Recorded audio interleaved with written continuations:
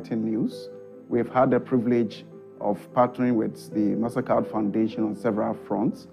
We've been involved in the e-learning initiative of the MasterCard Foundation project.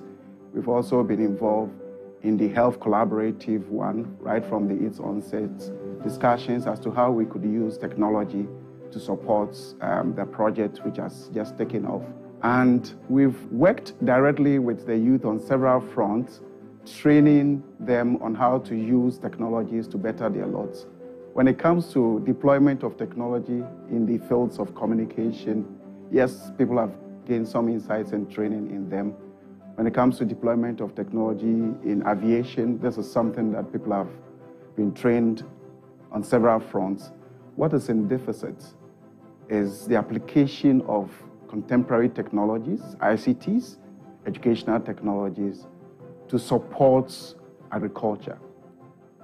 We are glad to announce that e-learning center is equipped with the state-of-the-art facility, both with the soft skills and then also the infrastructure to support this project, to bring to bear how technology could be deployed in basic agricultural practices. Today's youth is very much conversant with technology of different forms. It is with them. What is left is how to adapt and apply these technological skills which we would expose to them using various models of training so that they can be able to fall in love with the practice and then also gainfully get themselves employed in the areas of agriculture. We have here as a center different units which we believe, partnering with the eHappy project, will be able to support the foundation to deliver this mandate and to serve this generation. We have an instructional design floor which supports the creation of content for delivering online. There is also a 24/7 service support unit of the e-learning center, highly furnished by management of the university, and we are ready to deploy this unit also to support the eHappy project by the foundation. We believe that at any given point in time, the individual who is interested in e-agricultural practices should not be distressed. When he calls, there should be somebody readily available to assist. FAQs, frequently asked questions, which will populate in line with this project to deal with people's challenges as and when it comes. We have a very strong podcast room, and we believe that it will become an avenue for us to educate the public on the prospects that exist in agriculture, especially the youth, on the e-prospects that they could tap right from their mobile applications and then also learn from, and monthly webinars that we can deploy from this podcast.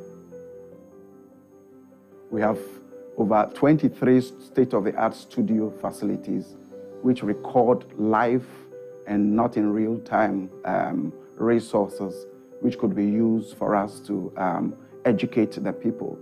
So whoever has signed up on the program is, whether the internet is erratic, whether he's not within the reach of any network, he would be able to have access to pre-recorded devices and content to get himself educated for the purpose of becoming a person who has some skills to serve the community. We want to educate the youth to know that, look, you can still be in your room, you can still be in a very beautiful space and practice and have a foretaste of how agriculture is. So, and this is e-agriculture.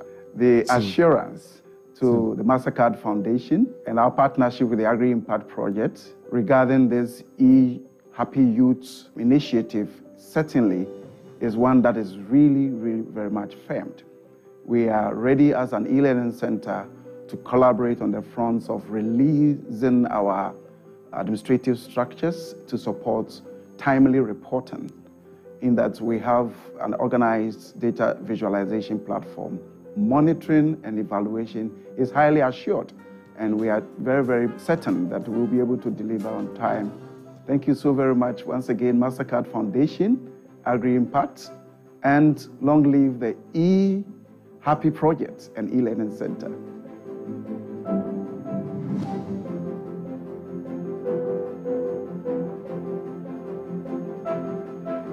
I want to acknowledge and welcome the Happy Project implementing partners here, but more importantly, the people that we are serving. We are serving the young people of Ghana. So I welcome all the youth among us. Happy, which is harnessing agricultural productivity and prosperity for youth. The idea here is that we've brought together some of the best in the industry to work together to try to transform the value chains that are of interest to us. To this afternoon's program and why we are here, you would agree with me that if you are talking about youth and capacity development, you can't do that without also talking about the role that the universities play in ensuring that we build both the technical and practical knowledge of our youth. We are serving the youth of Ghana and the youth of Africa. What we want to do now is to sign the memorandum. The E-Happy project has 4 main objectives. Number 1 is to build the capacity of 30 selected youth, herein referred to as agripreneurs, in the use of innovative digital, technological, and pedagogical tools through tailor-made coaching models. 2 is to train 300 trainer youth to become Happy Project ambassadors to drive a technology-driven agribusiness ecosystem. 3 is to repurpose or co-create selected content for 4 agricultural value chains, namely poultry, rice, soybean, and maize, and make them fit within the online ecosystem. And lastly, is to create targeted, innovative online training transfer models based on identified needs along the agri-food value chain.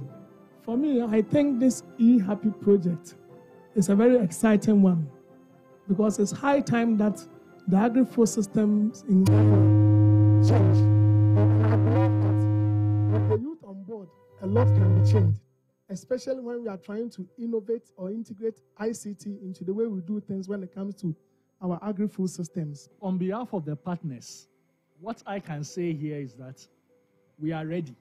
In fact, we are on the ground. And we have already started engaging a lot of youth in the informal sector. We want to assure you, Agri Impact, Mastercard Foundation, and all the implementing partners, including us in this laudable program, to actually bring dignified jobs to the youth. We are all for it, and we will make sure the program becomes a huge success, such that it will be repeated in the years to come.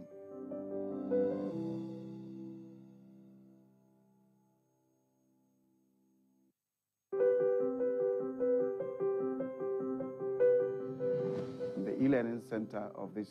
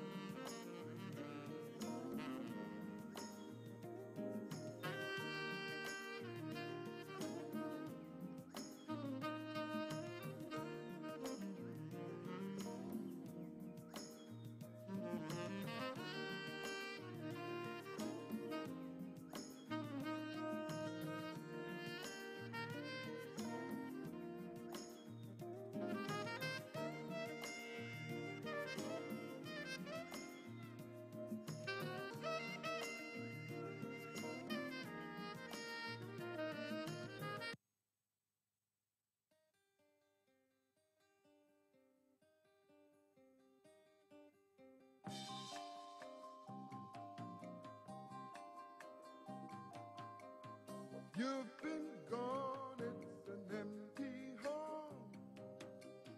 Come on back where you really belong. You are always welcome home, welcome home.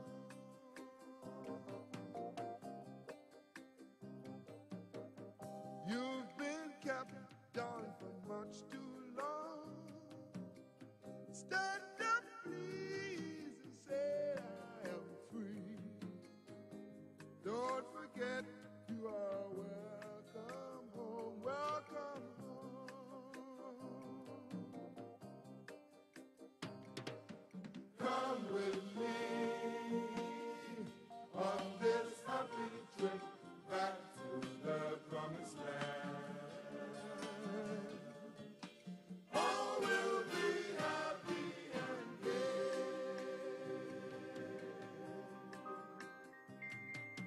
Come with me on this happy trip back to the promised land. All will be happy and gay.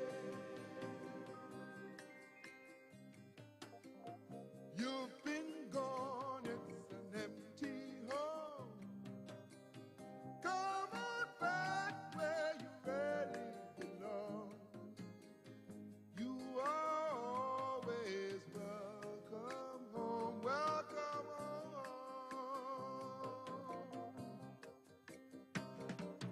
Come with me on this happy trip back to the promised land. All will be happy and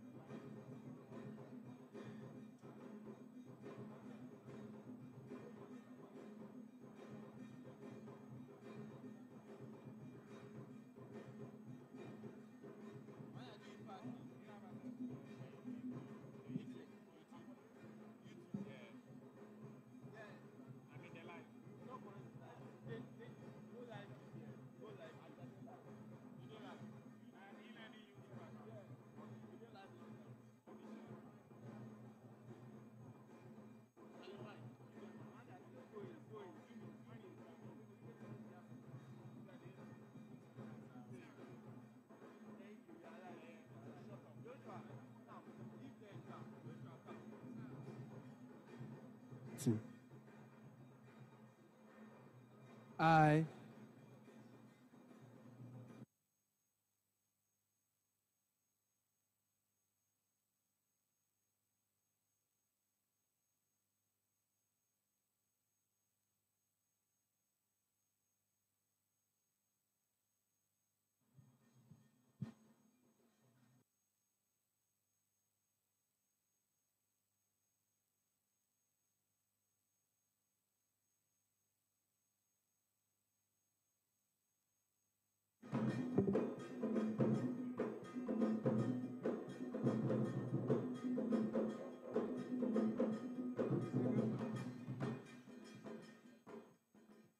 Wonderful. Please put your hands together for them. Okay. Now put your hands together for yourselves, ladies and gentlemen. Good morning, everybody. Okay, I didn't like that. Good morning, everyone. We can do better. Good morning, everybody. I'm going to score you now. Good morning, everyone. All right, so I had a lot of response from this side, though there are fewer than those in the middle. Those here, are you happy today? Are you happy at all? Yeah, we are supposed to be happy, but as for those here, it's like they are depressed. What's the problem? Good morning, everybody. Excellent. I love your energy. Welcome to the International Youth Day celebration here at the Evans Anfom Auditorium, Kwame Nkrumah University of Science and Technology, in a beautiful garden city in the Ashanti region. Make some noise if you're happy to be here. All right. Today is going to be a very long day, but it's going to be very exciting, and there is so much we'll be doing. So I need your energy levels to be up there. Hello? Hello? Aha. So the name of the program is what? Yeah, it's true. But what's the name of the program there? If you abbreviate everything, is what? Sorry? What? Are you afraid to say happy? Everybody say happy. One more time. Oh, one more time. And for the last time. All right, so what does happy mean? Can someone tell me? I hope it's not here. He is not. Who can tell me for 50 pesos? Who can tell me what happy means?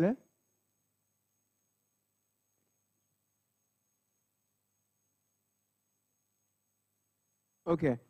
Right, so welcome once again. Just quick housekeeping rules.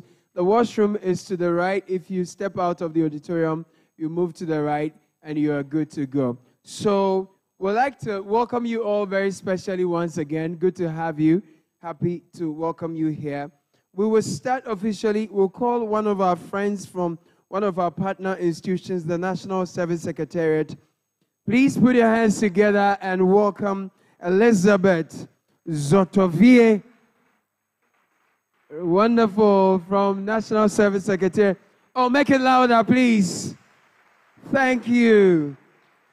She will help us with an open prayer. Thank you. Thank you very much. Shall we pray? Please, can you hurry up and take your seats?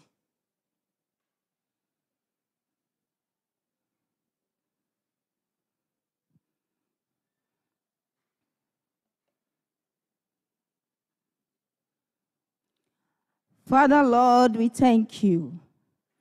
We bless your name for a day like this that you have set aside, that we celebrate our youth globally.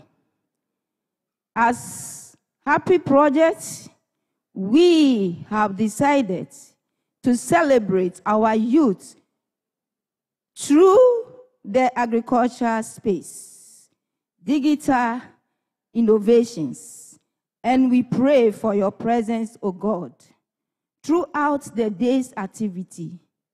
We thank you for travel mercies you've granted us from our various places to this place. We pray that every activity that will take place in this auditorium today will be of blessing, especially to our youth and to our mother Ghana. We thank you very much. In Jesus' name we pray. Amen. Amen. Please put your hands together for Elizabeth Zotovier, National Service Secretariat. So we are harnessing agricultural productivity and prosperity for youth. We call it HAPPY. It's implemented by 8 implementing partners. And this is a program put together by MasterCard in partnership with Agri-Impact, together with our implementing partners from across the country and various sectors, mainly focused on agriculture. Ladies and gentlemen, this program aims at creating 326,000 dignified and fulfilling jobs for the youth, and we intend to focus 70% on women and persons with disability. We intend to increase food production by 190,000 tons by the time we are done. But as part of today's conversation, the theme for our meeting today is revolutionizing agriculture through digital innovations to create jobs for the youth. In a few minutes, I'll be introducing to you some of the dignitaries we have for such an auspicious day and important function like this. But before we get into anything, we'd like to start off with an icebreaker in the form of a debate. And I have some amazing friends from the Kwame Nkrumah University of Science and Technology. They will be debating on the motion, revolutionizing agriculture through digital innovations can create jobs. Ladies and gentlemen, the speakers for the motion, when I mention them, you give them a rousing round of applause. We have Gia, Marvin, and Francisca Jima. Ladies and gentlemen, please join us here. And then we are also happy to welcome speakers against the motion, Courage Kweku Ofori, and then Dennis Kwame Esel Ahemfo.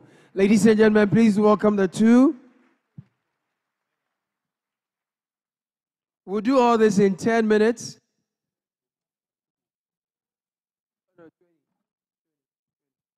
Sorry. Again, I made them panic. I think we can do this in 20 minutes, right? So who's the principal speaker for the motion? Principal speaker, okay. That should be Marvin. Principal speaker against the motion, Courage. Okay, so how are you going to share the time? 5 minutes, 5 minutes, 3 minutes, 3 minutes. And then when we finish, we'll judge who has won, right? Okay, please put your hands together, ladies and gentlemen, and welcome the first principal speaker for the motion that revolutionizing agriculture through digital innovations can create jobs. Ladies and gentlemen, principal speaker for the motion.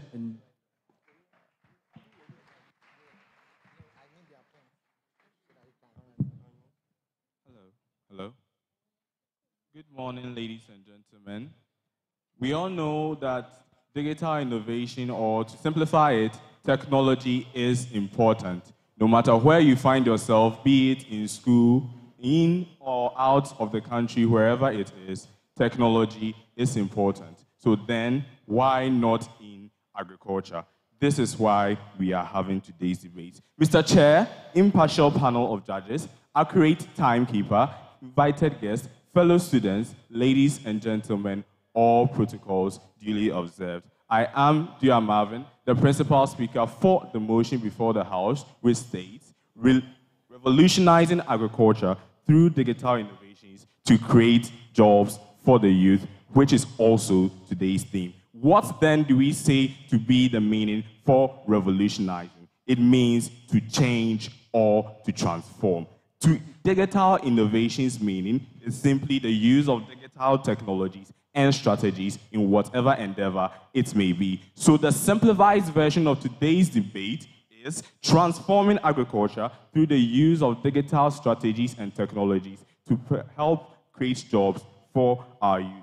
Mr. Chair, kindly note that some of the things that could be said by our opposing side would be that because it is technology, it will one day take our jobs from us, because there's an ever-growing expansion of technology in this world, which will be shown to be false before I end my debate. They would also give you the fact that they are saying that a large number of people will not even have access to these digital technologies in the first place. Even those with it will not be able to utilize it to its efficiency, which will also be rebutted as I go on in my debate. What then do you get from me as my first point? I show you that through digital innovations, we are able to create new jobs for the youth, which is even within the theme. So my opposition should try and rebut that before we continue. What then are some of these innovative, creative jobs that are being made in our department as agriculture? We are increasing the digital marketing system, which is now a new thing because you can sit at the comfort of your home and buy something offline. Not only that, we are increasing the digital extension services that could be done through a platform, which is literally sitting in your home and just asking few questions, and you are doing the extension work through the comfort of your homes. What then do we seek to increase? We are increasing efficiency, proficiency, productivity, and profitability in our agricultural sectors. That is what we seek to do in today's debate. We are also giving opportunities to our youth entrepreneurs to also be employed into these sectors when we are doing these digital innovations as we go on. What then are some of the examples of the facts that have been shown to be true? We have agritech startup already giving funding to farmers to help them gain access to these digital technologies.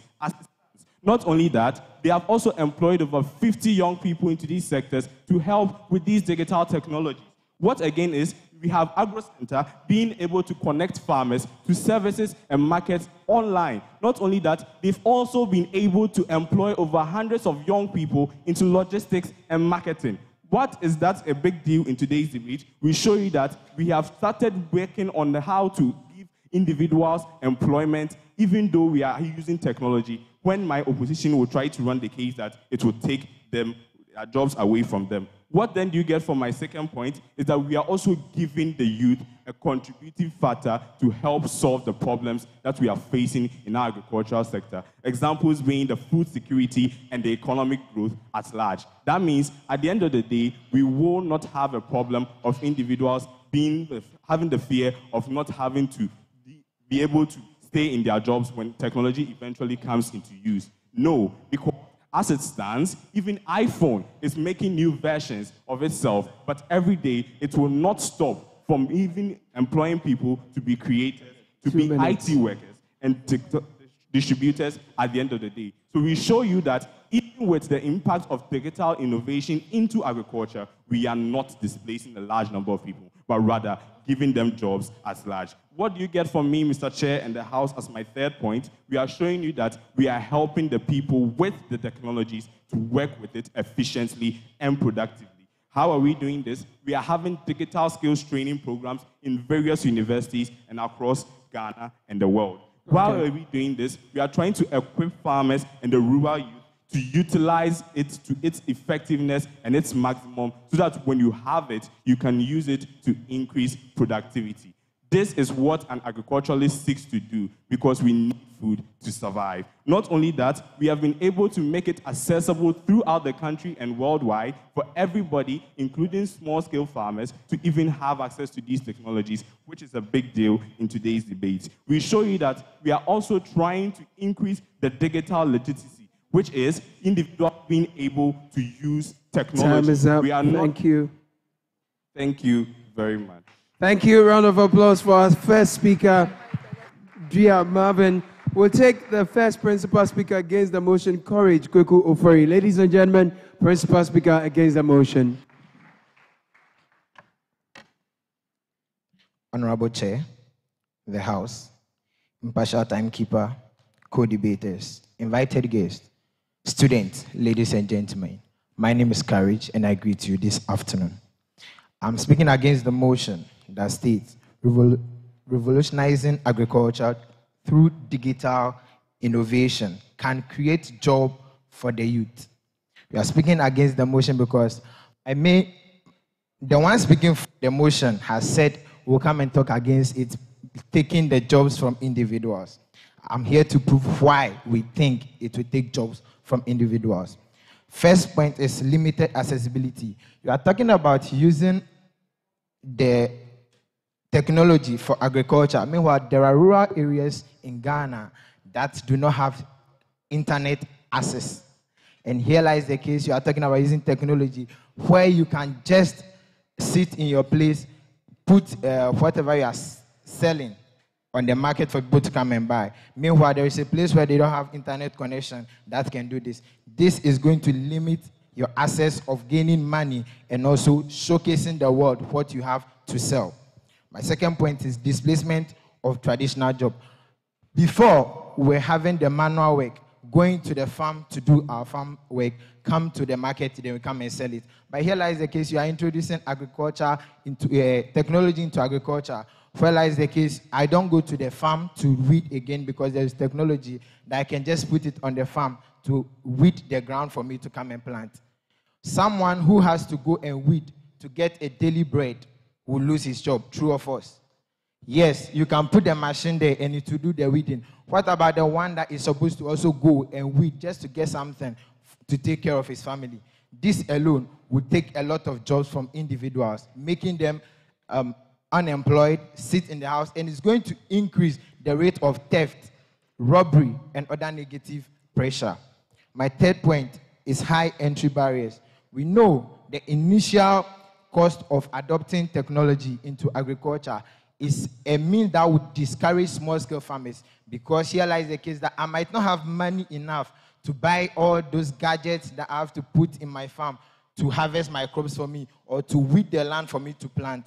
When I do this, or when I think about this, I'll be discouraged, and this alone will make me lose interest in farming and see agriculture as something or a job that is not really important, because I think of going to put in my money, and then what if the people don't buy, or what if I don't make profit? Honorable Chair, my last point I would like to talk about is digital divide. With this one, someone who has money or someone whose parents have money to buy those technology for him will be able to access more profit than someone who is not having it. Imagine my parents are not having money to invest into my business or my agriculture stuff, and then I have a friend whose parents have a lot of money and can just buy all that they are supposed to buy for him to do it. With someone like that, he's going to get more benefit than someone who is not having money. And with this one, it's not going to be balanced or fair to other people who are not developed. With this, I believe the House will join me to agree that revolutionizing agriculture through digital innovation, yeah, though it can create jobs, but it will really affect, since Ghana is not a well-developed country. Right. Thank you. Thank you very much, Courage Kweku Ofori. Ladies and gentlemen, let's now receive Francisca Jima, supporting speaker in favor of the motion. 3 minutes. The chair of the House, accurate timekeeper, invited guests, fellow debaters, students present, ladies and gentlemen, I'm Francisca Jima, the second speaker and the summarizer for today's debate before the House on the motion, revolutionizing agriculture through digital innovation to create jobs for the youth. The chair permits me to hinder on the points stated by my principal speaker. First, he said it creates new jobs. Secondly, digital skills training are also given, increasing digital literacy and also bridging the digital division. The chair, before I proceed to my point, I would like to tell my opponent on the point that he stated. He said there is limited accessibility. Right now, we are in the 21st century, and then we are doing everything to send technology throughout our nation. And Ghana is no exception. That's why people travel from afar and near to see these innovations being done. He also said that there is displacement of traditional skills. Who would want to hold a cutlass at 5 a.m. on the field, whilst there is combine harvester, plowing machines, which can just do the job? Even if you are into rice farming, which is one of the tedious things to do, if there are planting machines, why would I want to go and stand in the muddy water wearing Wellington boots and stand inside just to plant rice and even get less of them? Again, he said there is increased rate in theft. Right now, we are being educated that agric is the way to life. It's what we eat every day. So if he's saying that it increases theft, I do not agree with him. Because through this innovative technology, we put up skill training to train these youth to have more interest in the agriculture sector. And these people get skills and do not think of going back to steal from someone. The chair permits me to add my point. Firstly, sustainability and long-term employment. When this agricultural technology is introduced into our farming system, it's going to be substantial in the sense that when these grains or crops are being gained, you are going to get them in large amounts of quantity. Also, it's going to increase global competition. Ghana is a developing country, all right, but if we increase technology into it, these cash crops that we import can be more modified, and then its profitability to the nation can be increased as well. Again, the rural development and connectivity, as my opponent said, when these rural people are being educated with vertical farming, precision farming, digital agriculture, and even using biotechnology to modify these crops, they'll be able to implement on them, and this will also increase their yield. The aim in agriculture is to get nutritional, large quantity of food, and also make sure that everybody can also get in contact with these products. Thank you. Time is up, ladies and gentlemen. That was Francisca Jima, supporting speaker for the motion. Finally, ladies and gentlemen, Dennis Kwame Isel Ahimfo is speaking against the motion. Round of applause for Kwame.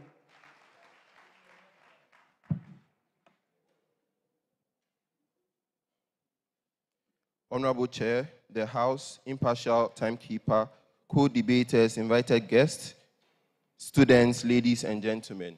My name is Dennis Kwame Ahimfo, and I will be your supporting speaker against the motion, Revolutionizing Agriculture through digital innovations can create jobs for the youth. So what do you get from our proponents? At best, all they tell you are fairy tale span to make you believe in a world that does not exist, in a world where there are no structures for these things that they say. All they come to tell you are just manifestos that will never happen, and we are against this. We are realists, and we want to show you a world where this is actually better, and this is more important for our economy. So what do they tell you? All they tell you are big things on profitability, efficiency, and maximizing resources. At best, what these factors are going to contribute to are people who are owning the business. So if I'm a business owner and I'm maximizing my resources, that means I'm exploiting cheap labor so I can make much more profit on my end. Or it's going to only affect the country on a macroeconomic level. That is, the country is now being able to produce enough food and things like that for export and stuff. We are concerned about the ordinary Ghanaian, about the microeconomic level of things. We are concerned about the ordinary Ghanaian household that struggles to be able to buy food within a day, three square meals within a day. We are concerned about the average Ghanaian that finds it very hard to live a very high quality life, right? So what does my partner tell you? All he tells you is about how this technology, one, is going to actually widen the wealth gap that exists within the African context. Realize that technology, as much as it's amazing, it makes you do all of these things, maximize your resources, it can only be accessed by people who have the money to buy these things, can only be accessed by people who have the money to invest and implement this technology. What does it mean? It means that even if they tell you it does not take jobs, at least it's going to take away the peasant farmers that exist in Ghana. And mind you, most of our agricultural produce is from these peasant farmers in our part of the world. It means that even if you are going to say that, well, this is going to help us in some way, all these people are going to be rendered jobless because the capitalistic giants that exist within this country are going to weaponize this technology and take out the average Ghanaian, right? What does he also tell you? He also tells you about how... 1 more minute. Yeah, technology itself can only be accessed when you have the structures to access it. So things like internet, things like laptops, things like, proficiency, you the individual being able to use the technology also matters. In a world where they don't even mechanize to you how they are going to provide these structures in the first place, again, they are all fairy tales that are being spun to you to make you believe in a world that does not exist. So before I leave, what do you get from us? All we tell you is that we want a world where the average Ghanaian can be able to buy food, can be able to live a very high standard of life without living with the anxiety or the fear that his job is going to be taken by some bot or some robot elsewhere. We believe in a world of equal economic opportunities. We live in a world where wealth is evenly distributed. Thank you. Thank you very much, ladies and gentlemen. Fantastic debate. Okay, so if I'm to summarize everything, we have team it is possible versus team it is not possible. Is that a good summary? Is that a good summary? So who has won? Is it possible or it is against? Put your hands together for our debaters, ladies and gentlemen. Thank you. Thank you so much. We appreciate you. That was fun. I enjoyed it. Very hot and lively. Okay. So what's happening here is that we have a good mix of youth groups from various people. I met a friend who says she came all the way from Western North. I was blown away. Some of my friends are also from the northern region. Some of us are from Accra. We're from different places, and we've all gathered here. So we want to know who is here among us so that we can properly identify ourselves. Is that okay?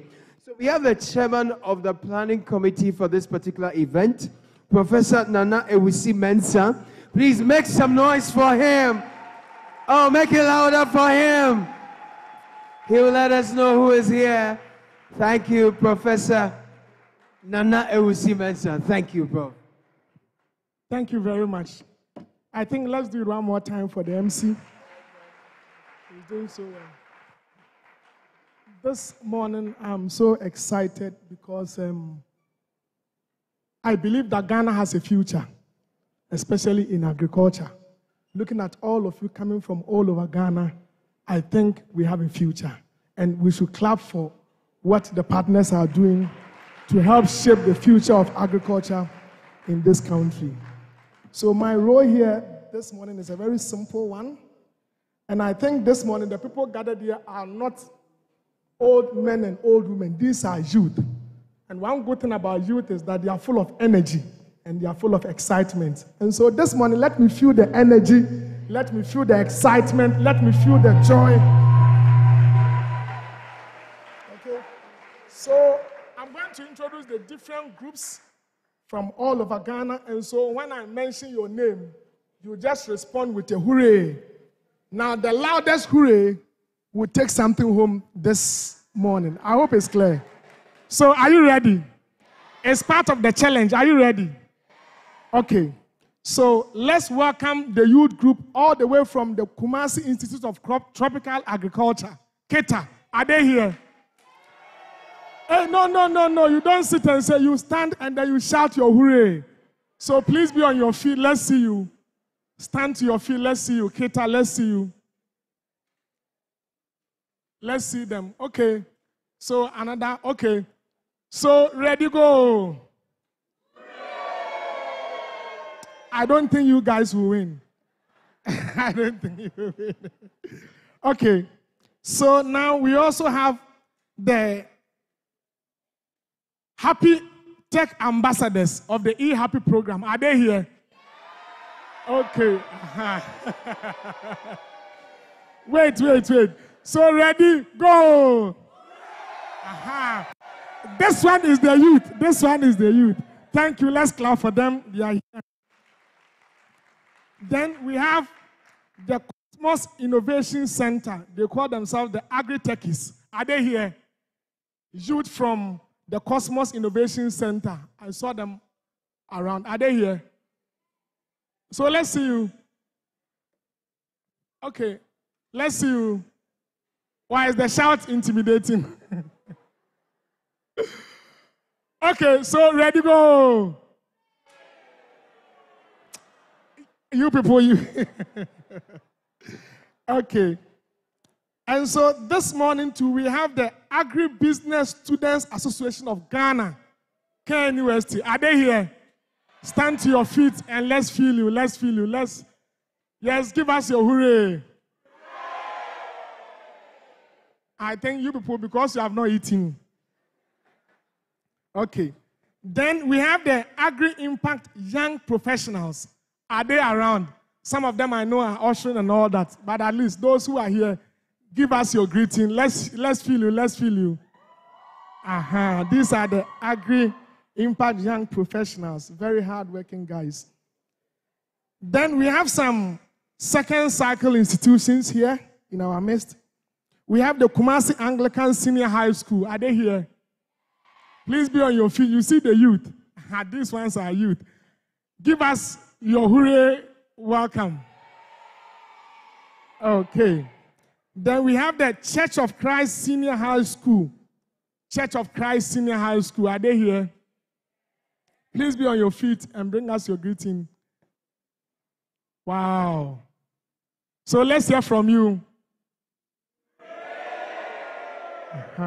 That's fine. Then we have the Onye Senior High School. Are you here? Onye Senior High School. Are you here? Let's hear from you. Be on your feet. Let's hear from you. How I wish my school was represented. I attended one of the best colleges in Ghana, and that is Prempeh College. One day, when you have an opportunity, you can also tell us what you think. But I think in the whole of Ghana, Prempeh College is the best of all. Okay, so Onye Senior High School, yes, give us your greeting. Thank you very much. Then, but not least, we have the Ejosoman Senior High School. Ejosoman Senior High School. Are you here? Please be on your feet. And bring us your greeting. Yes. Let's hear from you. Ready, go. Okay, that's nice. And then we also have some online participants. Some have joined through our Zoom, and some are on Facebook, others are on YouTube. We also acknowledge all of you who are online. We'll find a way of capturing them here. And so I'm done with my job. MC, thank you very much. You're all welcome. Thank you. Let's give Prof a bigger hooray. So which group won, by the way? Sorry? I can't see your shouting. You people there, just more cry. You've accepted that you too. Please put your hands together for yourselves. Wonderful. I love the energy. Okay, so two people are going to come do something very quick. One is a lady, one is a gentleman. The lady will tell us who the chairman for today's event is, and then the gentleman will help us acknowledge some of the dignitaries we have here.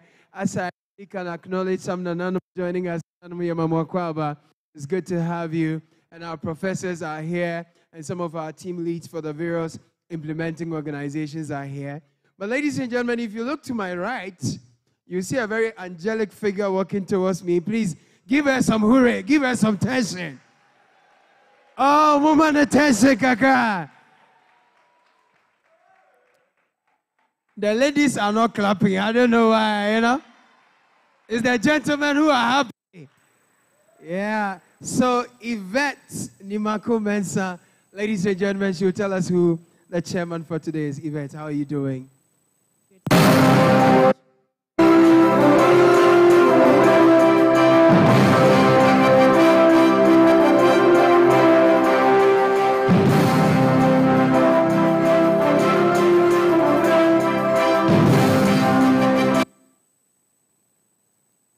Thank you very much. I'm very pleased to introduce today's chairperson. He is the 2022 National Best Farmer of Ghana. Ladies and gentlemen, he is the founder of Cerebral Farms and Training Institute, which trains young people in agric mechanization. Our chairperson is the Echampene of Jabin traditional area. Ladies and gentlemen, shall we welcome with a round of applause our distinguished chairperson, Nana Yao Otuo Cerebral.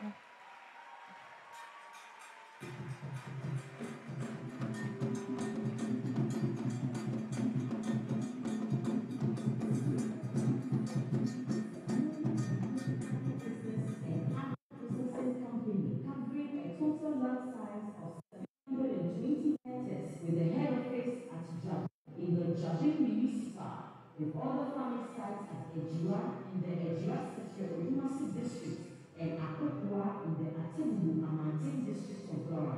Only by Cerebral the first, the accessibility of Japan traditional area, and an engineer, is the founder and chief executive officer of Cerebral Farms Limited. At Cerebral Farms, our aim is to motivate and mobilize human resources using appropriate technologies that are economically viable, environmentally sound, and that protect public health to produce high-quality agricultural products and services in the global food industry.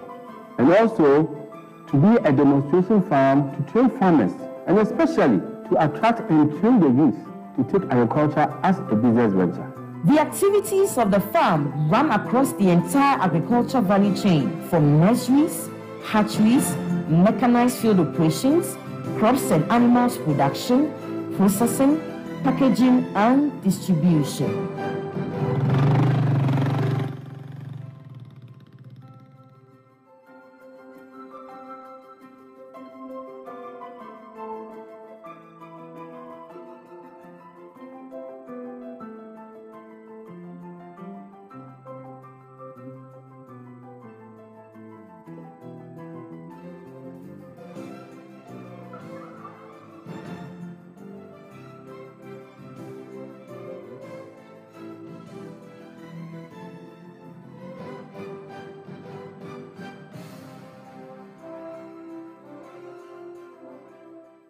Cerebral Farms optimizes its operations through diversification by strategically integrating in an environmentally sustainable way its activities, that is, crops and livestock production,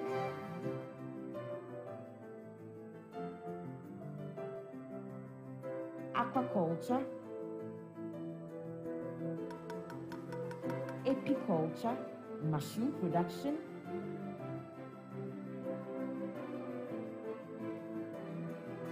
femiciculture, snail farming, akokno farming, hay and compost production.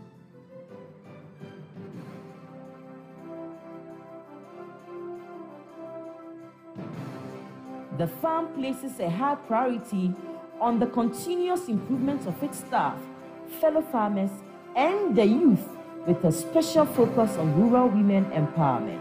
Ebenezer Nyamiche is the General Manager of Cerebral Farms Limited. Cerebral Farms, Sadie, Yenuma for Pomudeni Aditi Pa and Hiaye. The Santi, Yama on Yoma, Baba on Hoba, Nimayum, Yama on Adrian Papadi, Yama on Baby Papada, and Nunti, Yadewodo, to say Busiabako. In our quest to optimize farming operations and improve productivity, Cerebral Farms Limited is committed to climate-smart agriculture to increase sustainable productivity and deliver environmental benefits. Our facility features a practical learning space, well-equipped laboratories, veterinary, meat processing center, feed mill, meat and fish smoking center, chemical handling center, and well-ventilated warehouses. Cerebral Farms Limited collaborates with the Municipal Department of Agriculture and Ministry of Food and Agriculture, MOFA, to promote sustainable agriculture and thriving agribusiness. By dint of hard work and best sustainable farm management practices, the farm has gained both international and local recognition and has received the following awards. First Municipal Best Farmer, Ejisu Jabin Municipal. First Regional Oil Palm Farmer, Ashanti Region. First Runner-Up, Regional Best Farmer, Ashanti Region. First Runner-Up, National Best Farmer, Ghana.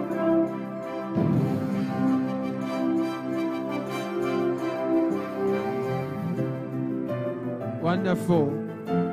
Wonderful. Let's do it better for our chairman, ladies and gentlemen.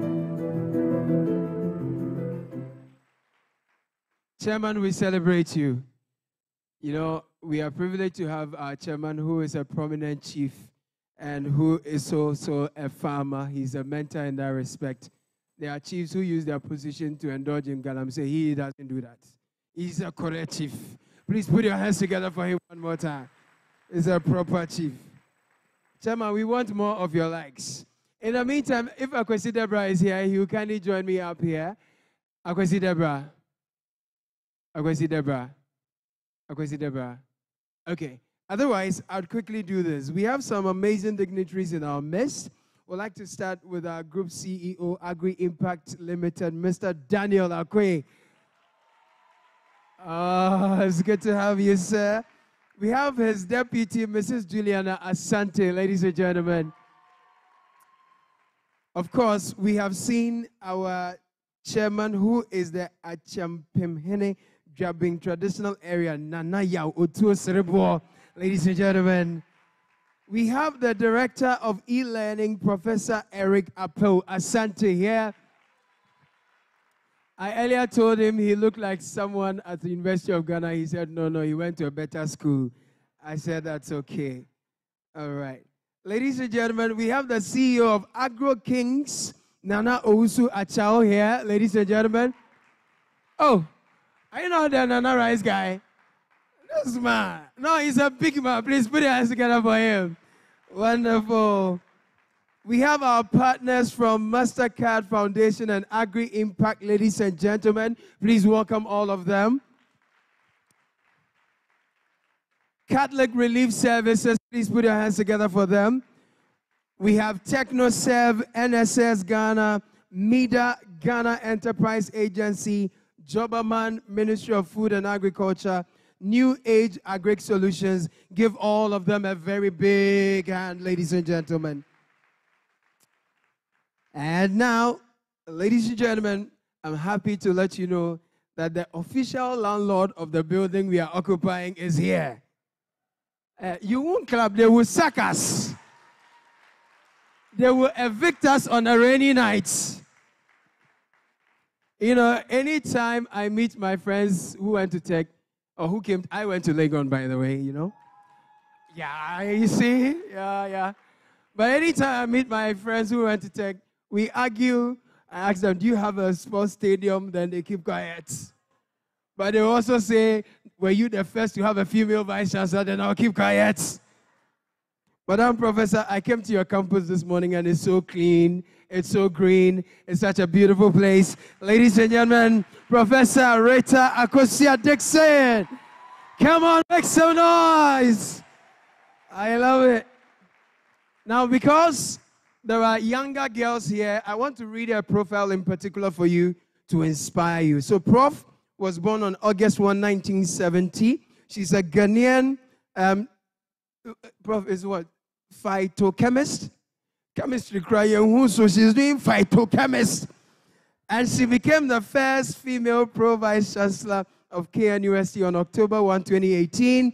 She took over from Reverend Professor Charles Ansah.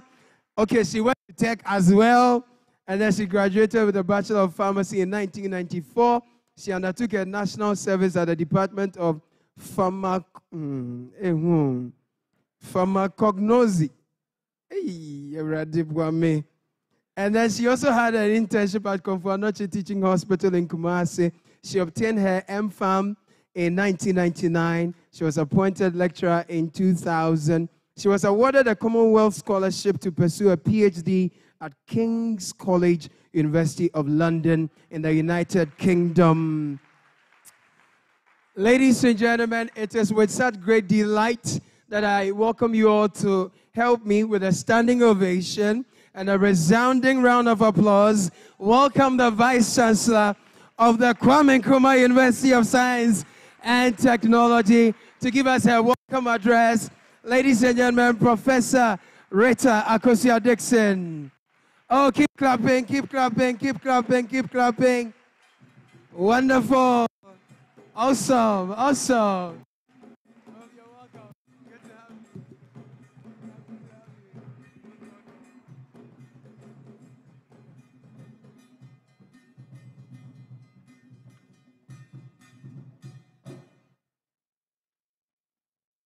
Thank you very much. Nana Achampem Hine, Drabin traditional area.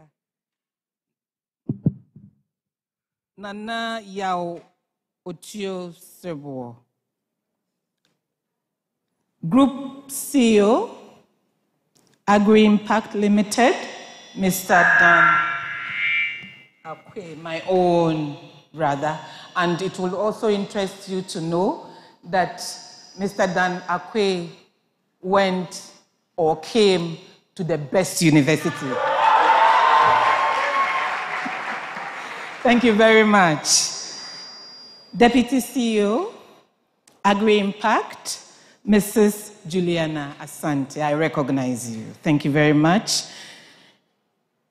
Director, E-Learning, Prof. Eric Apewa Asante. CEO, Agro Kings, and keynote speaker, Nana Owusu Achao. I also recognize you. And also all our very hard-working partners from the MasterCard Foundation and Agri Impact. We recognize you and thank you for this great partnership that you share with us. Of course, how do we do this without recognizing the MasterCard Foundation and also the MasterCard Foundation scholars and alumni? Our esteemed, very distinguished personalities, esteemed colleagues here, distinguished guests, above all, my beloved students and the resilient youth of this country, I salute you this morning. Friends from the media, ladies and gentlemen, a very good morning to all of you. I said good morning to all of you. That is better. Thank you. It is indeed with great pleasure and delight that I welcome you on behalf of management and the entire university community to the best university. I said to the best university, please. And also to share a few thoughts with you on this very, very important day. That is the International Youth Day. This is a day that is, as you are aware, celebrated annually across the globe on August 12 to put a spotlight on issues facing our youth and to celebrate their limitless potential as partners in our collective pursuit for a better world. Indeed, KNUST is honored to host this year's special occasion, which I'm told is under the theme, Revolutionizing Agriculture through Digital Innovations to Create Jobs for the Youth. And this is very, very apt.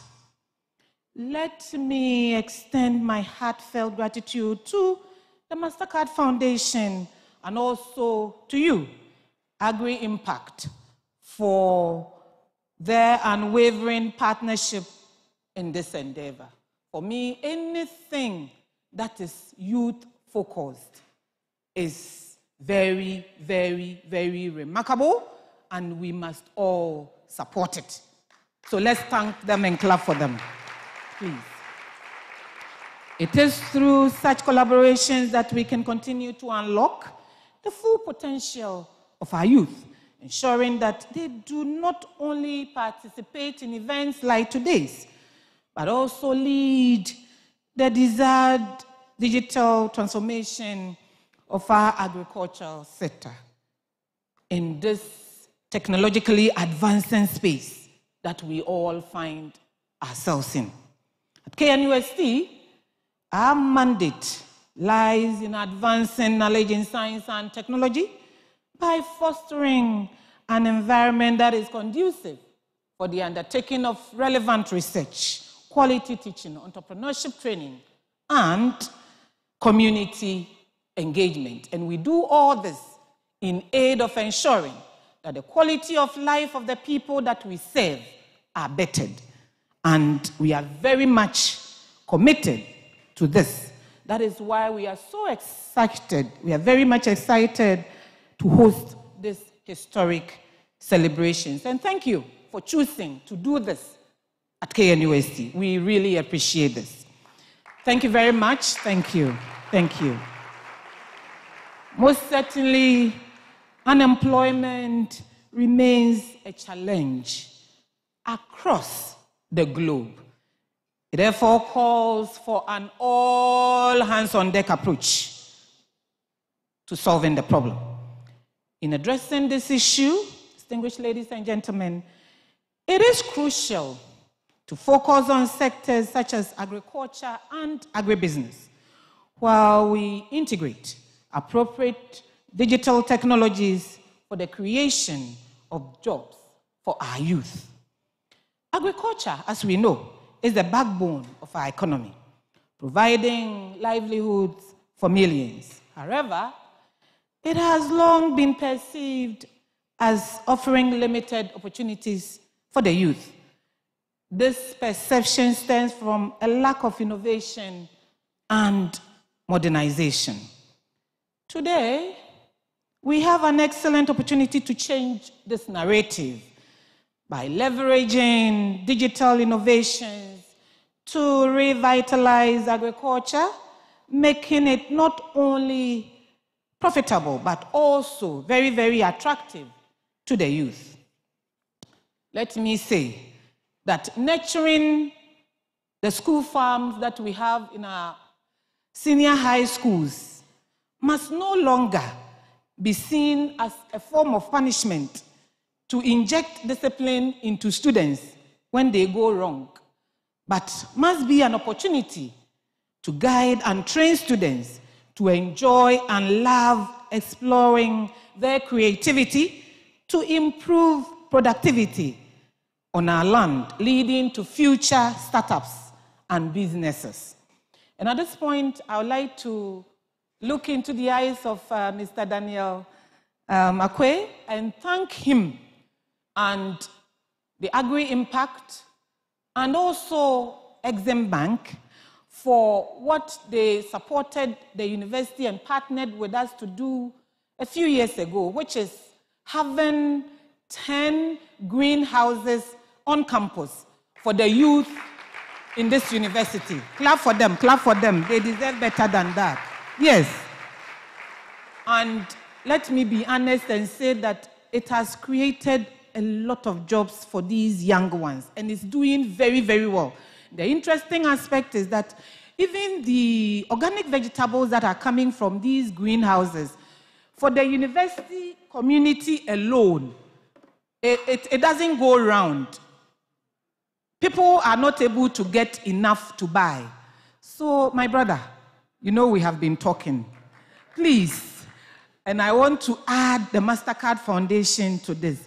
Could MasterCard Foundation, working with Agri-Impact, with Exim Bank, working with KNUST, can we have, just come and throw about 50 of the greenhouses on us and just leave us? Clap for them, clap for them, clap for them. And this will go a long way to help a lot. KNUST is very, very committed to this because we feel that we are pivotal to training you, the youth, to be able to use all these digital tools to support agriculture. And on behalf of the university, I pledge our allegiance to this. Thank you very much. Thank you. As we celebrate the energy, creativity, and resilience of our youth today, let us also recognize our responsibility to them, and it's a sacred one. We must continue to invest in their education, nurture their talents, and provide them with the tools they need to shape a more equitable, sustainable, and prosperous future for all of us. The youth of today are not only the leaders of tomorrow. Please, they are the leaders of today. You are sitting down, you are not clapping for yourself, or you don't want to take up that responsibility. That is very true. By empowering them with the right resources and opportunities, we can ensure they drive the agricultural transformation that our continent so desperately needs. And I was pleasantly happy when I entered to see what Nana is doing with all the agricultural innovations. And I'm hoping that this should inspire you so much. He is not Nana, he is not a 70-year-old farmer, as sometimes we think that farmers must, you know, the kind of ideas that we have. A very handsome and hard-working Nana. Can I add young Nana? Clap for young Nana, please. He should inspire you to want to do something. Together, through partnerships and collaboration, we can continue to create a future where agriculture is not only a source of livelihood, but also a beacon of innovation and growth. As I conclude, I want to reaffirm our commitment as an institution to continue to work hand in hand with our partners, students, and the wider community to change the face of agriculture through digital innovations. Indeed, the future is bright, and it belongs to you, my dear youth. It belongs to you, my energetic and resilient and hard-working youth.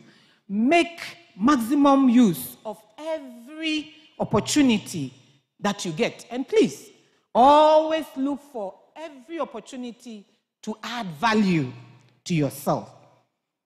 And always remember that you are indeed a capable hand. I wish you all a very beautiful celebration, and I thank you all for your kind attention. Thank you very much. Oh, do it better, friends, do it better.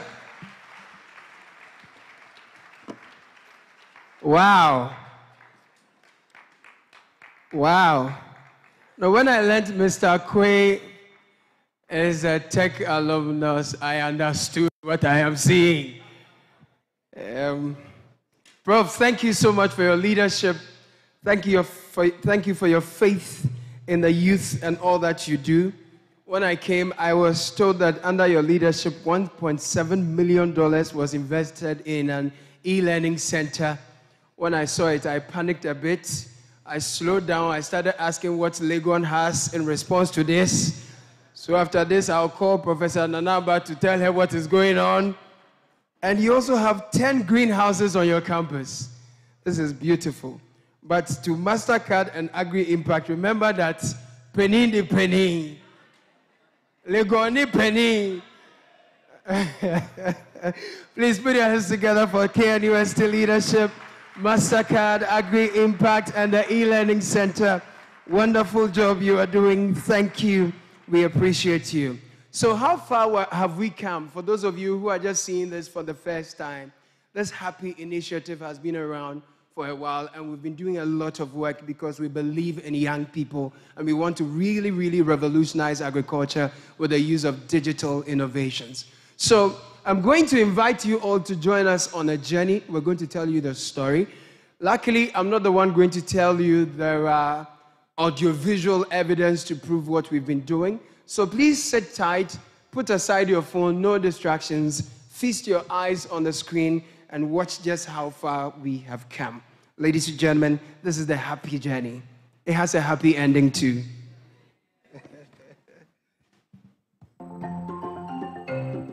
Empowering you is like planting a seed. With the right nurturing, it grows into a strong, fruitful future. The MasterCard Foundation and Agri Impact Limited believe in the potential of young people to shape the future of agriculture. That's why we are committed to creating job opportunities specifically designed for the youth. The MasterCard Foundation, in partnership with Agri Impact Limited, has introduced a transformational program dubbed Happy, which seeks to open up employment opportunities for 326,000 young people, 70% women and persons with disabilities along the rice, soya, poultry, and tomatoes value chains in nearly all regions of the country, producing 189,000 tons of food, generating $200 million in import substitution. Happy is implemented by 8 partners, namely New Age Upgrade Solution, TechnoServe, Ghana Enterprise Agency, National Service Secretariat, Ghana Cares, Ministry of Food and Agriculture, Joberman, and Catholic Relief Services.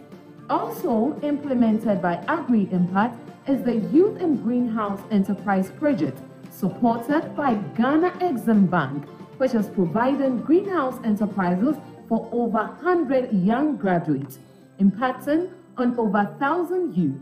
This Youth Day, we celebrate the energy, creativity, and determination of young people worldwide.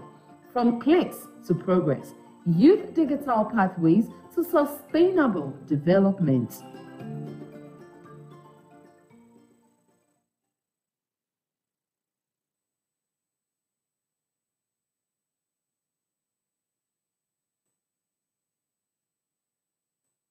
Now, I feel like quitting journalism to start agric, you know. Mr. Akwe, can you support me? Please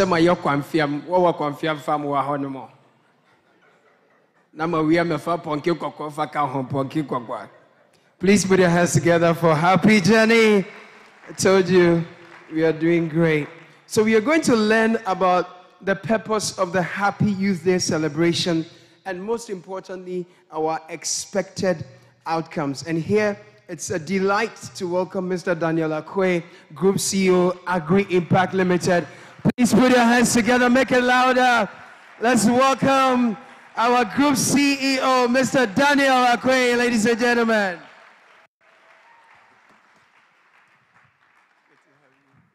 Thank you very much. Anytime I see young people, I become excited because that's the future of our nation. I keep telling people you can never organize your own funeral. You need young people behind you to organize your funeral. So if you want to see and experience a nice funeral about yourself, begin to look at the people who are younger and invest in them. Otherwise, they will throw you somewhere.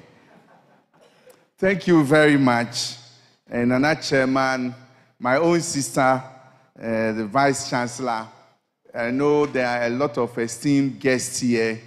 And Professor Ewusi, I need to single you out and mention your name because what we are seeing today also began with just one discussion we had, which has brought us to this far. Ladies and gentlemen, and most importantly, the young ones that we have here, your energies are remarkable.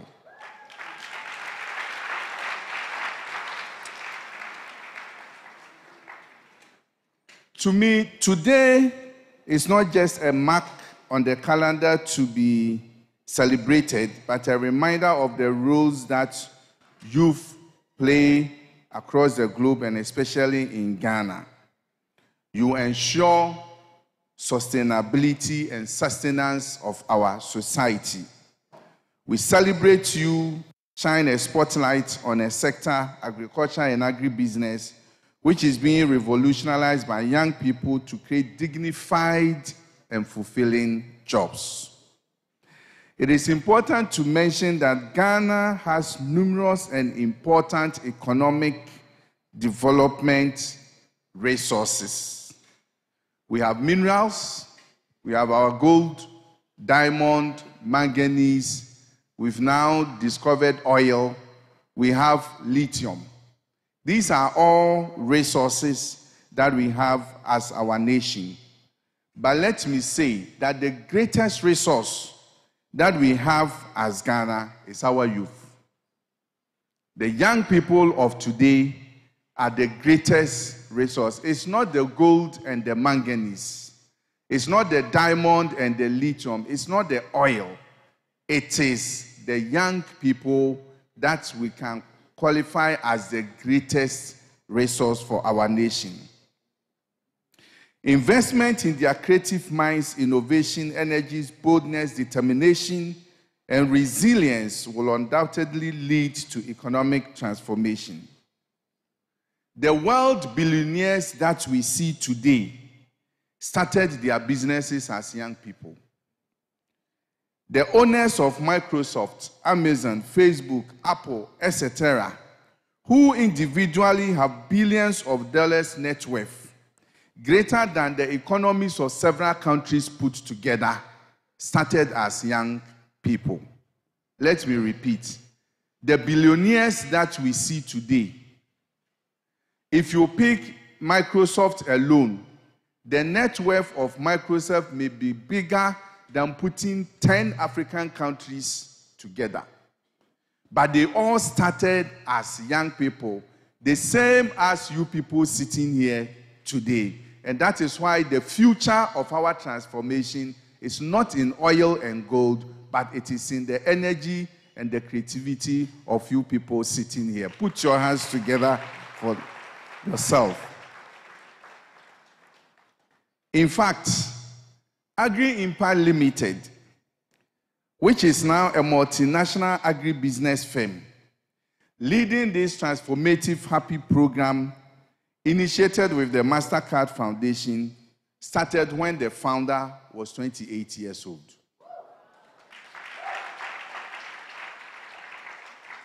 So we have every cause to believe in the creativity of young people in Ghana.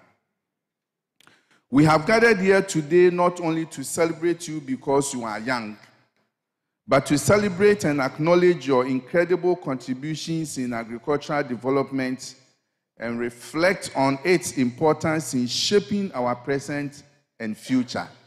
The Vice Chancellor said it. It is not only future, but today, our present. We salute our youth in rural areas who till the land, carry and transport food to feed over 30 million Ghanaians.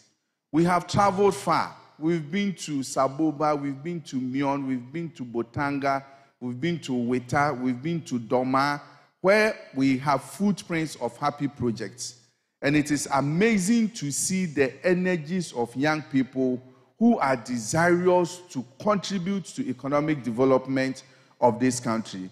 When we were in Accra, we thought that the youth of today are only interested in politics.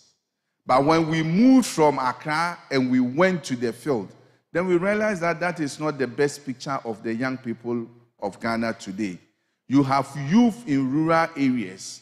We have people who have moved from Accra who were doing Kayai, and because of this program, they have decided to go back to their communities, and they are getting over 25,000 Ghana cedis by cultivating 1 hectare of rice. This is transformative in nature, and this is what we as leaders need to do, create these opportunities for our young people. While celebrating those who till the land, sweat every day, we also want to acknowledge and celebrate the young ones who are using innovative technology to transform agriculture. In the past, when we hear drones, AI, blockchains, we assign them to certain industries. But today, the young Ghanaians are using these technologies to transform agriculture and to increase productivity.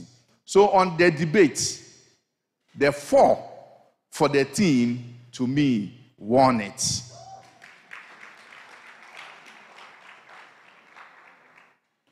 In December 2023, the MasterCard Foundation, in partnership with Agri-Impact Limited, rolled out this ambitious transformative program called Harnessing Agricultural Productivity and Prosperity for Youth, and that is happy. We have all seen what we want to do, creating jobs for 326,000 young people, producing about 190,000 tons of food, and generating $200 million every year in the form of import substitution. We started not long ago, just December, but I'm happy to share with you the successes that the program has chalked 7 months into its implementation. As we speak today, 50,000 jobs have been created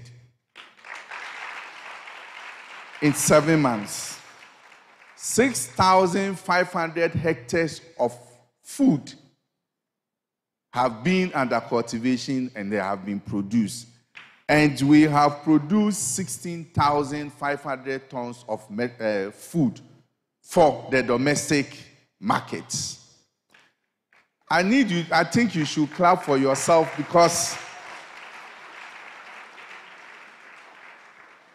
the 16,500 metric tons of food have been produced by the young people of Ghana.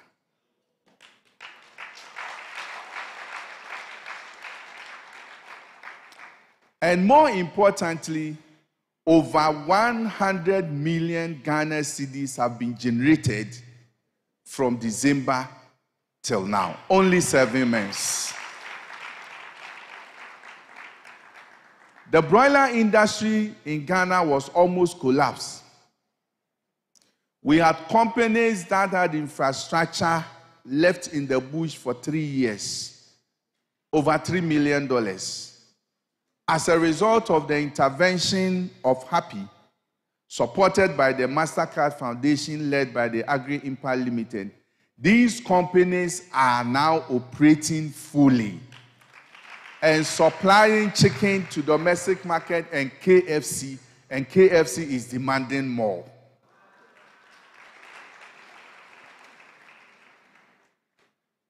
We are surprised to see the energies of private sector joining Happy program. The poultry sector alone, from the time we introduced Happy till to date, our private sector people have leveraged over $18 million to open up space for young people to have jobs. Let us clap for them. They have done well. Somewhere early this year, Agri-Impact and KNUST initiated eHappy. And Nana Chairman and Vice Chancellor, this is the first agri-food system digitization project of this nature to unlock job opportunities for young people in Ghana. Already, 75 agripreneurs and people with in coding and front-end development have gone through the first phase of the program, and they are very busy establishing their enterprises.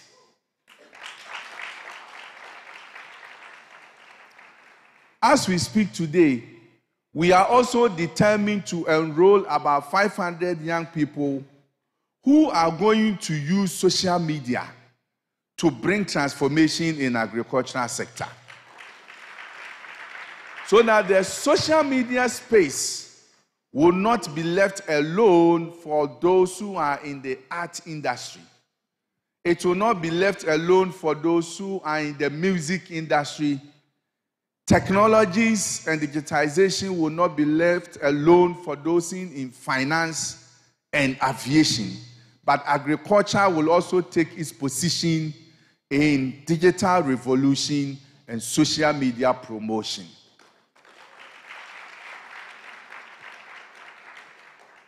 For some of us, to some extent, we have grown past the social media space.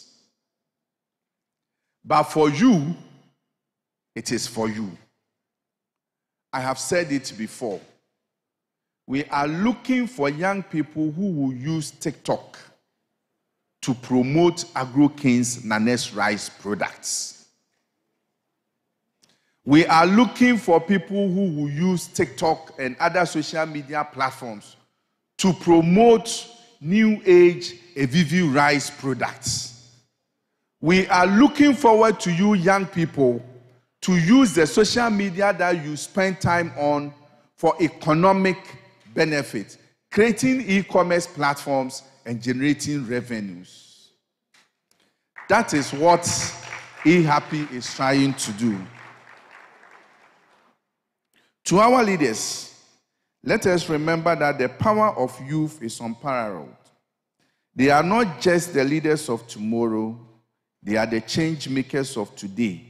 And we must make the needed investment to fully unearth their potential. Whether through advocacy, innovation, sharing unique perspective, they are already making significant impacts. One day, we will organize a tour, and I know AgroKing is here. We will organize a tour, not only for the young people, but the lecturers of the university, to visit some of these agro-processing hubs and see the transformation that young people in Ghana is championing and leading. And that will also affect the way we are delivering lectures and knowledge onto the young people in our universities. To all young people, this day is for you. It is an opportunity to celebrate your achievements, share your stories and ideas, connect with one another. Be inspired by today's event. Pursue your passion. Use your talents to build a better world. We will urge you to drive technology. We need it so badly.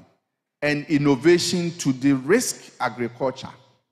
Transform the industry not only to provide food and jobs, but to cause continental economic development. As you are seated here, I don't want you to think Ghana, think Africa. I don't want you to think your community, think the nation. You are a potential young person to transform Ghana. You are a potential young person to transform Africa. And that is why we cherish you and we invest in you. We thank the global community, our government, partners, KNUST, and the MasterCard Foundation for our youth, especially on this occasion.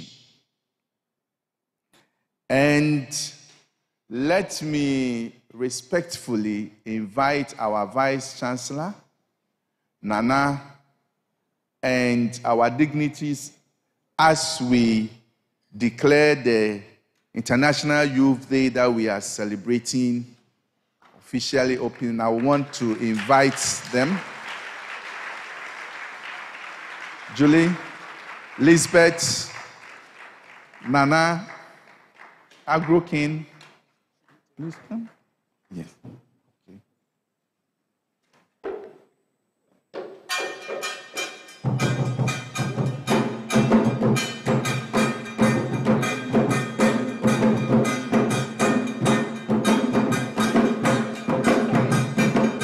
Farmer Vice Chancellor.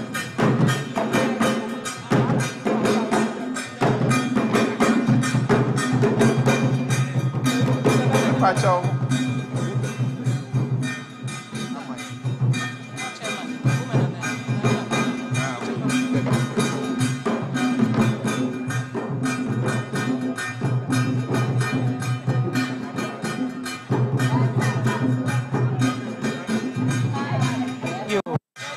So, on behalf of the chair and the leadership, I'd like to declare the International Youth Day officially opened. Thank you very much. Clap, clap, clap. Thank you.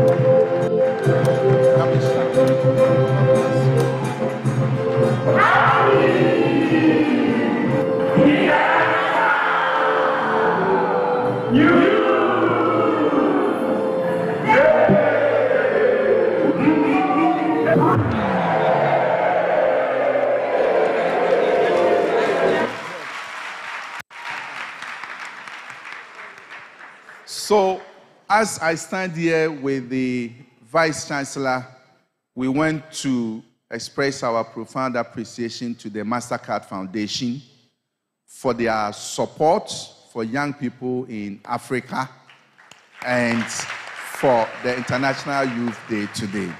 Thank you. Thank you very much.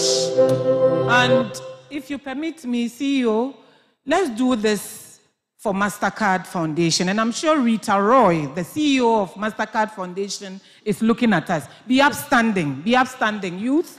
Be upstanding, and let us give a big wave of appreciation and big clap to MasterCard Foundation for supporting this. Thank you very much, Rita Roy and MasterCard Foundation, for what you do in impacting the life of the youth of this country.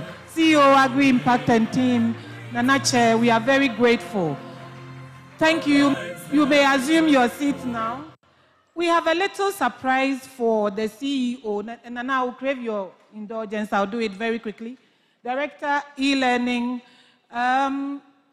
We have a little surprise for my brother Dan Akwe, and I would like you to step forward a bit. Yes, please. So, on behalf of the university, my brother, you know the journey didn't start today. Right from when you finished school, the journey started. And we are honored to put this decoration on you for all the hard work that you are doing for the youth of this country. Thank you very much. And we say Ayiko to you and your team. We also have a citation. Director, do you want to read it? Please, kindly.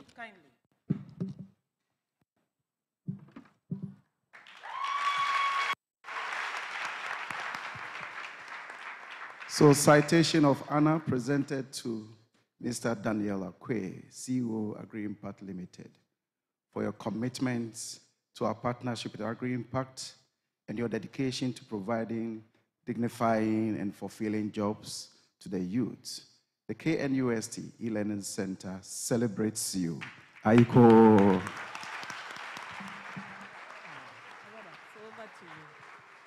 So thank you very much once again. Thank you. All right, Ghana youth.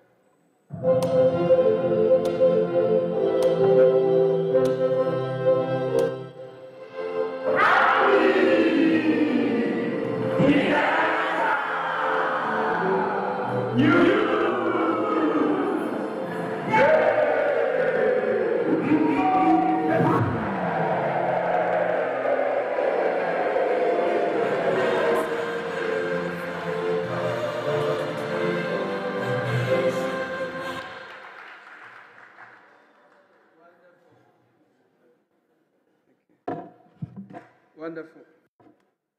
Great. Please, can you hear me? Okay, this is better. I like the happy thing they did. Should we try some? Or you have sasa, bro? Are you ready? This one, Nana, please, you are not part. And our dignitaries, you are not part. It's with the youth. We want to be happy small. So I'll count 1, 2, 3. You all just say happy. Is that okay? Okay, so 1, 2, 3. I'm Ruby were inside me. 1, 2, 3, ladies and gentlemen. Happy! Thank you. A round of applause for yourselves. Thank you so very much. And just to underscore and emphasize to you all, fellow young people, that young people are doing amazing things in Agric. Very shortly, our keynote address speaker will come here and he'll be speaking to you. When you see his appearance, you understand he is young. And then when he shows you what he does, you will know that there is money in Agric and it is possible you can make it. Nana Rice. He's the CEO of Nana Rice. I'll be introducing him to you shortly. Oh, you can make some noise for him, you know. Yeah. In the meantime, we have an amazing cultural group here. They've been playing fantastic tunes. Please appreciate them as well. Yeah. I'm sure each of them has an acre of rice farm somewhere. Because when I check their muscles, they will give us a cultural interlude.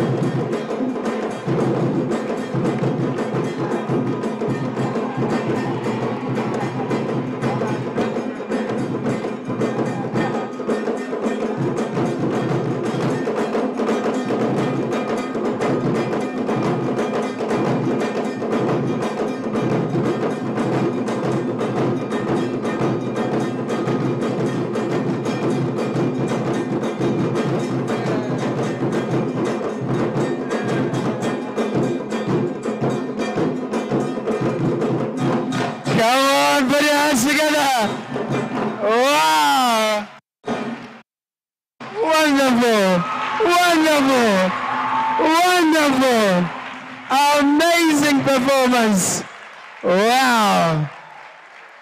I love it. Riveting. Amazing. Beautiful culture of our people. Ghana, you are. You know, the dance you're dancing, do you understand?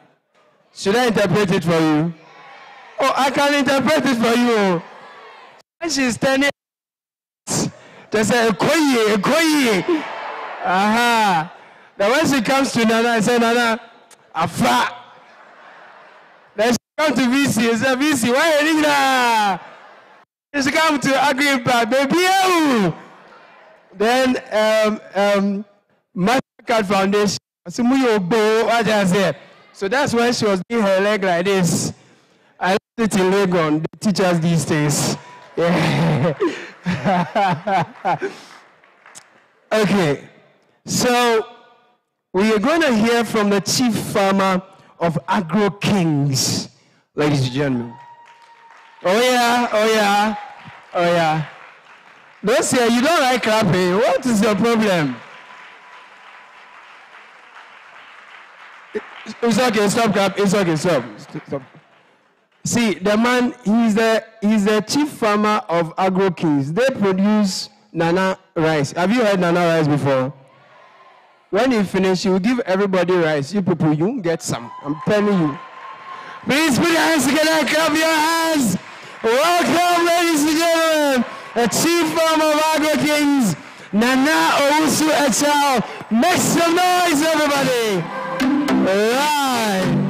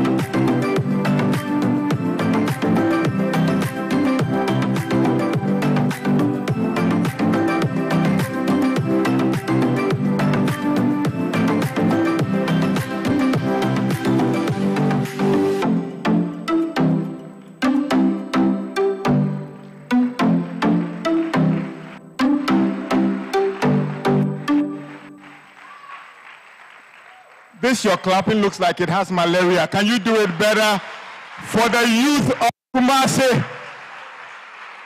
For the youth of Kumasi, you can do it better for yourselves.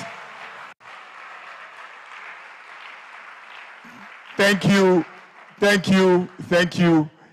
Nana Chairman, I salute you. Madam Vice Chancellor, it's a pleasure to be here. CEO Dan, Madam Julia, thank you very much for this amazing opportunity.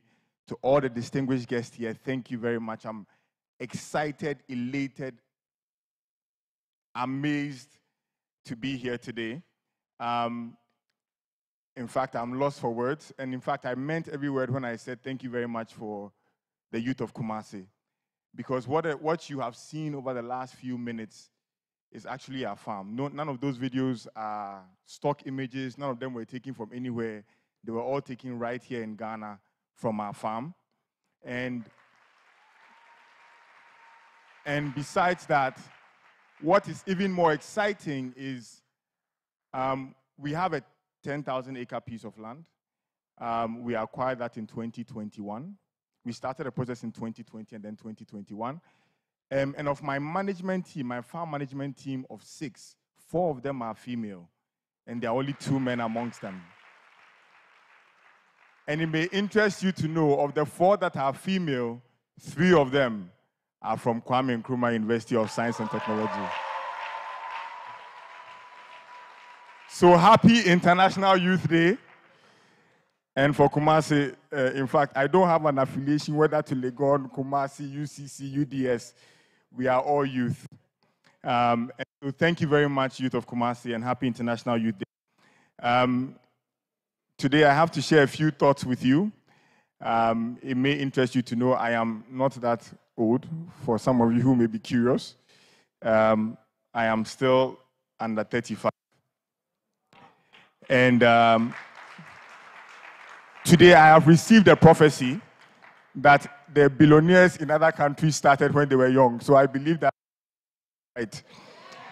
And as my future is bright today, I want to extend that brightness to you all as well by sharing with you a bit about my journey, and then I'll talk to you and encourage you a bit about why agriculture is the way for you to go as well.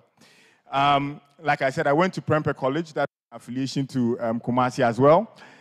For all the Opokuwari prisoners, Opokuwari students, seek better schools or better grades next time. But I went to Prempeh College sometime in 2000. And I graduated from Prempeh College. I did some work at the American Embassy for my internship period. And then I decided to higher education, which is university outside the country. So I went to Calvin University, which is in Grand Rapids, Michigan in the US. And then upon graduation, which was May of 2012, I had a job on Wall Street in New York. And after being on Wall Street for 3 days, I decided that it was time to come back home. The reason was simple. I realized very quickly that a lot of the people who I had met had plans of coming back to Ghana after about 4 years or 5 years. And most of the time, 10 years later, 15 years later, they are still looking to come back to Ghana. And so I realized, looking into my future, it's better I take the leap now than wait 5 years or 10 years. And so 1st August 2012, I moved to Ghana. I started looking for job opportunities here in Ghana. I started with accounting, PwC. I was there also for about 2 or 3 days. And then one of the partners there gave me a prophecy. He said, you look like the type of person who one day PwC must come and look for you for their business. Little did he know that he had struck a chord in me. And since then, I left, and then I started work with a real estate company. So I have a real estate background. For most of you who may not know, this is an e-learning center. So my background is actually in computer science and information systems. In fact, I learned from a conversation yesterday with some agricultural students that it looks like most of us in the agriculture department, the Faculty of Agriculture, stumbled on it. It was not a conscious decision for people to come into the Faculty of Agriculture. Some people who were pursuing engineering or who were pursuing medicine, who that school was full, then they ended up pushing some of the people into agriculture. it's not a bad thing. Consider it a great blessing, and I'll share with you why. You are where once you are good at math and once you are good at science, people assume that you must then go into medical school or to engineering. I was going to the engineering to be. Please, does your mic need the youth?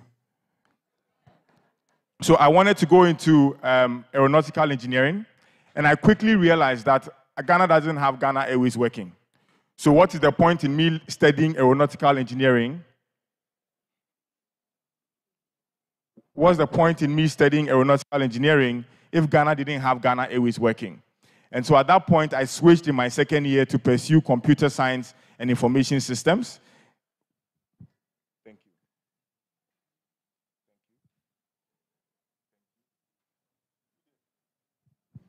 you. Hello? We are good.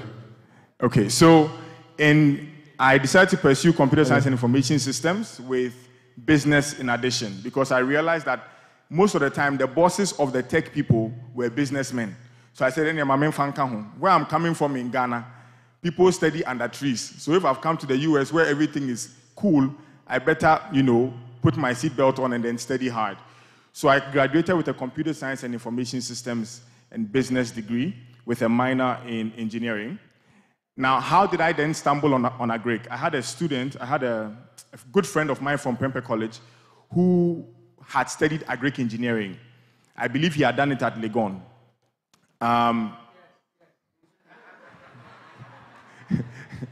Power to Legon.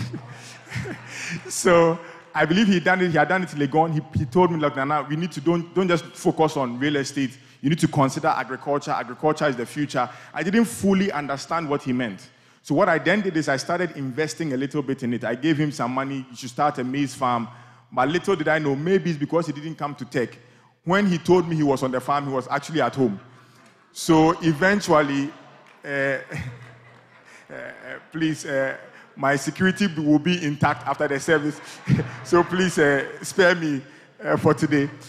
But so we started with about 15 acres of a maize farm. It didn't go very well because really there was an absence of the leadership on the farm. And one of the things you realize very quickly in Ghana that when you're doing agriculture, please don't do it while you're absent. As much as possible, be present. So I started with that maize farm. Then I moved on to doing some cattle rearing.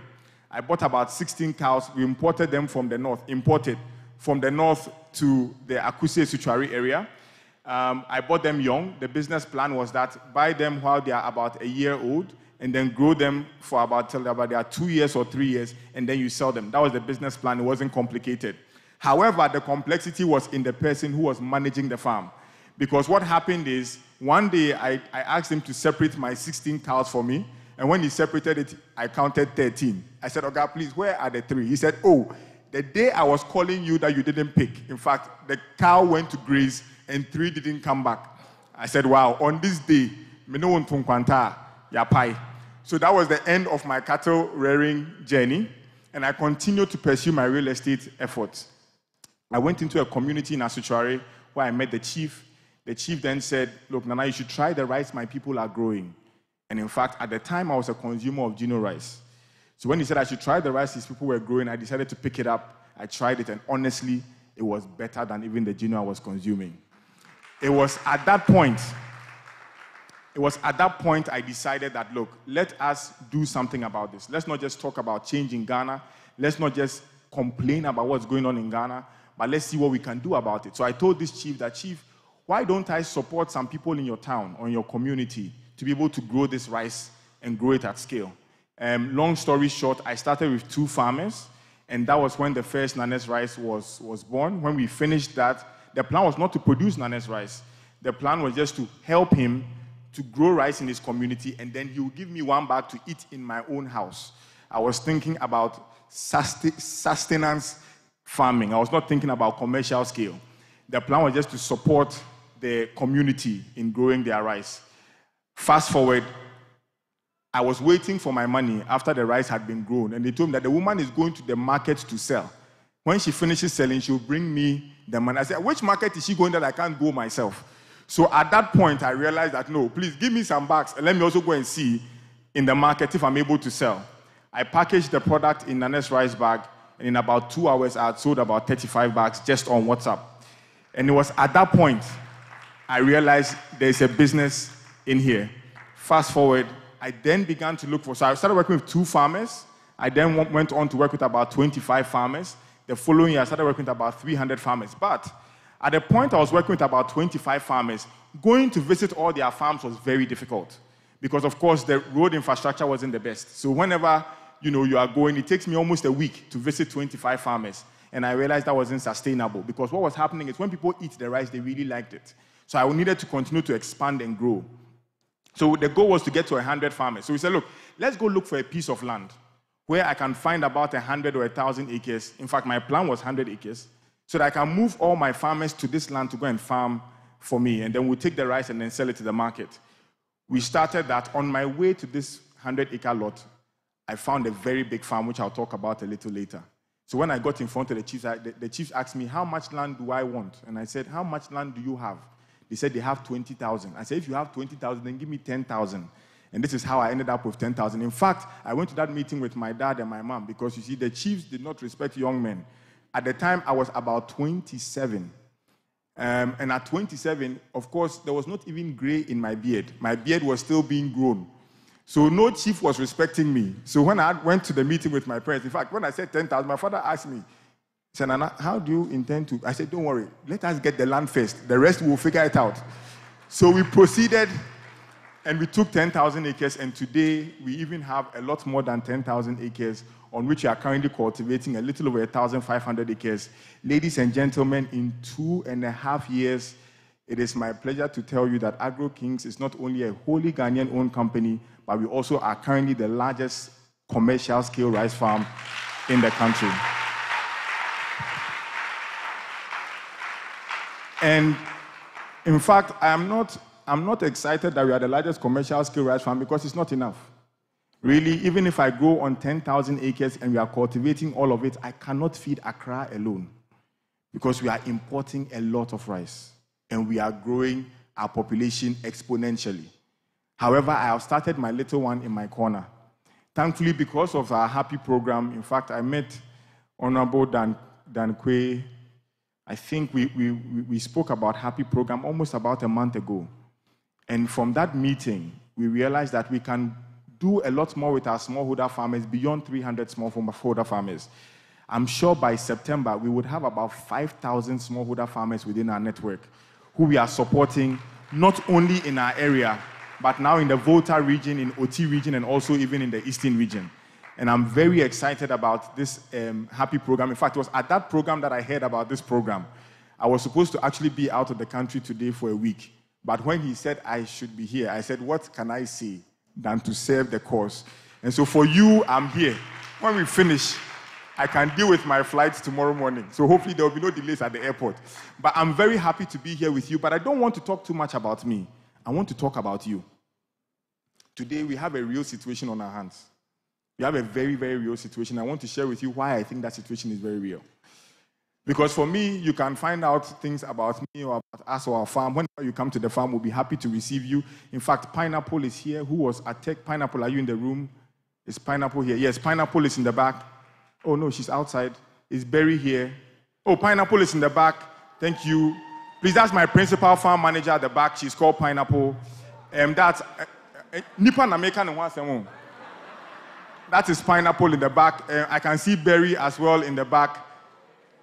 Yes, that's Berry as well in the back. She's the head of our mechanization. She's the small lady you saw get out of that very big harvester. She's actually the one who leads all our mechanization efforts, and she's a female who graduated right from here, from the Kwame Nkrumah University of Science and Technology.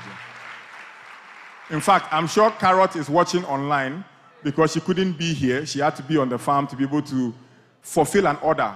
I mean, by God's grace, last week we got an order for 5,000 bags of rice, which is going to be delivered to the Eastern region. And so Carrot had to stay back to be able to be there, but Carrot also is a product of the Kwame Nkrumah University of Science. Now, I'm not talking about fruits. These are human beings. Caleb is giving me feedback. So on our farm, because of the size of our farm, we don't actually call ourselves by name. So if you got on the farm, you would hear people call Passion. My name is Passion for passion fruit. When you get there, you see in fact, this is an architect. She's our business architect. She's a certified architect from Central University. We will not say it loud.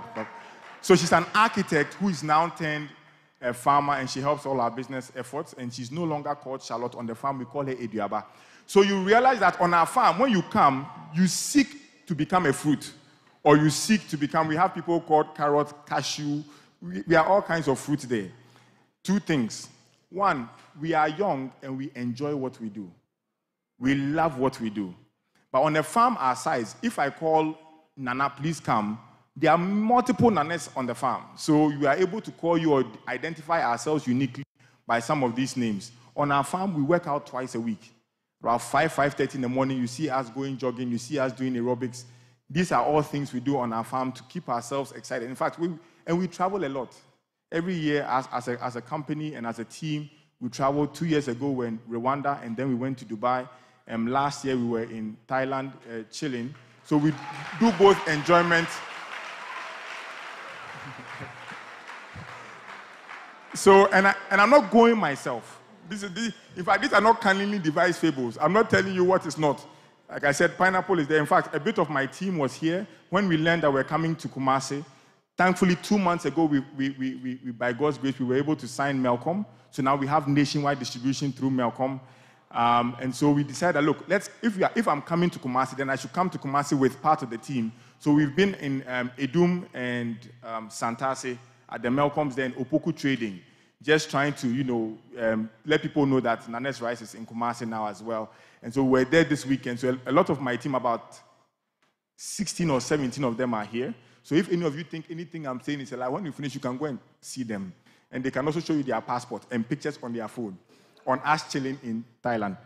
So to the real issue that we have,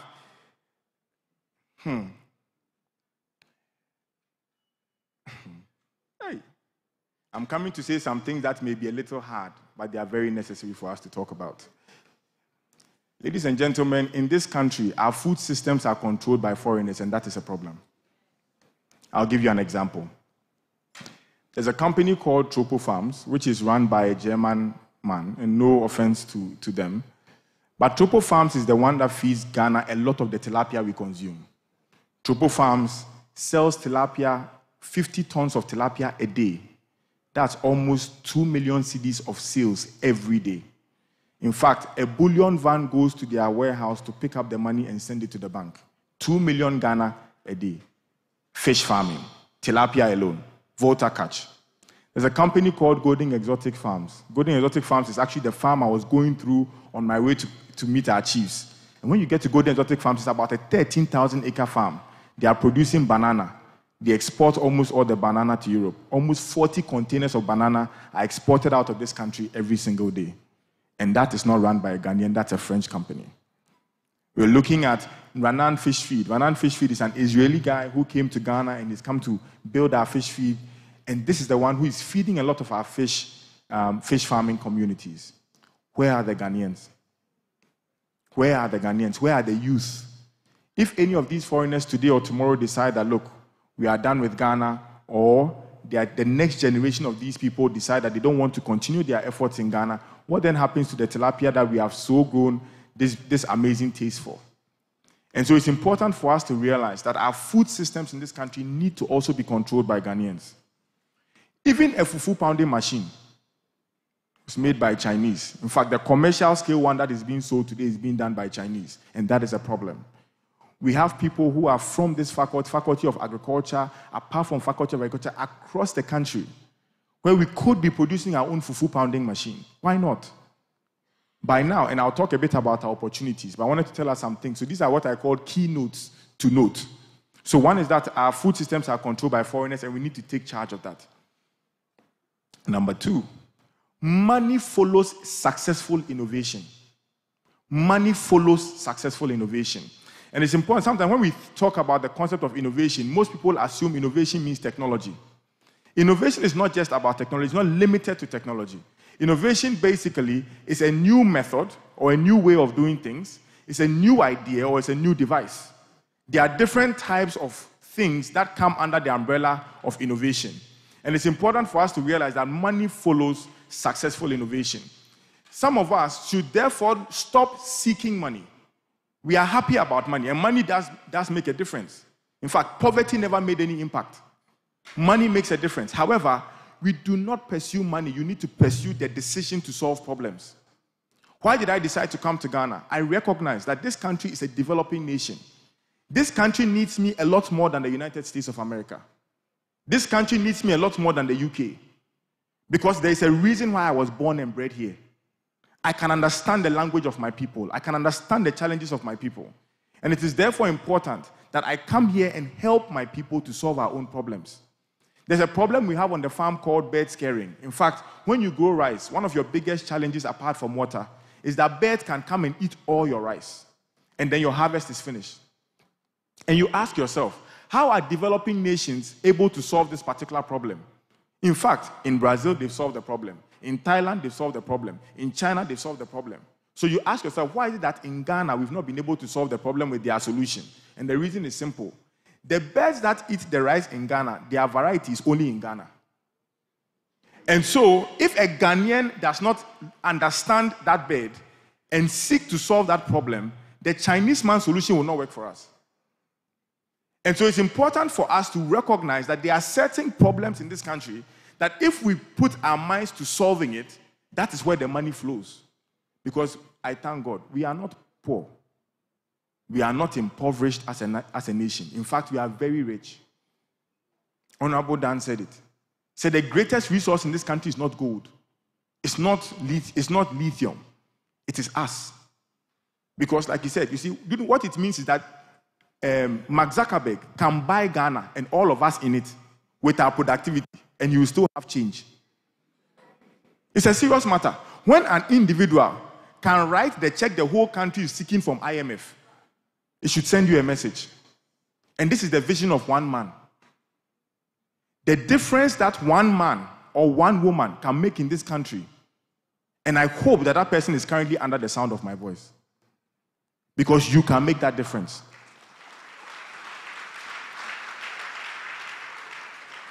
We need to recognize as a country very quickly, very, very quickly, a decision. Look, if you ever go anywhere, I'm not encouraging you. You can buy Nanes rice, you can buy a Vivi rice, you can buy Striker Gold, whichever brand you want. It doesn't matter. But you and I need to commit to start buying local. The reason is simple. Look, even if, in all due respect, even if you don't buy my rice, I don't get a problem. The reason is this. We actually currently export our rice even to China. We export to Belgium. We export to Germany. We export to the US. We export to the UK. In fact, when our rice got to China, one company came to see us and said, I want to take your rice and sell it in 800 stores in Shanghai alone. Shanghai. And then you wonder, China, where most of us import from, we are exporting to. So if it's left to me alone, I don't get a problem. But you will be my problem, and this is why. Every day you actually buy an imported product, you have bought your own job. You have substituted your birthright for small food you eat. Let me explain. You see, if you got to a store and you saw a Vivi rice, I'm not even going to say Nanes rice, you saw a Vivi rice and then you saw Gino rice. No offense to Gino. In fact, GB Foods, they are my friends. And you decide to buy Gino, this is what you have done. That product came from Thailand. So you have bought what is going to enrich the Thailand economy, not your Ghanaian economy. The margin of the rice to the person who is selling it at the store is not much. Oftentimes, it's less than 10%. So if you bought a product worth 100 Ghana, only 10 cedis may stay in the pocket of the person who is at the store. However, if you bought the same 100 cedis and you bought a Vivi rice, this is what you have done. For instance, on our farm today, we employ a little over 400 people. When you buy a Vivi rice, for instance, the 400 people who depend on our rice to sell are now will continue to have a job. This is how you create sustainable jobs. It's not magic. And we need to commit to doing this today. It's not about the government. It's not about PFJ or PFJ 2.0, 5.0, or 7.2. We all need to make a conscious effort and conscious decision to actually buy locally. Because every decision to buy imported product, you have imported poverty and you have exported value and you have exported jobs. And I hope that even from today, most of us will commit and stop the activity of exporting all our jobs out of the country and importing poverty to ourselves.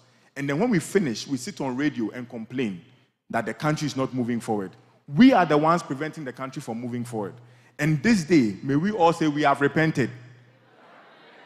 May it be as you have said unto yourselves. Because there are certain challenges in this country that we cannot ignore. Our currency is fluctuating. When we started business, the dollar to the cedi was about 4 cedis. Today, I have to check to be able to say, but we are above 15, almost at 16. How does one do business this way? Apart from our currency fluctuation issues you have, our population is growing so fast, we don't have enough jobs to support the growth of our population. We need jobs in this country. We need companies to be established. We need companies to be successful. Beyond that, we have to stop being an import-driven economy. We all have to stop being an import. And for us to be able to do some of these things depend on us. And I'll share with you a bit about how we can do that. We lack technical skills. In fact, for some of us who are currently in SHS, some of us who are in university, most of us even graduated from agric engineering. Most of us should go straight to a technical institution. Let us go and learn how to weld.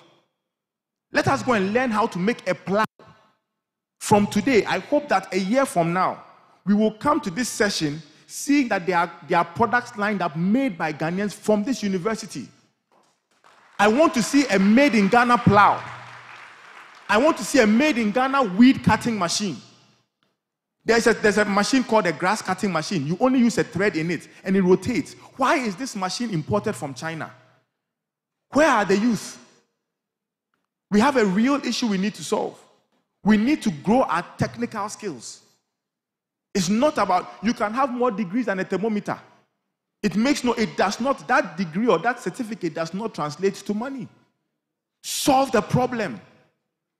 When I need to build a warehouse, almost 1,200 square meter warehouse, I am struggling to find somebody to build it.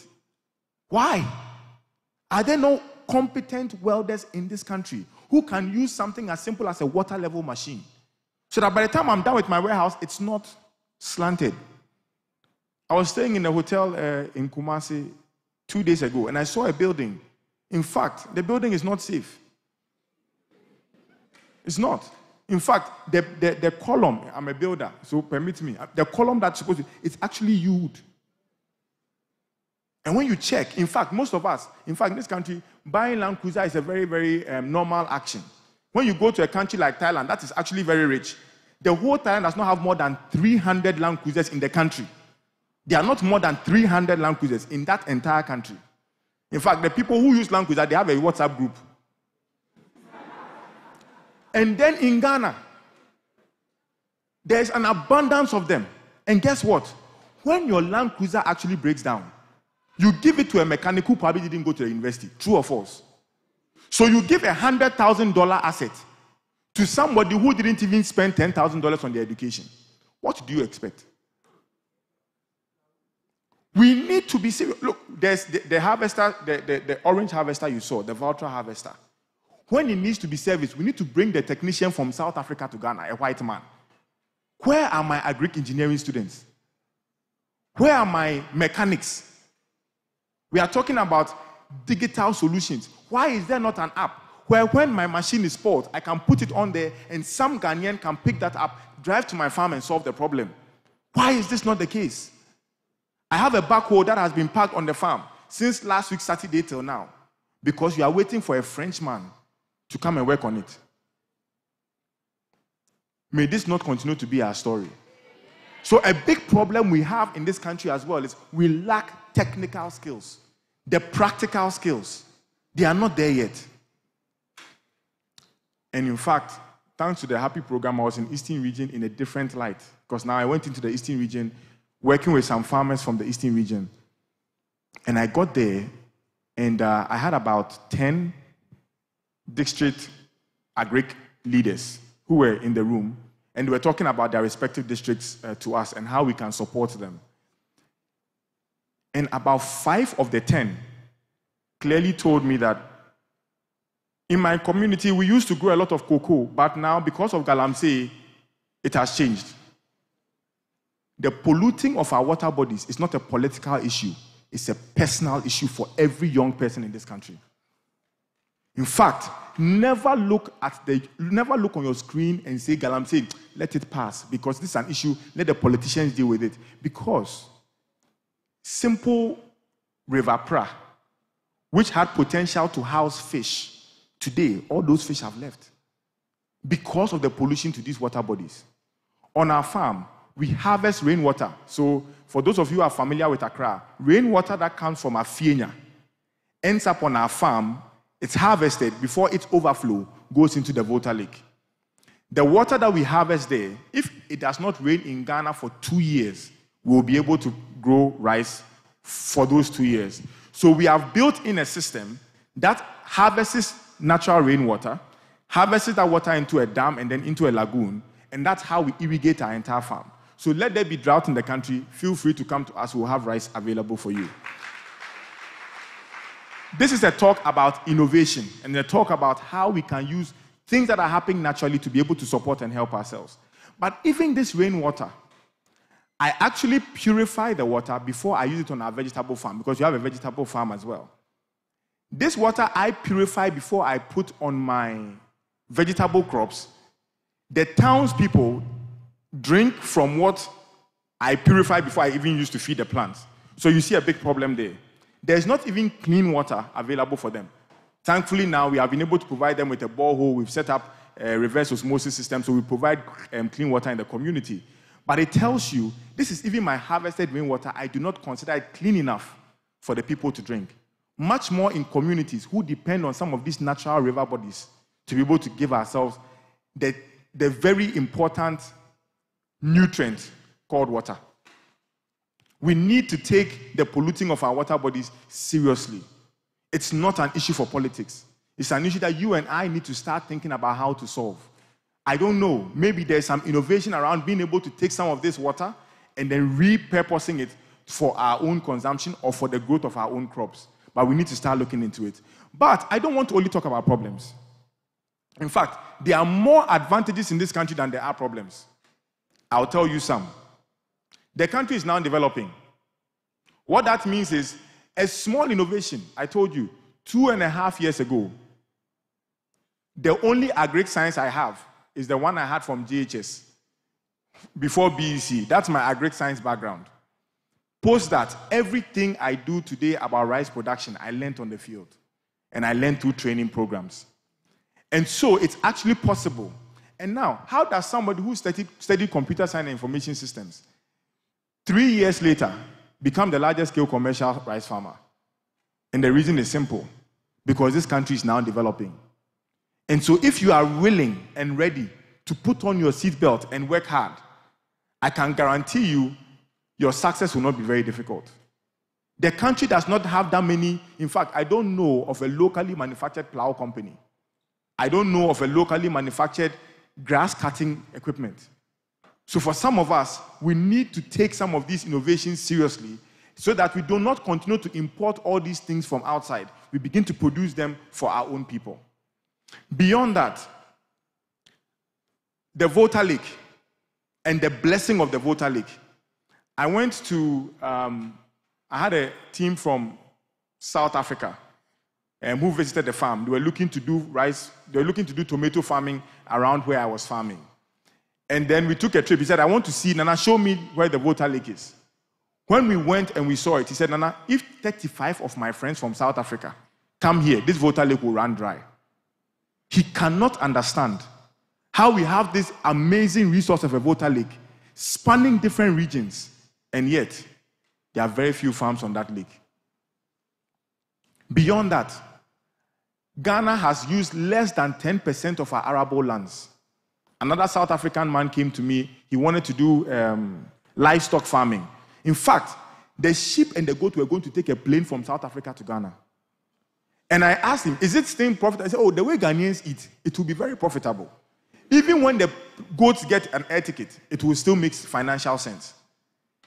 He said he wanted to come and see our land that was available for him to be able to, because if he grows the livestock, he needs to be able to grow the raw material to feed the livestock. So he wanted to see where he could potentially grow some maize and soya. We drove all the way from Accra to Nkransa. In fact, we flew to Kumasi, then drove from the airport to Nkransa and back.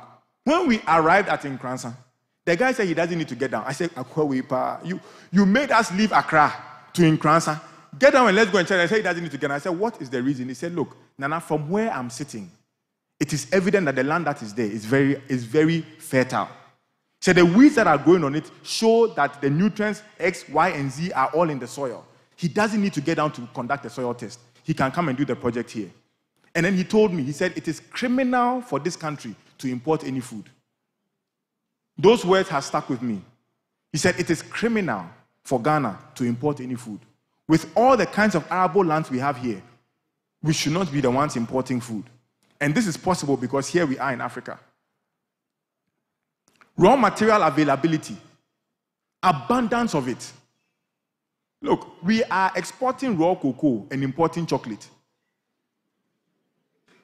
We are operating, the whole country is probably getting about $2 billion from the cocoa that we export. One company that is producing chocolate and exporting to Ghana alone is probably making that $2 billion. Some of them are family-owned companies. So the whole country is feeding one family. What stops us here from producing our own chocolate? What stops us here from processing and adding value to all the cocoa that we produce in this country? So that we go from the $2 billion economy and enjoy the $100 billion that the chocolate industry has for us. Talk about cashew production. We have a cashew product, roasted cashew, honey-coated cashew. Some of them may be in the foyer when you finish if you wanted to grab some. And you ask yourself, there are Indians who can speak Twi just because of cashew. They have left their country and they live in Ghana collecting all the... As I speak, I think they are about to leave. Because between May and about August, they are here, resident, buying all our cashew and exporting it. Where are the Ghanaians? What stops us from being able to roast our own cashew to consume by ourselves? And here we are, enjoying on TikTok. Think about the weather in Ghana. The weather that we have, all year-round farming is possible here. We are able to not only grow rice in the rainy season, or we don't have snow here. Throughout the year, we're actually able to produce. The country China, the country Thailand, they only have 1 year of rice production.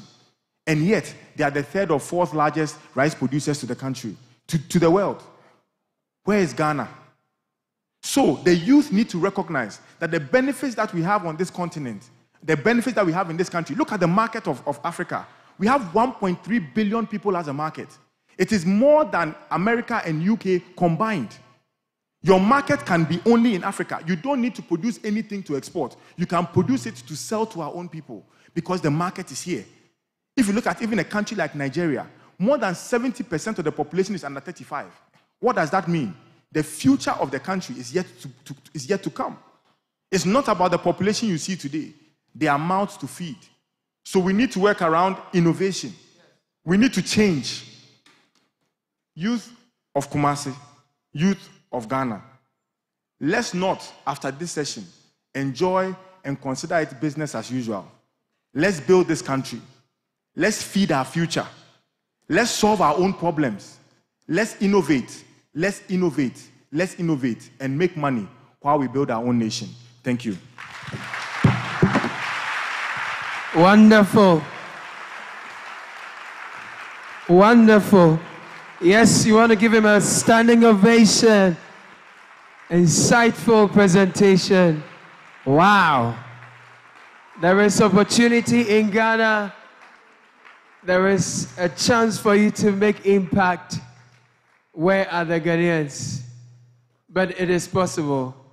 We can do it. Another round of applause for our keynote speaker, ladies and gentlemen. Fantastic one. Good. There'll be a chance for us to ask questions, but before we do that, we have just another quick conversation. We have a drone pilot here, and he'll be just giving us a very short one. So let's welcome Patrick Kuma. He's a South African trained drone pilot. In 5 minutes, he's just going to tell us what we can do with drone technology. Patrick.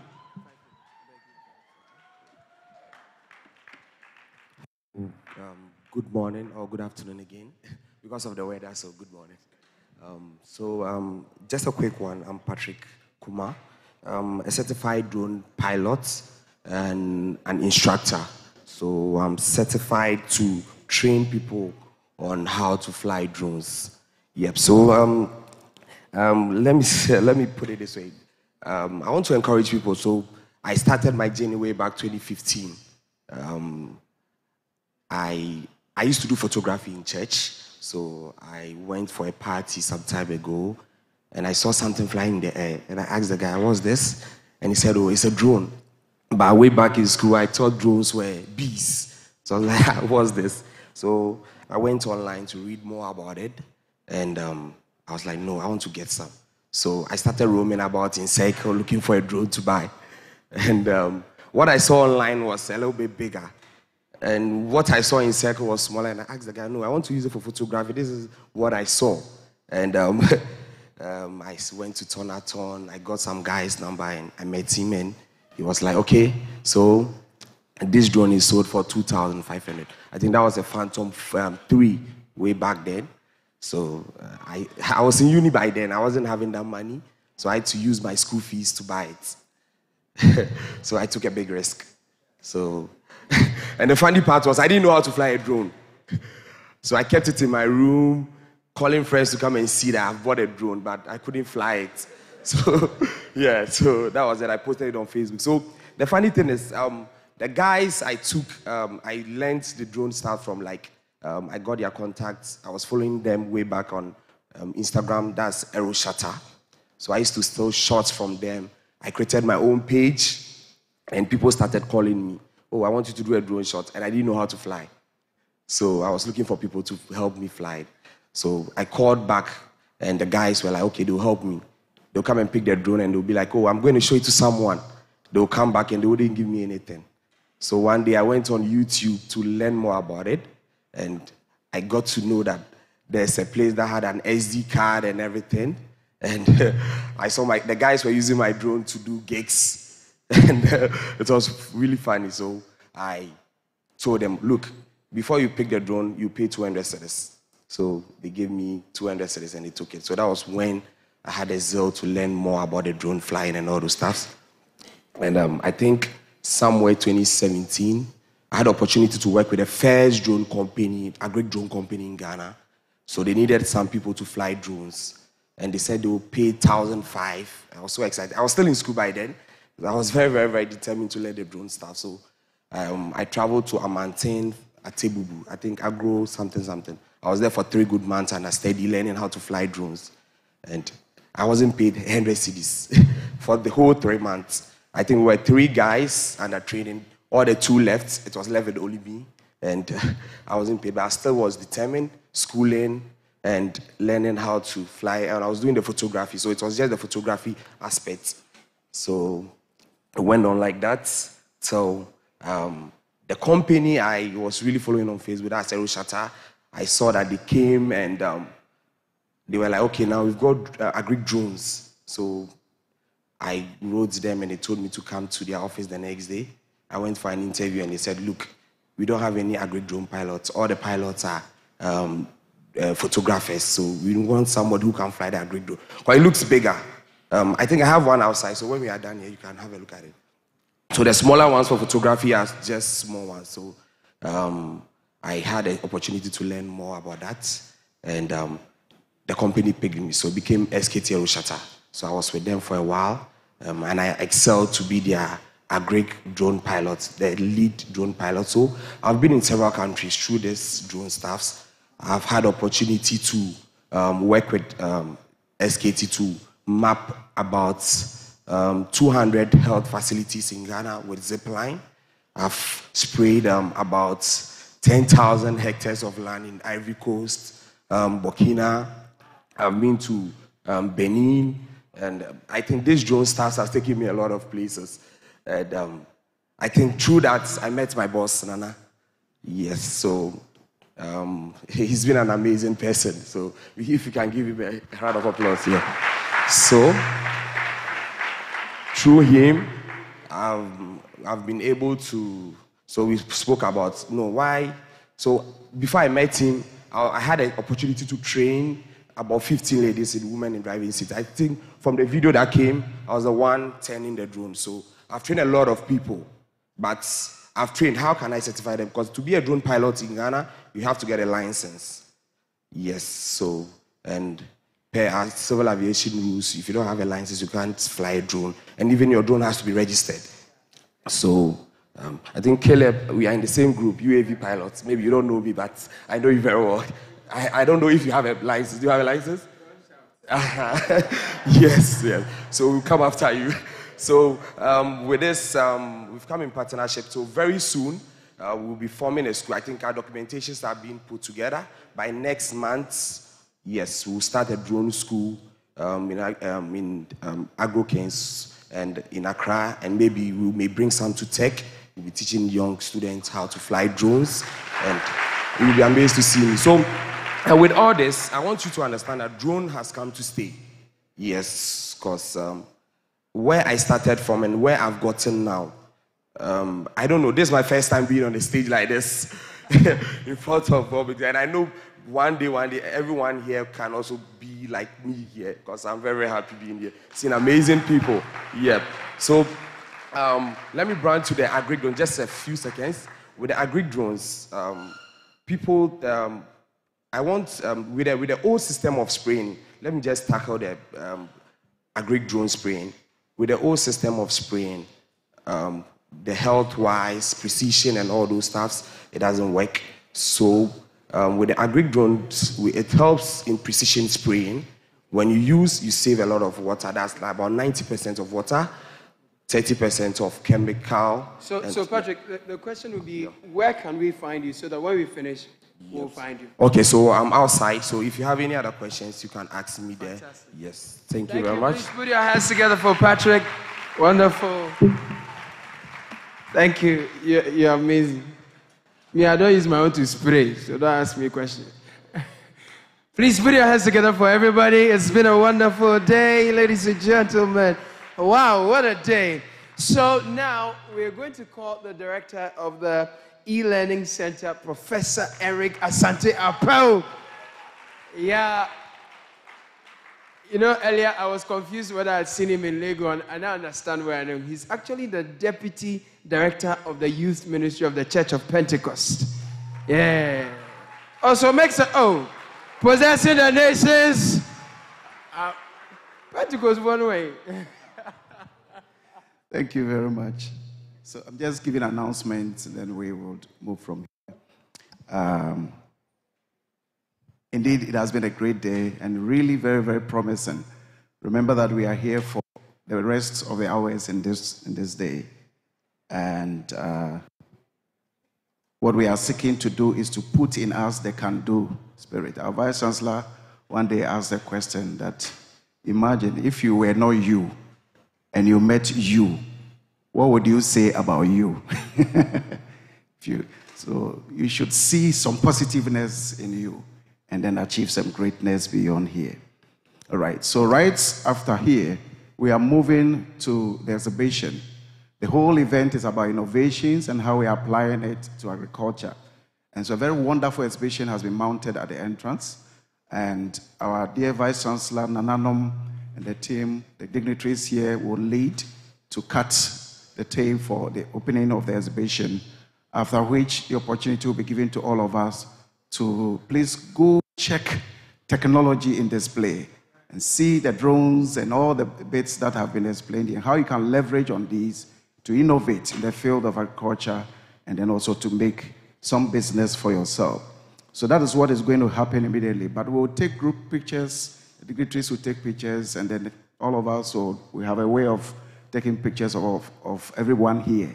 So we'll give the directions as we progress. Then we'll go for that one. After the exhibition, we noticed that some of you have taken snacks already, others are yet to. So you take advantage and grab your snack and enjoy that. And then network. Where we meet like this, be interested in what somebody else is doing, where somebody is located, contacts and the rest, so that you're able to pick the discussions beyond here. So for now, these are the announcements I want to bring your way. I want to move into the group photographs. The dignitaries will be here, take it. After that, they will be this way. All of us will stand because it's a staircase, and then we pick the photograph from here so that you have the group view. Is that fine? Let's clap for our sign language expert. I saw him doing the... Wonderful. Thank you. Great. So we invite our dignitaries to join us in front as we take the photos. Nananum, our dear VC, our keynote speaker, our group CEO, the director of the e-learning center, the chairman for the planning committee. Thank you all so much for coming. Do not forget that when we return from lunch break, Nana Yao Otuo Serebuo will also give us, please give me a second. Thank you. He will also give us an experience. He is the 2022 National Best Farmer and CEO of Serebuo Farms. So he'll be taking us through his experience. Don't miss that. We will launch the Young Agri-Innovators Challenge. There is about $20,000 to be won in this particular challenge. So please stay behind and listen. Yes, Amma, join us. Everyone else, officials, please join us quickly. So there is so much more happening after the break, plus a panel discussion. Maybe I should stand here too now.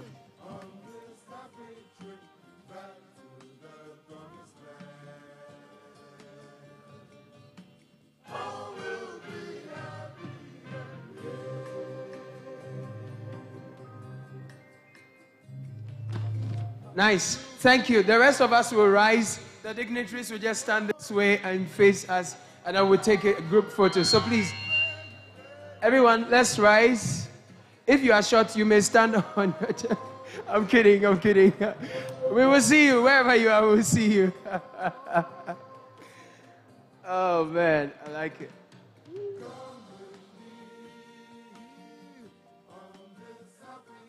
Okay. Can we say happy and do something? Can we do something? Can we try something? Okay, everyone. In 3, 2, 1, happy! Happy 2024! Hip, hip, hip! Hip, hip, hip! Wonderful. You all came and you look very good. You look very, very good. God bless you. So remain seated. Please, sound, please. Let's all remain seated. Our dignitaries will take the lead to inspect the exhibition.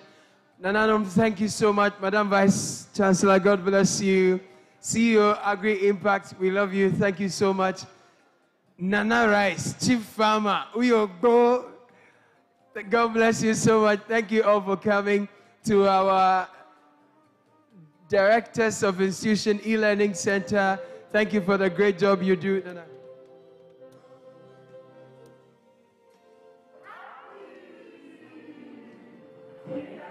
And please do not go. Sound. Thank you, Sound. I'm sorry, I'm not talking too much. They are just announcements. I'll let you play music. When we are back, you'll get to ask Nana some questions. Like I mentioned, Nana Serebuo will also speak to us, share his experience. So please do not leave. We'll get the opportunity to ask questions. This is where we do a lot of hands-on learning and all of that. Tell the one sitting next to you, say, Yakoba Menko. But you people, everything, you don't say something. What is your problem? Tell them, don't run away. I can't hear you. Don't run away. Return after the exhibition. This guy, the way I'm looking at your face, you won't come back. You. If I catch you at the bus stop eating wache, is it? He's a footballer. Oh, sir. But you can do football and farming, no? Because the football, one injury can end your career. But God forbid, you will not get injury, okay? You will join Thomas Partey. Or you like Star Boy.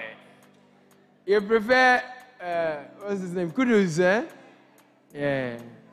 Guys, thank you. You've really comported yourself. I'm sure you enjoyed yourself, right? And you learned so much. So who is the next big farmer in Ghana?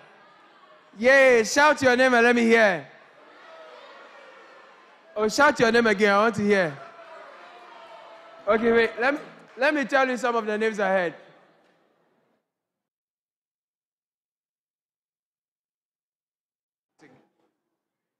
All right, good.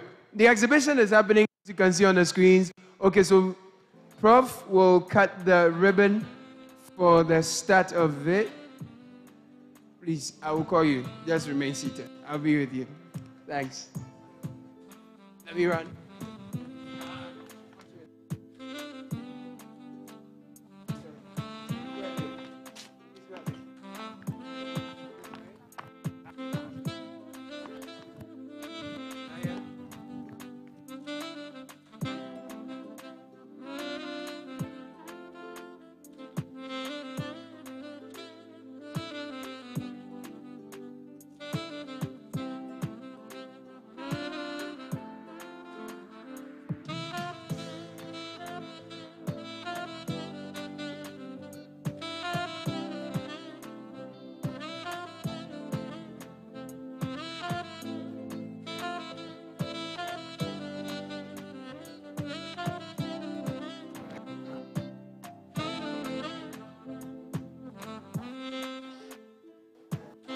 Hello.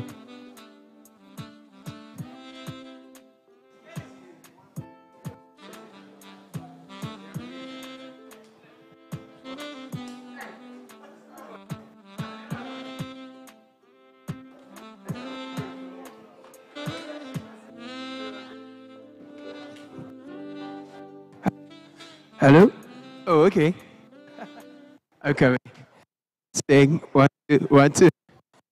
Staying, mic, 1, 2. Okay.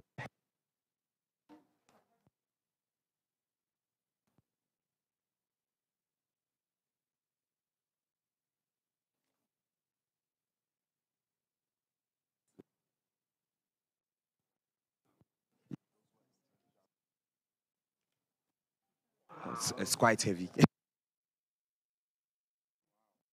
Yeah, so we have another system. So I can take this off and we fix another system so that does the seed spreading. So if we want to broadcast the rice, we use that system. We can still do the urea. So any soluble chemical can also do that. So we just take the system off and we do that. Yes, please. Yes, so we use this. We can use this to map, and we have another drone called a multispectra. So assuming the farm is not live, we don't have the live, so you know the satellite takes images at times. But in Ghana, unfortunately, some parts of Ghana we don't get the live. So we have the multispectra. We fly that one over. We pick the map, the live feed of the farm. We send the information to the drone, and it does the spraying. And with that drone too, we use it for checking the contours of the land, if there's more water, if maybe plant health and all those stuff. So we have.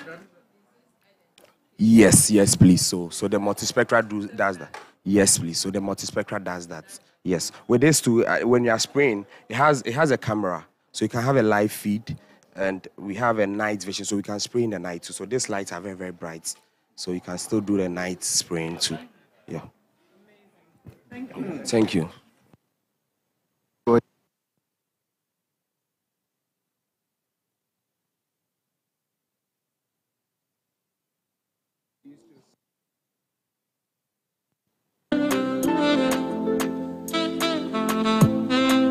The multispectra.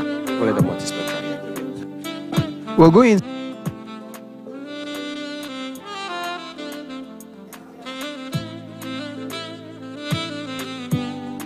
innovative stuff.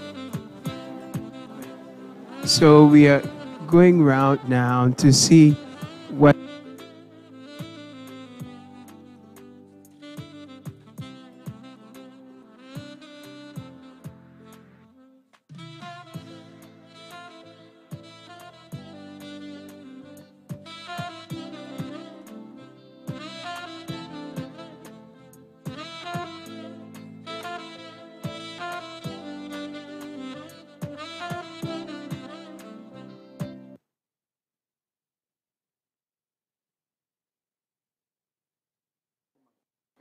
in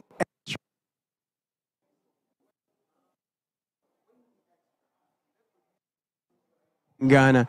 The drones you're about to see on the screen are made right here in Ghana. Tell us more, bro. So these ones are manufactured for surveillance and mapping purposes. Yes, it's working. These ones are manufactured for surveillance and mapping purposes. You see, you have a massive land. The olden days have been using the manual system where human beings will be walking through the bushes and stuff. Now we have the technology, survey drones in a few days or minutes. So, for instance, 100-acre land, this type of drone can take less than 5 hours to survey the land. And also, it's used for mapping. We have the one on board, the Sky Van. It's going to be used for delivery. We thought about Ghana Post. Someone will be sending something from abroad, and then you try to send it to the northern parts, the southern sectors. So the Sky Van will be able to carry up to 30 kg so that it will be delivered in no time. Yes, but this one is going to be a VTOL system. If you talk about the VTOL system, it can take off by itself. And then it can also come as a plane way landing. So these systems, we are building it to suit our environment. You see, every drone we manufacture has the white color because the weather condition in Ghana. That is why we are using the colors we are using now. So the aerospace and then the wing extra system is the best to suit Ghana. And then we are trying our best to do any other drone that you see. We have the agric drones, but they are not ready now. Okay. Yes, so the agric drones will also be ready probably by the end of this year. Wonderful stuff. We'll see another one. You said you can use it for mapping and so on, but what about soil mapping, assessing soil fertility, nutrients on the go? Because one thing that we also are struggling in agriculture in Ghana is that our soil mapping is quite poor. It's not the best. Okay. Okay. What we do is we have our system built in such a way that you can change the payloads anytime. So the kind of system you want, you just add the payloads you want to it so that it will be able to suit it. If you look at, for instance, it has a camera here to do the normal survey, and then it has another camera in. So there's an inbuilt camera.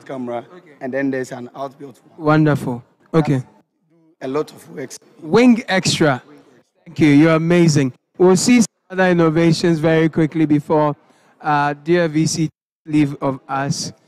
Fantastic innovation out here. Young people are doing amazing. Just 2 minutes. Tell us what you do here, and we will thank you so much. All right. So this is Tech Institute. And what we do is that we leverage on emerging technologies and drones, artificial intelligence to create solutions. And we also do training for individuals, corporate organizations, and universities as well.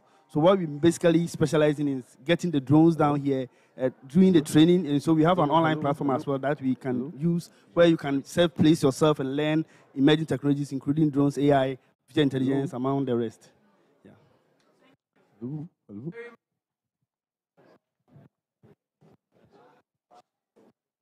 Where are we now? We see. Hello, my name is Musa. Here is we manufacture agricultural machinery. This is multi-grain cleaner. It's a multi-grain cleaner. So we realized that after harvesting and post-harvest, after the threshing and other things are done, some grains still have some debris and dirt in it. So the multi-grain cleaner will clean it and will give you the fine grains. Thank you, say E-Tech, and thank you, E-Learning Center. Grateful for the exhibition and presence today.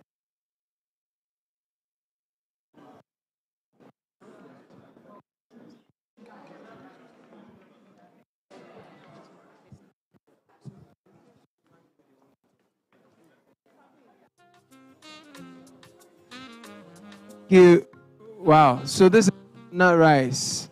Excellent. Excellent. Welcome to Nana's Rice. Wonderful.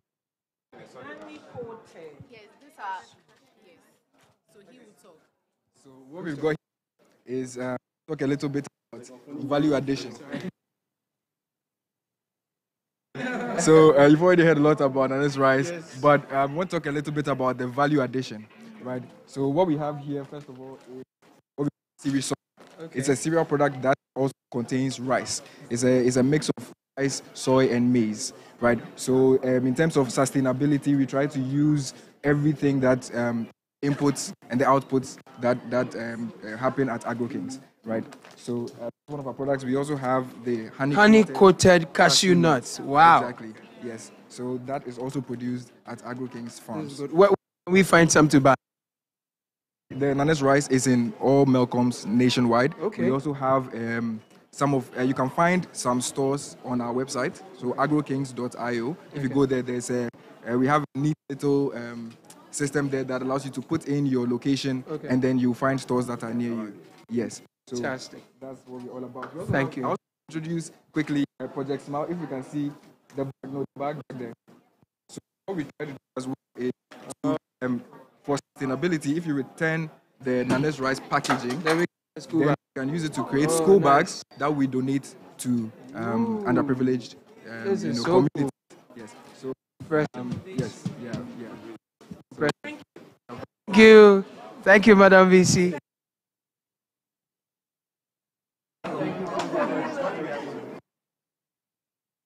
I'll take care of you.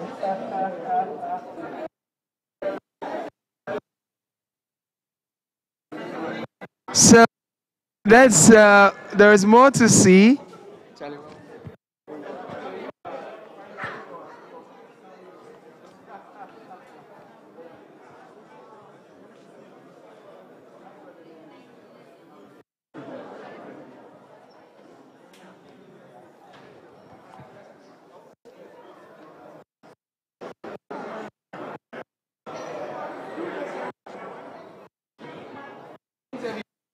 We'll do some media interviews here. So, yeah.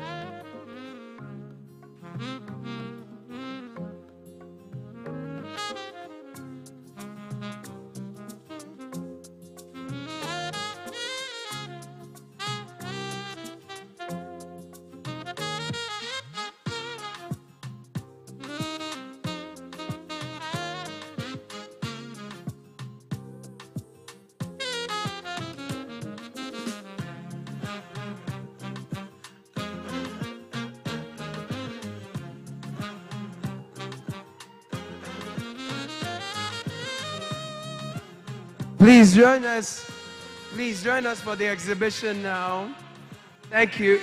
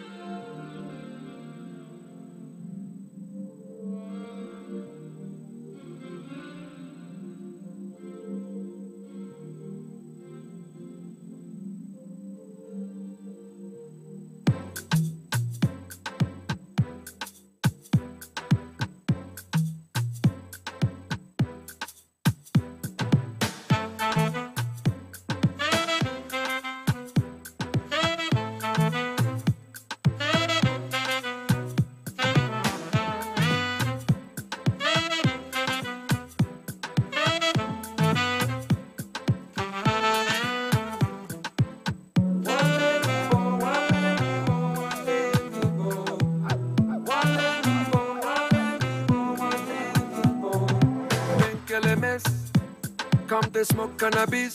Doctor say make a pop one of this. Make me fly like say I'm Aladdin. Come bring some kind melodies. Oh, mama, myself no do pass like this. So many things inside of my jeans. Slide down the beatings, the beatings.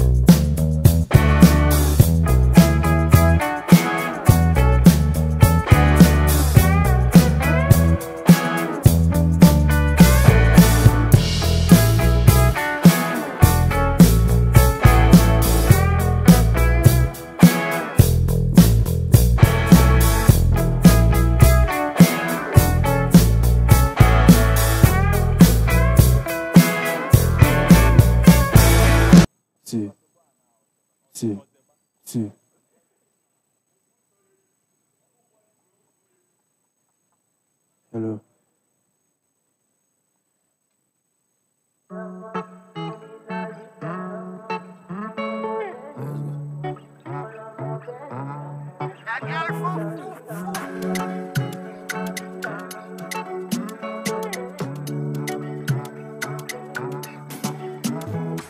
I offer you nothing else. And girl, you don't get any issue. Girl, I go hold you well. And I will do anything that you wish you. Me share my heart, so don't pay me for it. No, yes, tomorrow, somebody else come take you for it. They do me no more. This thing no be normal. Me no want to do more. Please don't give me trouble. You get do me no more. This thing no be normal. It go be my lover. You really be like Pablo. Pick you up in the foreign. Bring it on what is on your mind. Yeah, baby, it is a Bonnie and Clyde, babe. And all that you promised to show and tell me no time or soon when I'm right here. You and I together, see we go together, see me pose, no be and I will pose, you fly, me say nah. Life in with you, girl, me love it. Dying with you, tell them forever. Will I live? Who be some say nah. Diamond rings in your body, darling. Come find me. Oh, you did do me no more. This thing no be normal. Me no want to do more. Please don't give me trouble. You did do me no more. This thing no be normal. It go be my lover. You really be like Pablo. 0244, my baby. I just want to call your number. I find my person who go take my pain away. What I give up for love.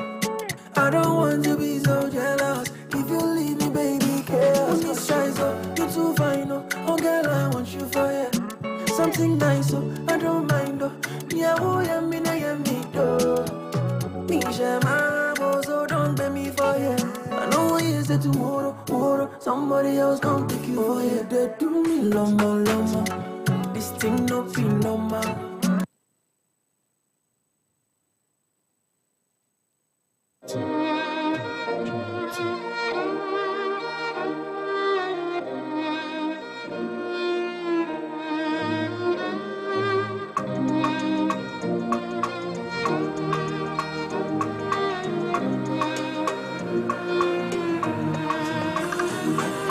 Travel around the world, I know cost. But if I climb the train, it don't pass you. Travel around the world, no, I ain't found you. And if I catch the plane, it don't catch. And I hope you gon' fly away today, AJ.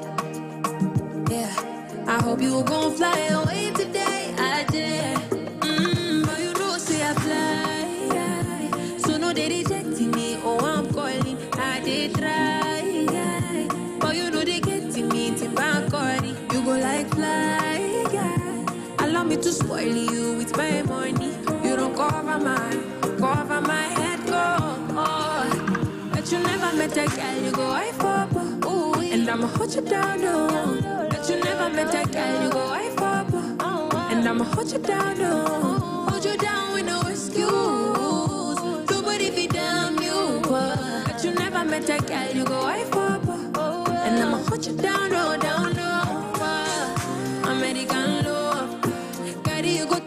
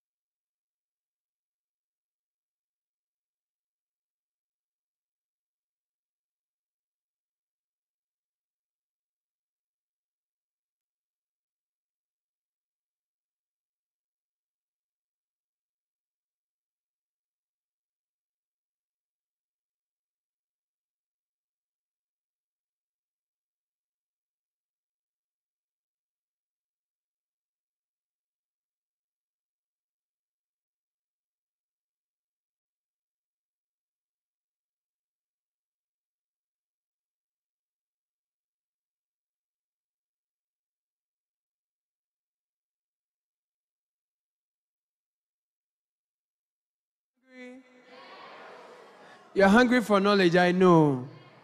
You're hungry for knowledge, it's true. I'll give you more knowledge, don't worry. Because in no time, we are going to have an experience sharing by the 2022 National Best Farmer and CEO of Cerebral Farms, Nanaya Otuo Cerebral. How many of you are ready to hear his story? Come on, make some noise! Oh, yeah. So, Nanaya Otuo Cerebral will join us. And then I mentioned an amount that will be given in the upcoming Young Agri-Innovators Challenge 2024. How many are ready for that? How much did I say was at stake? How much did I say? Okay, some are saying $200,000. Some are saying $20,000. Some are saying $2,000. Those who had $20,000, raise your hands. Those who had $200,000, raise your hands. Those who had 2,000, raise your hands. Those of you who had $200,000, no. Is everything okay?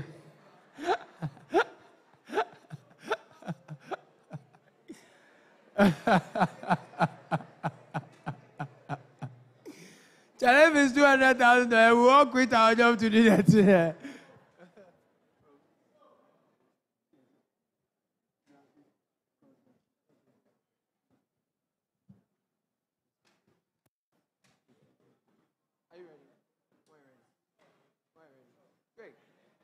How many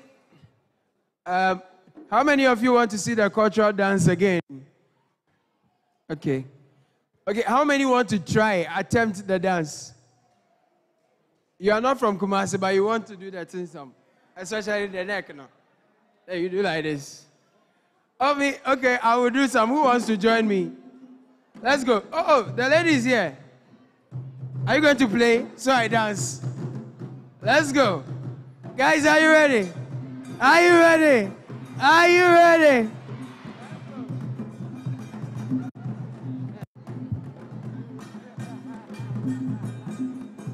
Let's go. Oh, somebody should join me. Come and join me. Let's go.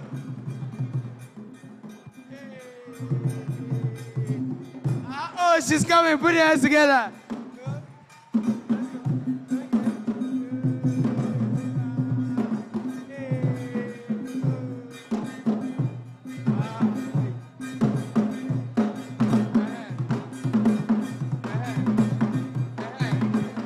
Okay. All right. Neko. Never.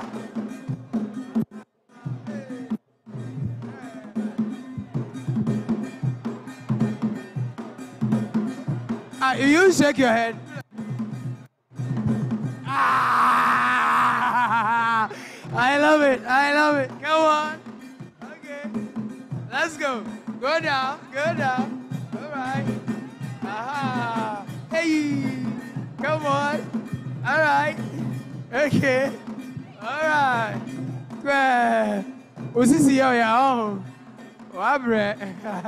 You will talk through. Come on. Okay. Aha. Hey.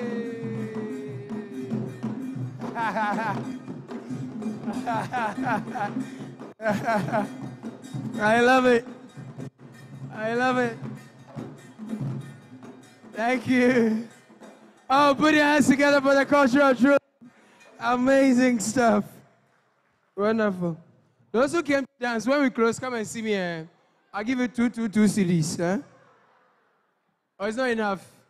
Ladies and gentlemen, please put your hands together. We want to welcome the Achampemhene Jumping Traditional Area 2022 National Best Farmer, CEO, Cerebral Farms and Cerebral Trading. Ladies and gentlemen, Nanaya Otuo Cerebral. Come on. All right.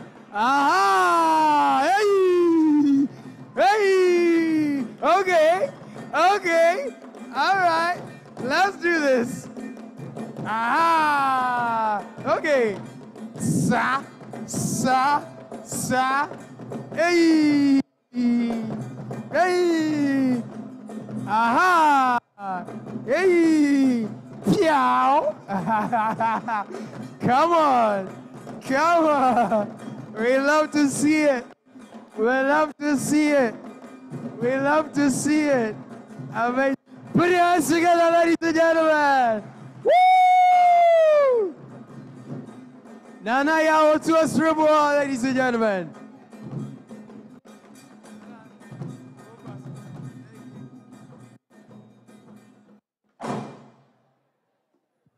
I think I won the competition. Upon Cerebral hails from Jabin in the Ashanti region of Ghana. Nana holds a Master of Business Administration in Logistics and Supply Chain Management and a Bachelor of Science in Mechanical Engineering, all from the Kwame Nkrumah University of Science and Technology. Nana is the second Vice Chairman of the Board of Directors of Jabin Rural Bank Limited. He is a member of the Management Board of the Oil Palm Research Institute under the Council for Scientific and Industrial Research, CSIR. He is the Supply Chain Manager of Jabin Oil Mills Limited and a member of the Chartered Institute of Logistics and Transport. Nana is the Chempim of the Jabin Traditional Area. Nana is the majority shareholder of Jupocos Limited, a farmer service center located in Jabin in the Ashanti region, which was established in collaboration with the Jabin Oil Palm Cooperative Society, made up of 627 oil palm farmers in 25 communities. Nana is also the founder and CEO of Cerebral Farms Limited. The farm has won many awards, with the highest as the 2022 National Best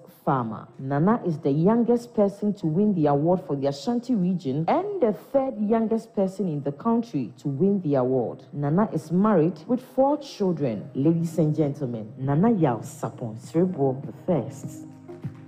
Thank you very much. Thank you very much. May I stand on the existing protocol and continue from there, since we don't want to waste much time here. Before I go on, please let's give it up for Nana for Agro Kings. Let's give it up for Nana for Agro Kings. He's doing an amazing work, and I think I have to install you at Champion here in Kosovo. You are doing an amazing work. And in our traditional area, we will install you in Kosovo, which means that we are really looking at or seeking the progress of your people. That is very amazing. I hope a lot of you have learned something from him. Nana has said a lot, so I will not take so much time. I'll go straight to the point. So as you might have seen from my videos, and you might have heard from my my video. My name is Nana Yao Sapon Cerebral. Today I've heard people talking about where's the Premper boy, Premper boys and Opokuare. I went to Presec Legon. So you see, we don't make so much noise. We don't make so much noise. So you don't really hear from us. But Odadia is in the house. Yes, I have a story. My story is quite similar to what Nana just said. So from Legon, from Presec, I came to the prestigious Kwame Nkrumah University of Science and Technology. The only university in Ghana, you know. Okay. I came here to do my degree some 21 years ago. I did mechanical engineering. So you see where we are aligning. We have very, very, very key similarities from what Nana just said. They look as if that you don't have to do agric to get into agriculture. So I completed mechanical engineering from here, and right from here, I went to the United States. I wanted to go and stay there. I was there. And I spent about 6 months there. And I realized that, no, there's a lot of opportunities that I am missing. And as much as it was difficult to come back here and come and start, everything all over again, I took a very bold decision to come back to Ghana. So after 6 months, I had done my engineering courses, my engineering examination. I was going to, join the Detroit engineering, department and all that. I decided to come to Ghana. I came to Ghana. My father wanted me to join him to work. I said no, I wanted to do my own work. So I kept roaming and roaming and roaming and roaming. So what made me get, into agriculture finally? It was all a means of trying to make a sustainable living. Are you guys listening to me? It was a means of trying to make a sustainable living. And please, listen to me. I think Dana has said a lot, so I'll touch on some key points, just some key points, to touch on the challenges that you have faced and how I was able to, succumb. And so I wanted to make a sustainable living. And the key word is sustainable.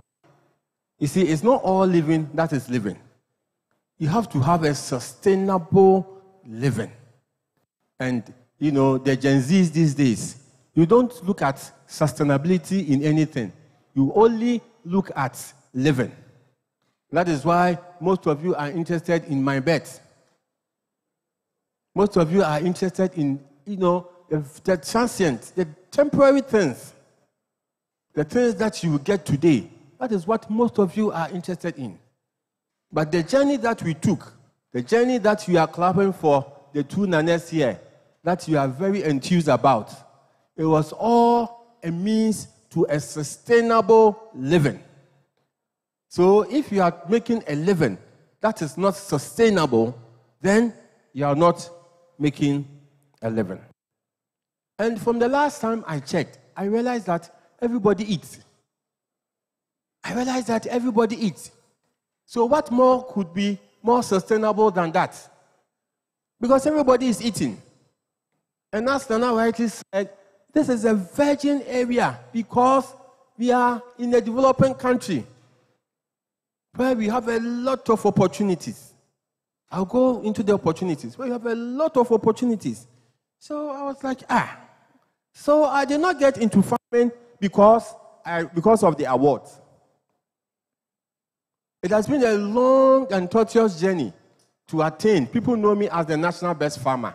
But how did I start the national best farmer? In 2014, I was the Auditorium municipal best farmer. In 2015, I was the Ashanti Regional Best Oil Palm Farmer. In 2016, I was the Ashanti Regional First Runner-Up. Not first, first runner-up. In 2019, I was the National First Runner-Up, not first. And in 2022, I was the National Best Farmer. But, ladies and gentlemen, it was not because of the award. All these things are things that came or was added unto me. Like, seek ye first the kingdom of God. These things just came along a means of trying to have a sustainable living. Okay? It was not the accolades, the national farmer. Indeed, when they came to me, and there are a lot of people who are doing very, very, very, very excellent work who are not national farmers. They don't even want it. Okay? So that is why we all have to come together. People are working. They are not interested in awards. I went in for the award because I wanted to have the enabling platform, this platform, so that when I'm talking to you people, you Gen Z, you are stubborn. So when I'm talking to you, you would know or you will see that this person knows what he's talking about. So I took the awards because of you, to let you know and to let you see the opportunities that are there in agriculture and that are there in a developing country like Ghana. And in a quest to have a sustainable living, I have really had a good living. Really had a good life. Everything I have done, I've done it through agriculture. I'm a living testimony of agriculture. I built my house through agriculture. I bought my Land Cruiser through agriculture. Me, I'm not poor. As Nana said, we are not poor. We work hard, Charlie, we chill hard. When we are chilling, don't go there. We chill, and we chill hard. I'm a living testimony in agriculture. So I came from a very humble beginning. Very, very humble beginning.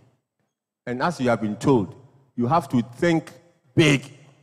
You have to think big. Everything I am doing, I have seen it. If somebody asks me, Charlie, if we give you $3 million, what would you do with the money? I said, Charlie, it won't catch. It won't catch. It won't catch because the things I am thinking about, they are big. But as much as I thought big, I started small. And that is what beats you guys. Think big so that you will not be limited or myopic in your vision. You know where you want to get to. So when you see the opportunities, you realize these are opportunities for me. If you don't think big, opportunities will always pass you by. Opportunities will always pass you back. You have to think big. So you know that this one, I am not there yet. But when you see the opportunity, you see, I don't know if you grasp what Nana was talking about. Nana was going for 100-acre land. But because his mind was big, when he saw the opportunity in 1,000-acre land, he took it. 10,000. Because that is where he wants to get there. If you don't think big, you would lose opportunities when they come along. You would think, oh, this is far beyond my reach. No, they are not beyond your reach. Everything is possible. You have to think very big, but you have to start small. One idea at a time. Okay? One idea at a time. So we started, and gradually, precept upon precept, we came to where we are now. And the journey has been quite challenging. I want to focus on that because Nana has, enumerated a lot of things that you need to do. But I want to talk to you about the challenging part of the journey. Okay? The challenges. Ladies and gentlemen, I am not a prophet of doom. I am not. But nothing easy comes cheap. You ask Nana, today you see him, he's going to chill in Dubai. Do you know the sacrifices he has made? Do you know the sacrifices he has made in not traveling? You see, you young people, when you see something today, you just look at, oh, today. Let's say,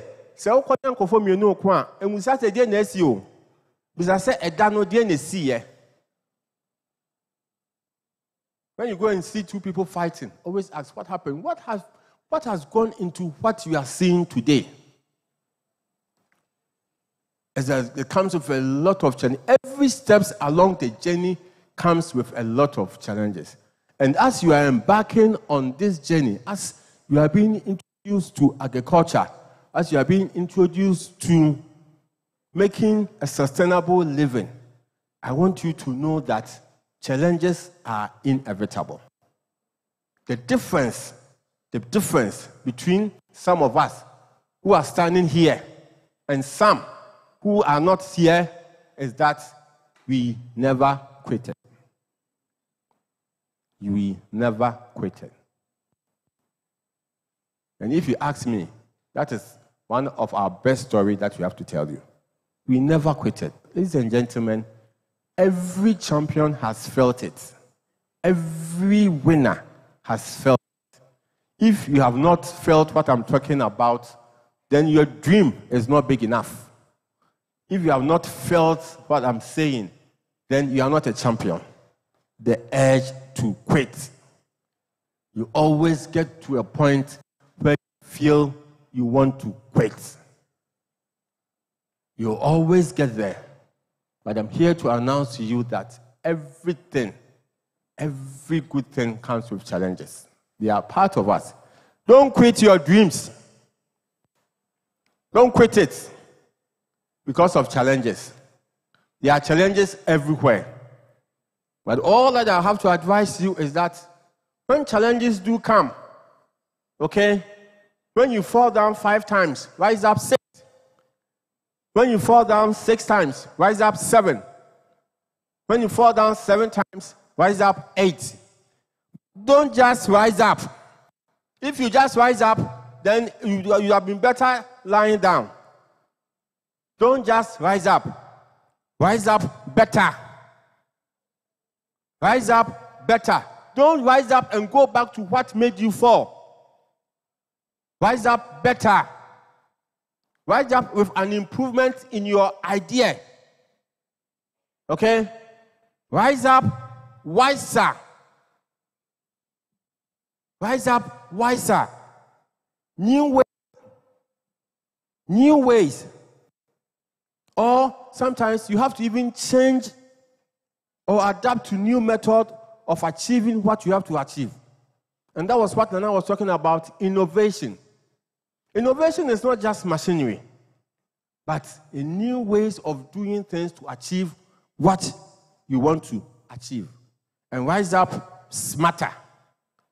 Research to the going trend of your innovation. What you want to do. Rise up. Smarter. Don't just be there.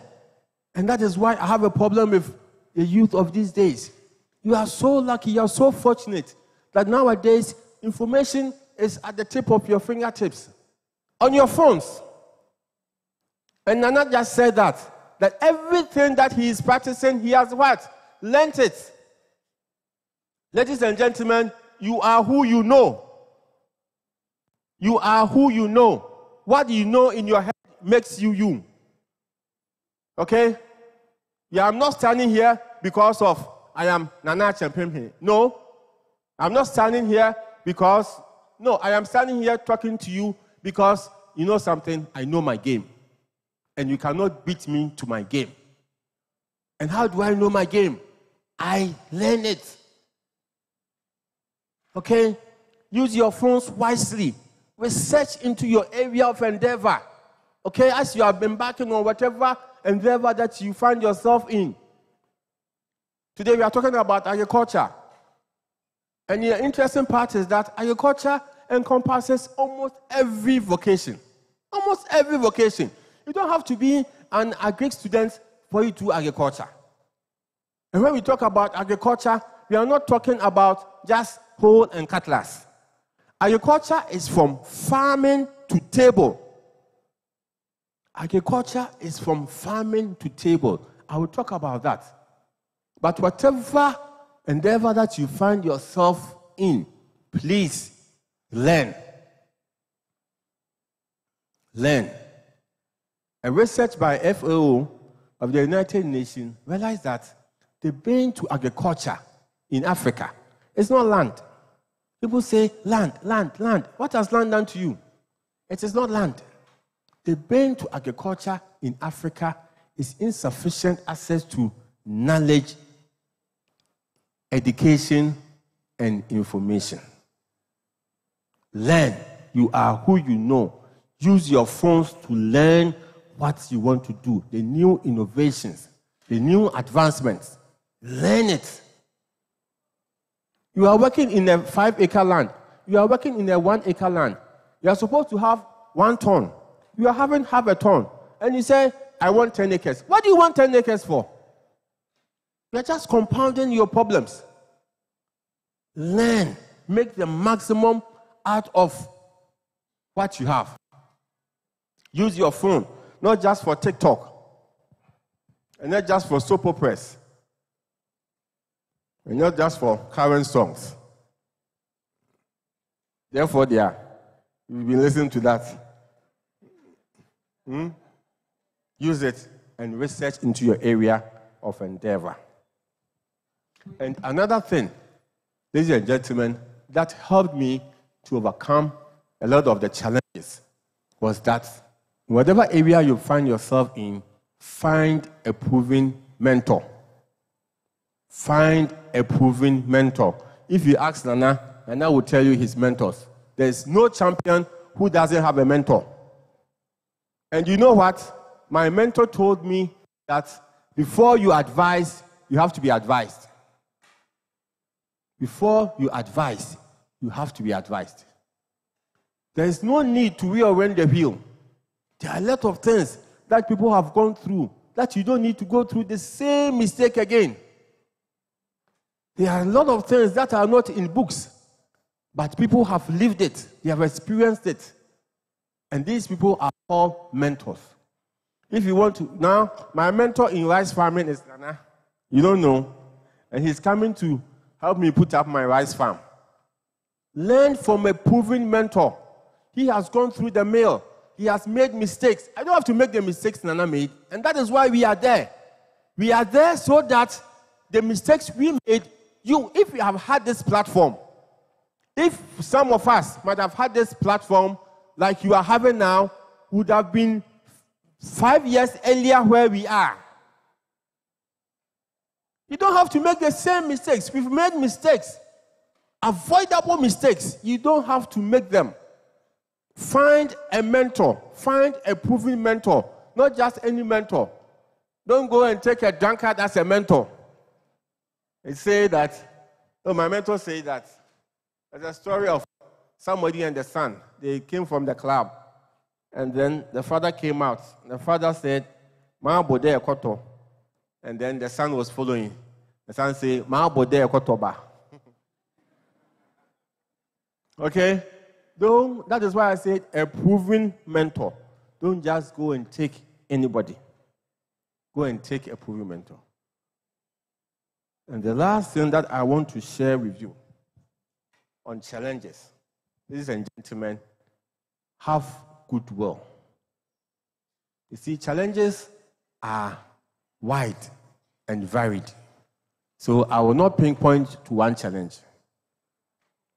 Every stage comes with its own challenges. As Nana said, even people that you are working with, they come with challenges. But as you are climbing the ladder, as you are being taught by people like Nana, as you are being motivated, have goodwill, have a good character, ladies and gentlemen.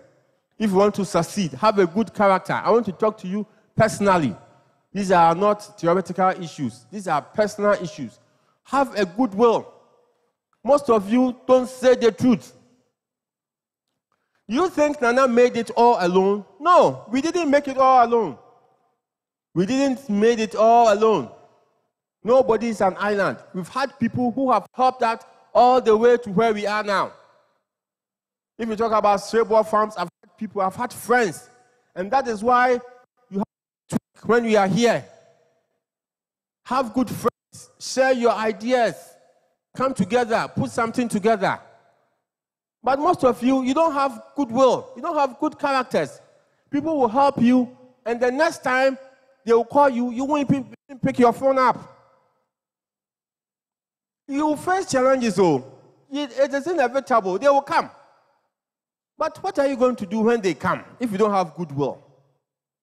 Okay? And if you ask Nana will tell you, there are times, there are challenging times. We leverage on our goodwill. We go to people and they just give us things that you go and you finish the season, you bring it. But we will call you on the phone. You are at KNUST. Because the phone is mobile, he said, I'm in Accra. I'm in Abelempe. And I always say this story about somebody who had lied so much that we were all sitting in a bus, an STC bus. And the person asks, where are you? Say, I'm on my road. Say, no, you are not. Say, I'm on the road. The person was just getting frustrated. And all of a sudden, he said, driver, bobbing. And the driver had to blow the horn before the person could believe him that he was in the bus. Don't be like that. Please, as you are going, you need people. People will help you. Be honest with them. When people give you things on credit, please, if even you don't have it, when they call you, pick the phone. Tell them, today, let me be honest with you, I can't have it. the person will be angry. It's natural. But the person will put down the phone and say to himself that this is an honest person. And the time you promise the person, don't even let the time get there before. You say I'll make payment on Friday. Thursday, you call the person. Thursday evening. Say, oh, boss, are you there? Tomorrow morning, I can come and make payments. And these are honest statements, and people will take you seriously. There are going to come a time, there's going to be a time that you would definitely need that. So please have goodwill. And last but not least, as we talk about youth and as we talk about unemployment, I want to take the opportunity, I want to take the chance. I think Nana made the altar call, and most of you had repented, to take the opportunity and introduce you to agriculture, the opportunities in agriculture. In all your endeavors that you are considering, consider agriculture. I am a living testimony of agriculture. And when I say agriculture, I am talking about a value chain.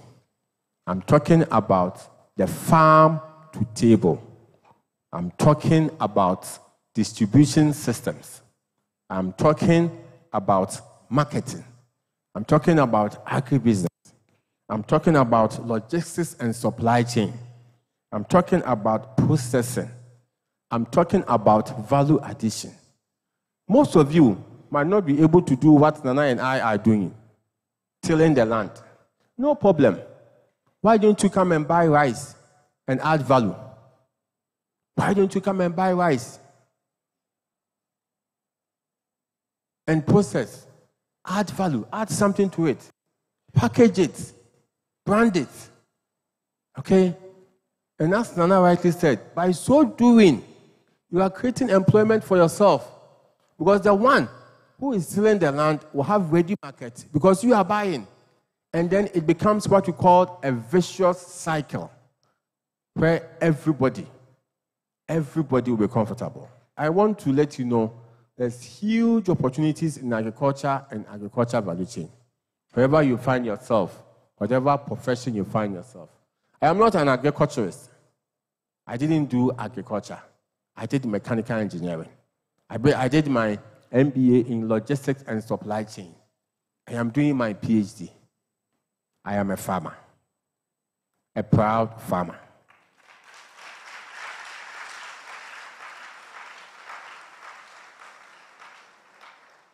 And because of my knowledge in mechanical engineering, my mechanization is, when Nana was, mechanization, I was just, if you could see my big ears, they were just up.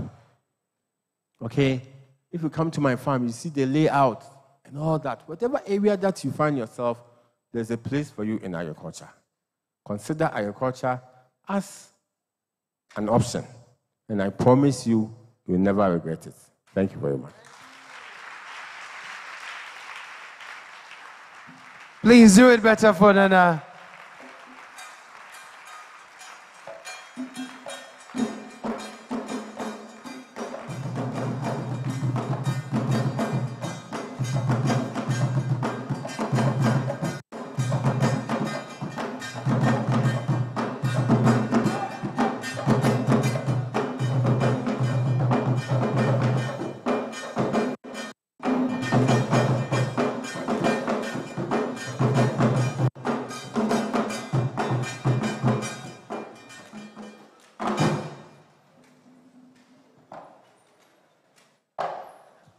Wonderful, inspiring, uplifting, and instructive session.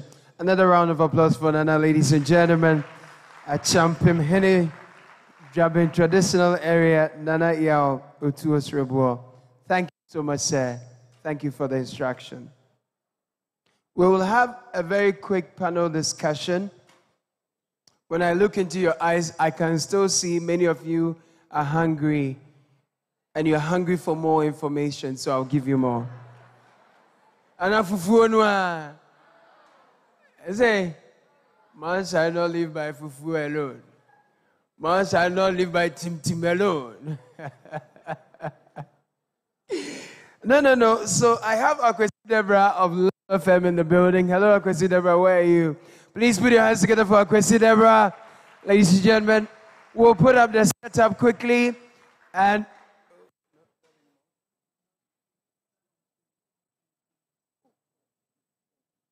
so Akwesi Deborah and his panelists will get ready for us shortly. But before they come, we would like to invite Nana Uso Achao again, Mr. Dan Akwe, and Mrs. Juliana Asante Date. Because you remember I mentioned that there is going to be a challenge, and I'm going faster. Okay. So you remember I said that there's going to be a challenge, and the grand prize is $20,000. Do you remember? Please, do you remember? We are going to launch it. Sharp. Are you ready? Are you ready? Are you ready? Please put your hands together. Let's welcome Nana Usachao, Uncle Dan, and Mrs. Juliana Asante Date as they launch the Young Agri Innovators Challenge 2024, ladies and gentlemen. Oh, your applause is hungry. I love it. I love it. Thank you. Thank you very much. We'll want to invite our implementing partners, representatives from the National Service Scheme, Catholic Relief Services, MEDA. If there's a representative from KNUST, please come up here. Ministry of Food and Agric, MOFA, is there a MOFA rep here? Is there a rep from Jobaman? And New Age?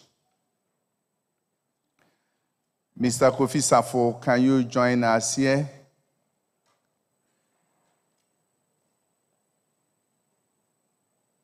Okay.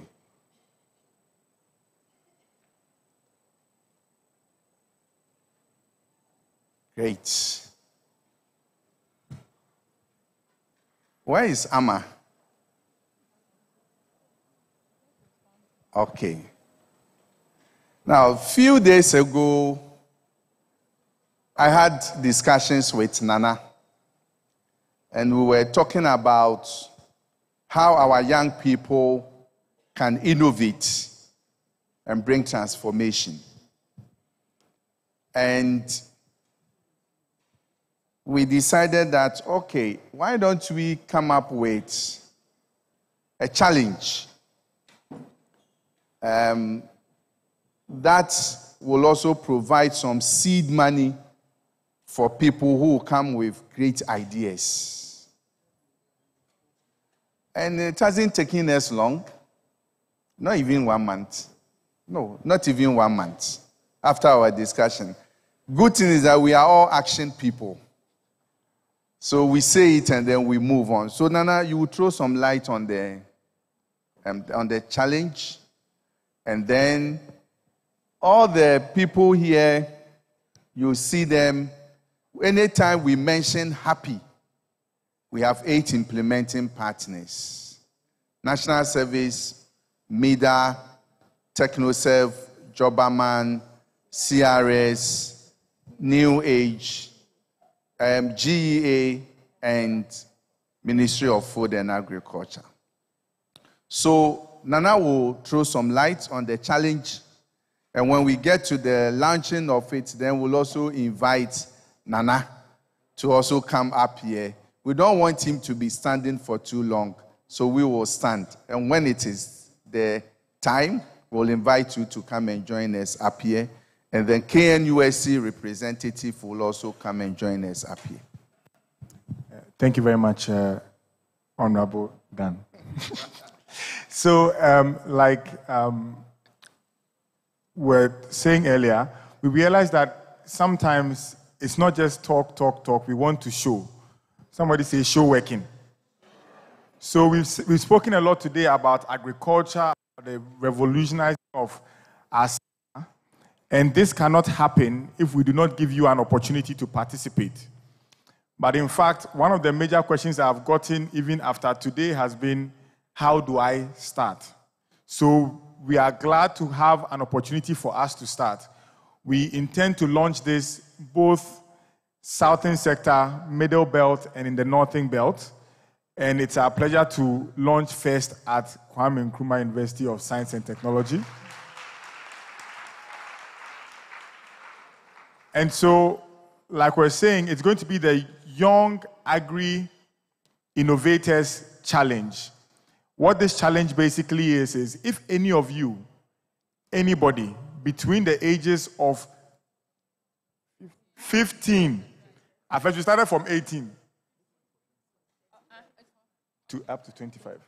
So anybody between the ages of 15 to 25, yeah, I'm hearing 50 to 35, but specifically for this program, we wanted a lot of the young people, especially university level, to be the ones who are taking charge. So really the goal was between 15 to 25. If you are above 25, we'll consider you, but know that our preference stops at 25. So anybody between the age of 15 to 25, you qualify. Now the hope with this challenge is any idea you have that has potential in the agriculture sector, we are happy to be able to receive what we'll call a concept note from you. A concept note basically says, what is the idea? What exactly are you trying to achieve? How can this idea create jobs? How can this idea solve some of the problems we have spoken about today? Most of the in fact, all solutions must be Ghana-based. So the raw material, or a significant part of the raw material, must also come from Ghana. So we don't want you to talk about the production of strawberry juice if the strawberry juice would have to be imported from Kenya. So our hope is that you are creating solutions that are also locally generated. So that's another requirement. We also hope that you would have a co-founder. We realize a lot of the time, one-man businesses don't go very far, especially when you are very young. So our hope is that you'll be able to partner with a friend, with a colleague, who would then be able to submit the concept note together. When you've submitted the concept note, the next level is the first 50 will be shortlisted. When you are shortlisted, we'll have a video concept note. So you have to take a video, either of the product, a video of you and your co-founder, whatever video you want to do to be able to make you potentially be shortlisted to 10. Then the 10 will be incubated by us for about a week. So for 1 week, the shortlisted 10 will come and work with private sector, will come and work with some of the implementing partners to refine your idea. Then a month after that, we'll have a live session like this where the 10 people who have been incubated will present, and then the winner will win the awards that we are about to share with you. And this is in proper currency so that you can have that startup capital to be able to implement some of these ideas that you may have. And so this will be taking place between now and December. So we are talking about not 1 year program, not 2 year program. In fact, I was very happy to know that the MasterCard building, the one on campus, was actually done with an architectural competition. So we want to create something similar. We want a business, we want a product that is generated from this challenge. And so we hope that by September 1, all the details and the criteria will be out. We have to launch here, Northern Belt and then Southern Belt. But you have gotten the information first. So I hope you have what they call first mover advantage. So as you have heard today, when you are leaving, don't gossip only. Find a friend who you know is smart in your class. Find a friend who you've been gossiping for some time. Say, let us change our mind. Let us create a business that can make us the future Mark Zuckerbergs or the future Nana Srebos in the room. Amen. Thank you very much. The first prize will not get less than $5,000. First prize. You can even go up to $10,000. if your idea is good. $10,000. We are not giving it to you to go and chill. We are giving it to you to start your business. The second prize will also get no less than $5,000. And we'll give something to the third person. So take advantage.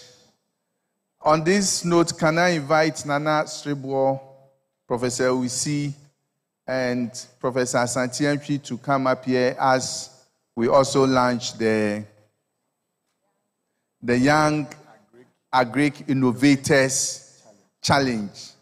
Is there something you want to show to us? Because I saw, okay, can you see from the screen the dates? Okay. Okay, so let's give you space, the interviews, application, then 5th to 30th September, we will load your application. And the next one, October, we'll receive and select 50 applicants. And then we will interview top 50 for selection of best 10. And then 1 month mentorship and coaching of the 10 innovators.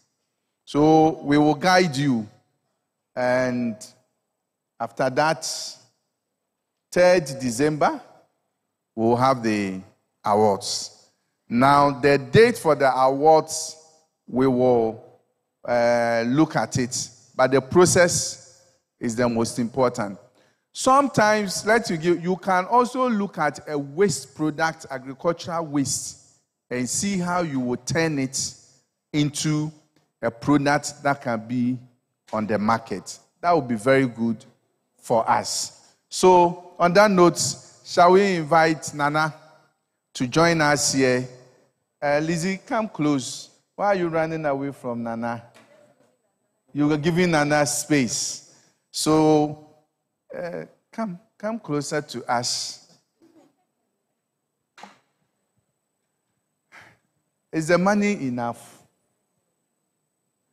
To us, we are starting this, but we anticipate that other private sector firms and organizations will show interest in this and will also put in more money. The good thing is the $20,000 we are talking about is not all coming from Happy. AgroKing is providing money. How much are you contributing? AgroKing. Right. So as we speak now, AgroKing is ready to contribute $10,000. So we will be talking to our private sector partners like Yedent and New Age. They will all make contributions to this thing. And we are starting with 3, but we are sure that by the time we end, we may even be giving to, we'll have resources to get to 10 people. And we might even expand. That's the beauty of it. Odando Nana, I give the microphone to you to declare the Young Agri Innovators Challenge during lunch. But I don't want it to come from, it must come from a chief and a chief farmer.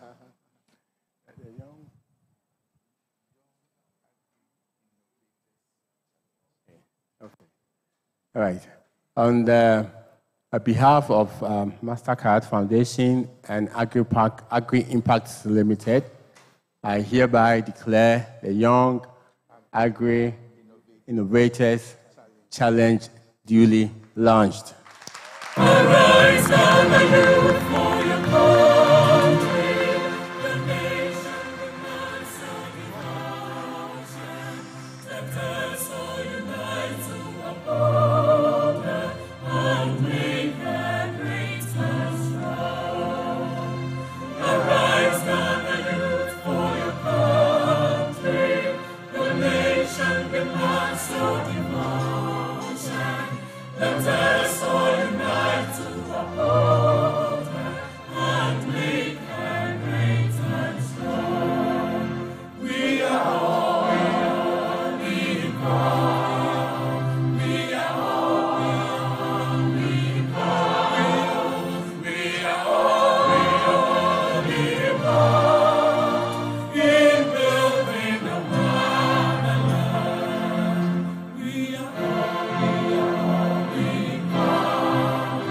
We are all become.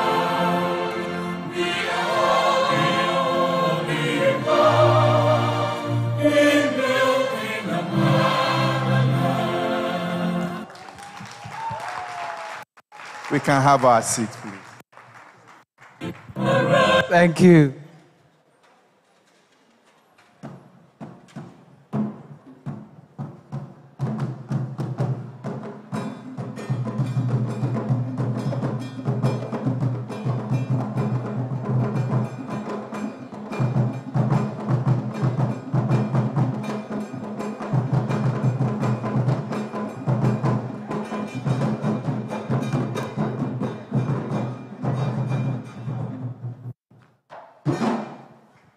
Thank you.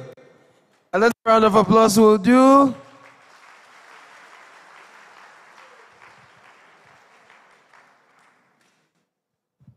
Great. So, Akwesi Debra, if you're ready with your panelists, please run up stage. We'll have some minutes to have some heavy discussions. When we're done, we'll take our chairman's closing remarks. We'll do closing remarks from Agri Impact, and then we'll go and do what you want to do. But for the challenge, there is a link that will be provided for all of you, so please remain in touch. The avenues we use to reach out to you, we'll be sharing those links with you so that you can stay informed and be ahead of the competition.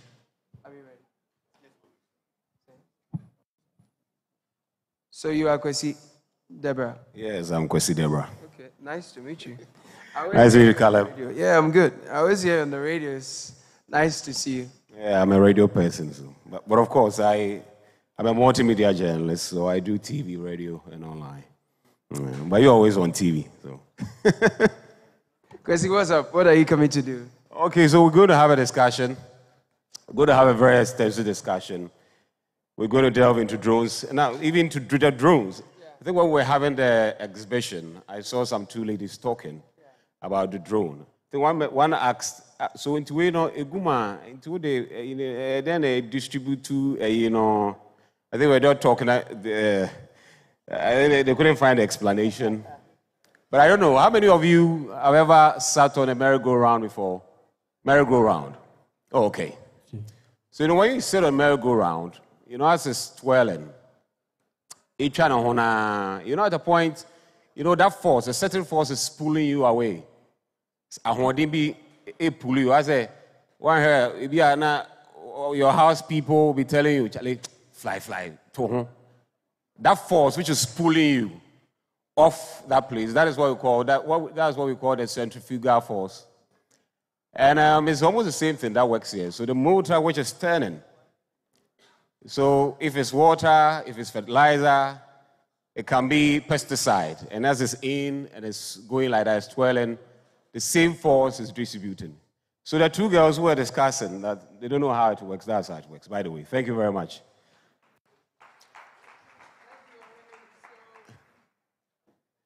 Friends, I'll leave you in the able hands of our interior in the next 30 minutes. We'll have... Yeah. Say? Oh, what did I... Sorry. Why am I calling you him interior? He's in Central Region. This is Akwesi Debra. He's also here. And then they are twins. So a very balanced diet is going to be served you. Just sit back, take your notes, and write. And if you look for it, you see Nana is writing notes. And I noticed when Nana was speaking, he was making a lot of copious notes. And I was looking at a lot of people who were like, please write, make notes, because some of these things you're likely to forget. But make notes, it helps. All right, Caleb, thank you very much. All right, so before we panelists mount to the stage, I'm going to read the profiles. So we start with Louise Ajaman, and he's the co-founder and CEO of AgriPay Limited, an agri-tech company that provides innovative e-commerce and fintech solutions for farmers and individuals in agriculture. Now, AgriPay has successfully established integration with the Controller and Accountant General's Department, enabling credit purchases for government employees who buy from agro-merchants. With nearly 5 years of experience specializing in applying technology and financial technology to improve agricultural practices, he is committed to enhancing the efficiency and effectiveness of the agriculture sector through advanced solutions. Louise Ajaman is currently a participant of the ongoing Happy Tech Ambassadors Training, and so would invite Louise Ajaman to the stage. So we have our second panelist. Bridget Kwaduago is the founder of Heli C. Mash, a mushroom production company. Through her company, she has created a sustainable and innovative agricultural model demonstrating her commitment to the mushroom industry. Bridget has also served as the inaugural vice president of the Young Agripreneurs Forum, championing initiatives aimed at empowering young agricultural entrepreneurs. Let's welcome to the stage Bridget Kwaduago.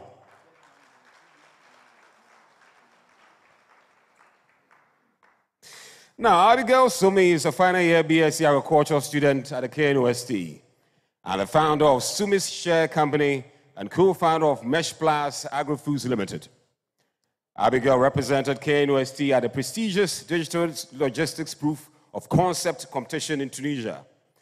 Now, her roles as Electoral Commissioner for the IAAS KNUST and organizer of the Young Agripreneurs Forum, YAF, highlight her proactive approach by fostering innovation and community engagement. Abigail's passion for agriculture is complemented by a strong entrepreneurial acumen and commitment to ethical leadership. She was recommended by Rita Roy, founder of MasterCard Foundation, to join the esteemed Global Share Alliance, a testament to her significant contributions and impact in the industry. A round of applause for Abigail Sumi.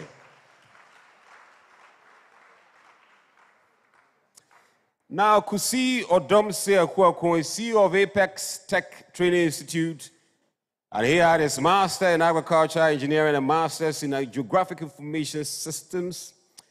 And, of course, he's a Geographic Information Systems Analyst and Drone Pilot. He has 8 years experience as a drone pilot and with Franklin County, Ohio, as GIS manager, and 17 years with Maricopa County, Arizona. A round of applause for Kusi Odomse Akuakon. He's going to join us online. It's going to be a blended interaction, so we have some joining online. We have our entrepreneurs here.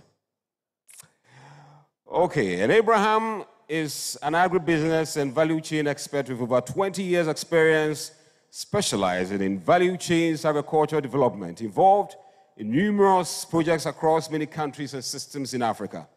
He has analyzed, created, appraised, and implemented value chain opportunities for industries including smallholder farming, handicraft, cosmetics, and natural plant industry. He applies a value chain approach to identify appropriate interventions to increase farm productivity, facilitate market linkages, and add value to agricultural products. And he has also worked as a business development officer for United States African Development Foundation, USADF, a U.S. federal government program in assisting rural development and SMEs through the value chain approach. Abraham's skills in organizing and leading rural suppliers to international markets through business development, market access, business development and market access and financial linkages are demonstrated at both private sector level and international NGO organization. He has a BSc in Agriculture from the Kwame Nkrumah University of Science and Technology, a graduate diploma in management studies, and an MBA in finance from the University of Ghana. Let's welcome Abraham Safo from Agri Impact Limited.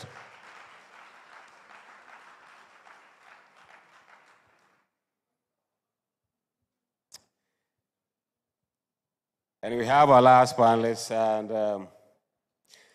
I'm not going to read their profile, But I'll invite Professor James Osei-Mensah KNUST to join us here.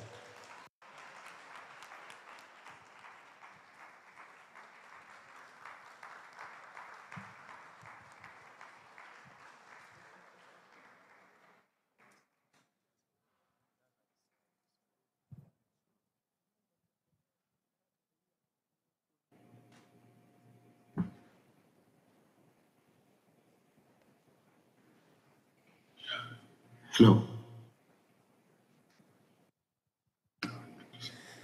And we have the last one here. I'm informed we have the last one here. So we have Samuel Asuman. And he is in agriculture business. He's pursuing a Bachelor of Technology in Electrical and Electronic Engineering at the Takoradi Technical University. Samuel, please join us here. A round of applause for Samuel.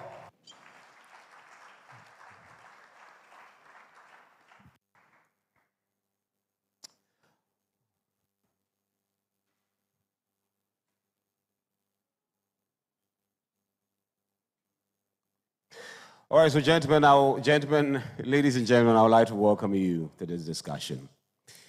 And if Mr. Kwaku can hear me, would want to start with him. Since I started talking about drones, perhaps we can start with Mr. Kwaku. Mr. Kwaku, can you hear me? Yes, I do. All right. So but the video is off. Maybe you can start the video so that people can see my face, or is that okay without video? Okay, yeah, I think the technicians will be working on that. Okay, all right. Yeah. But Mr. Kusi Odumse, you are the founder and CEO of Apex Training Institute, and you are a drone expert.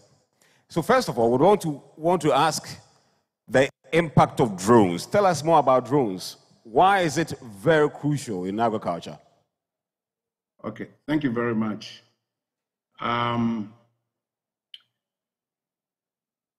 Drones are very crucial in agriculture because it's one of the newest technology that are being used all over the world. And it does precision agriculture, which is targeted without wastage. You know, when it comes to, say, fertilizer application, you can target each plant and give it the necessary or the exact amount of fertilizer that it needs. And so it is actually helping productivity because we are reducing wastage. And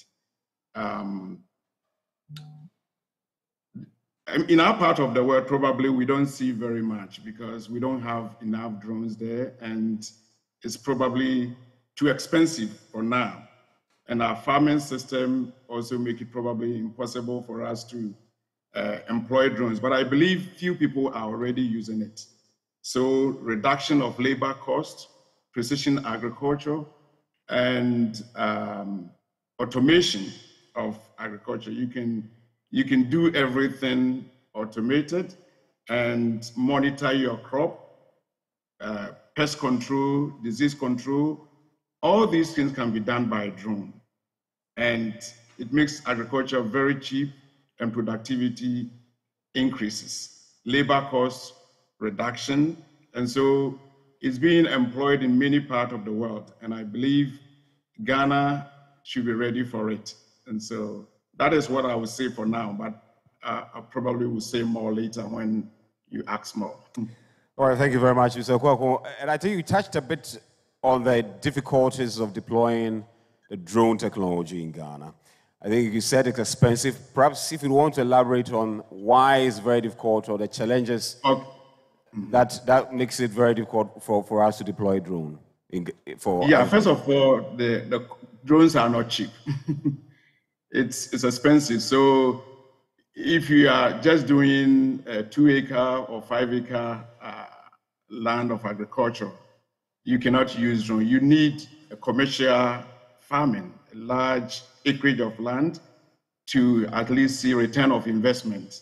So if let's say your annual output is it's less than 100,000, and you're buying a drone, agricultural drone, for about 10, 15,000, it's not worth it. So our method of farming, we need to change it a little bit in order to make full benefit of drone usage. And also, drone usage comes with a lot of regulations, and the regulations keep on evolving because governments are very careful in the use of drones.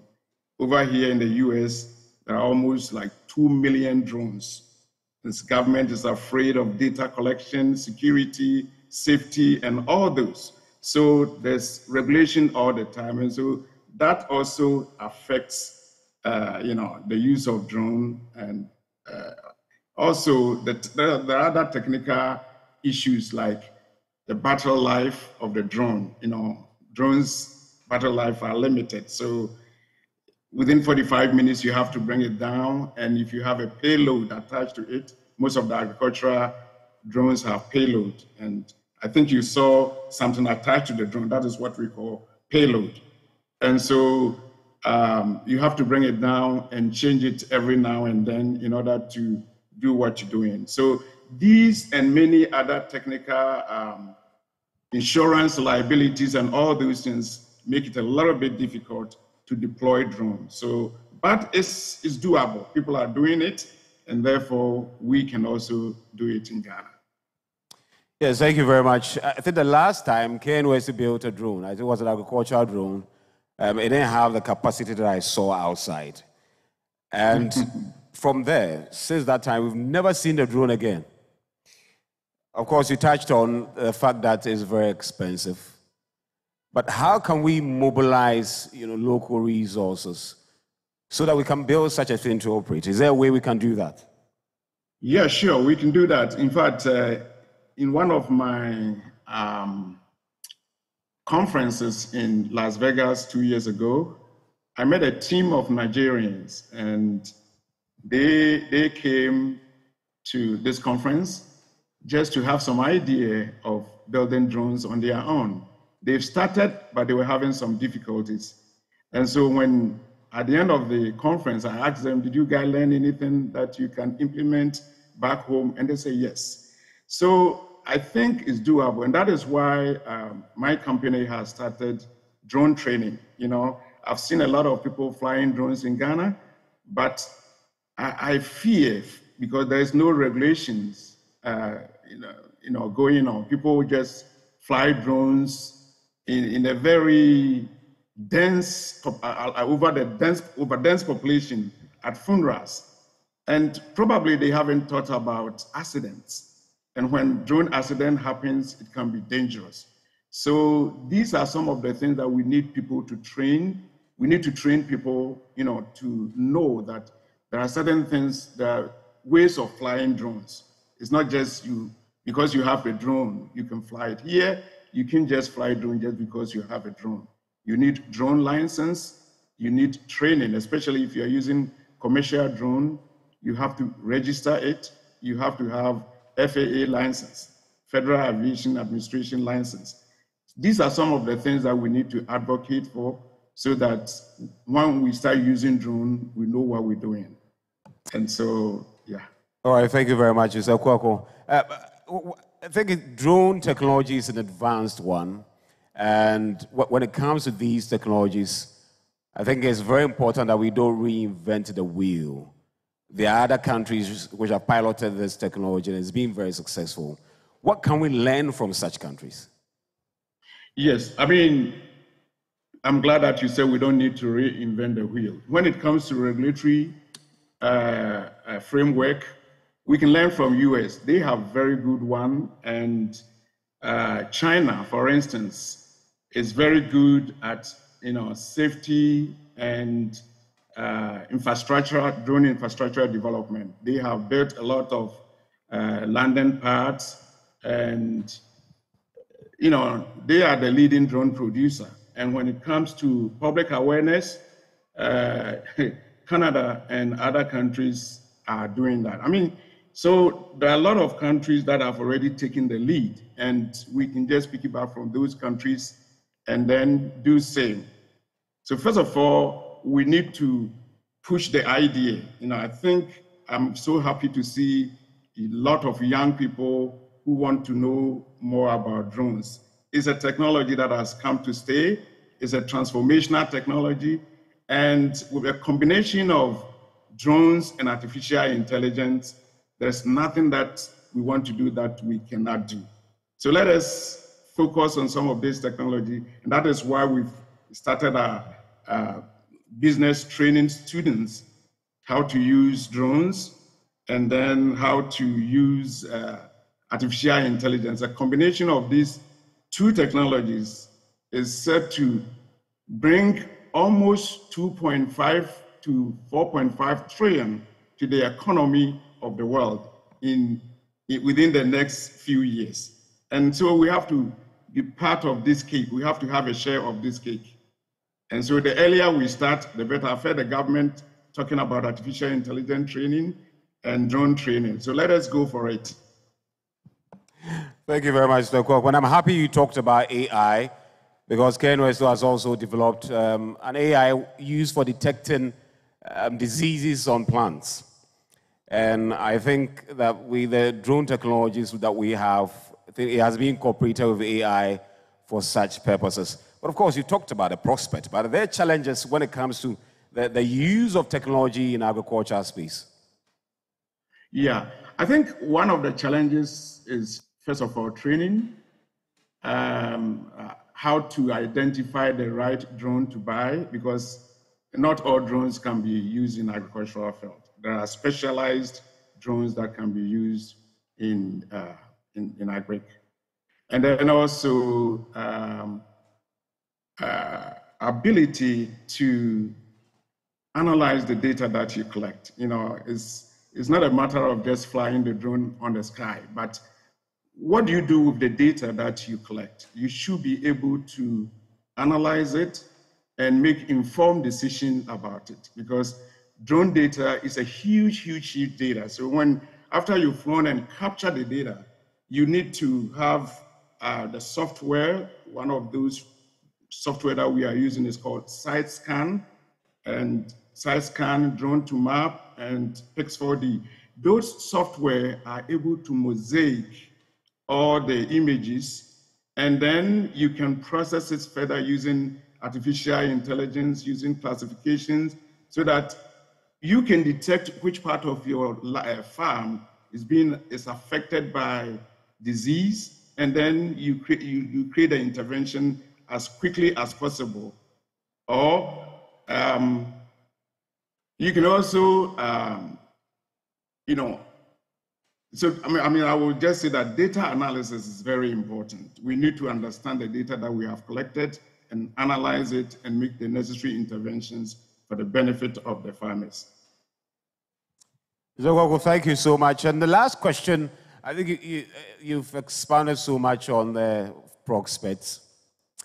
And I want to ask, what excites you most about technology used in agricultural space in Ghana? What excites you most? Yeah, I'm so glad about the drone as a technology that we can use to improve agriculture. What excites me, when I see these young men sitting there today trying to learn something about drone, I'm very excited. And I believe that given the proper training, very soon we can generate their interest in agriculture, because like Nana was saying, people see agric as cutlass and tools, but if a young man is flying a drone to collect data and educating a farmer, or he's an extension officer, disseminating data to a farmer in a remote area, he wouldn't see it as cutlass and hoes. So I'm excited that we can, train our young men to engage in this kind of technology to improve productivity. So that is where my interest is. And I believe my company can be of great assistance to anybody who is interested, even if we have to reduce the cost in order to allow more young men to be trained. We can do that to help. Mr. Kusi Odomisi Okwaku, CEO of Apex Training Institute and founder. A round of applause for him. So thank you very much. So we're done with the online. We come to the stage. We'll start with either Prof. or Mr. Abraham Safo. Many youth out here, they are quite confused with regards to the agricultural opportunities we have around. Are there promising ones that they can latch on and say, yes, I'm going to be involved in this, and I know at the end of the day I'm going to reap a lot? Can you tell us the promising ones? I won't say that they are promising one. I would say they are promising one, but I'm not going to point this and that or this or that. My first statement is that to the young people, agriculture is very, very profitable. Extremely profitable and huge opportunity there. And we always talk from garden or from farm to fork, whatever you want to call it. The bottom line is that within the spectrum of agriculture, from the production stage all the way, even to the preparation of the land, all the way to the logistic management, production, to the restaurants, to the fact that the distribution of food systems, there is huge opportunity for employment, for entrepreneurship, and for growth. And that is what we have not so much nurtured. Tony Elumino Foundation, one of the big African foundations that support entrepreneurship in Africa, that young people apply and they support them. If you take statistics of young people from all spectrums and all sectors that are applying, each year, the majority of applicants are innovations and systems and solutions in the agriculture space. Normally, he gets more than 50% of young people applying opportunities in the agriculture space. The next one, which comes closer to agriculture, is fashion. And fashion takes about 17%. It tells you how important or how huge the opportunities are. And so it's not so much about what is there, but it's about what we have not been able to do. We're talking about drone. Drone is just up there. But come to the basics, the fundamentals. How many acreage of our land are tilled, mechanized, in a year before cultivation? This is an opportunity, land preparation alone opportunity. We've heard about trot tractor, where a young person has organized a system that is able to lease tractors to people for farming. And when it comes to the farming season alone in the northern Ghana, access to tractor alone is huge. That within that short space, the sad situation about, especially farming season in the north, the window is very short. Within 1 month, if you are not able to prepare your land and till and sow the land, by 15 July, you miss the whole season for the whole year. During that situation, the scramble for tractor alone, for land preparation, is so huge that most farmers don't even have access to. They come all the way to the south to hire people. So that alone, that opportunity alone is there. Come to most of our factories in Ghana are suffering because of lack of raw material. Where do we get the raw material? Most of these raw materials are agro-based raw materials.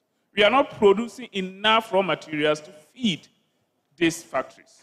Most of our mills are at about, let's say, 40% to 50% capacity because of lack of raw materials there. So there's huge opportunity for that. Logistics, post-harvest loss, a whole lot of them. So even without going to as high as technologically advanced like drones and the rest, Let's go to the fundamentals. There's huge opportunity for young people that they will be able to find their niche there.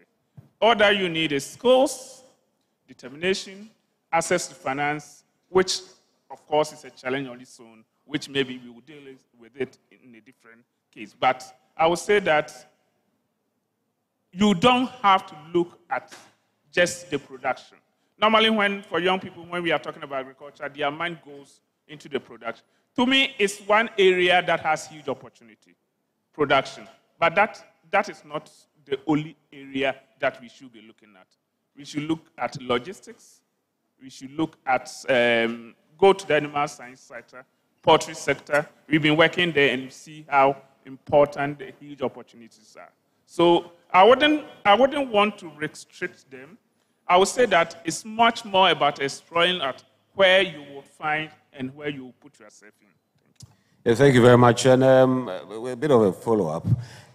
And I was very happy that you mentioned the issue of Adra, because I had some interactions with the farmers there some time ago.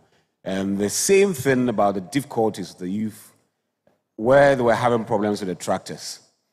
How did they succumb this? Because this is the case where these are supposed to be opportunities for them, but at the same time, these are real challenges. How do they reconcile these? Until recently, where GIZ introduced tractor mechanization, practical tractor training, Ghana has not taken that into consideration in terms of training people with the skills to operate tractors. They started with women in tractor, and now we have a lot of women going into that field. So we have not built the technical skills, and Nana said it, the two Nanas said it, the technical skills needed.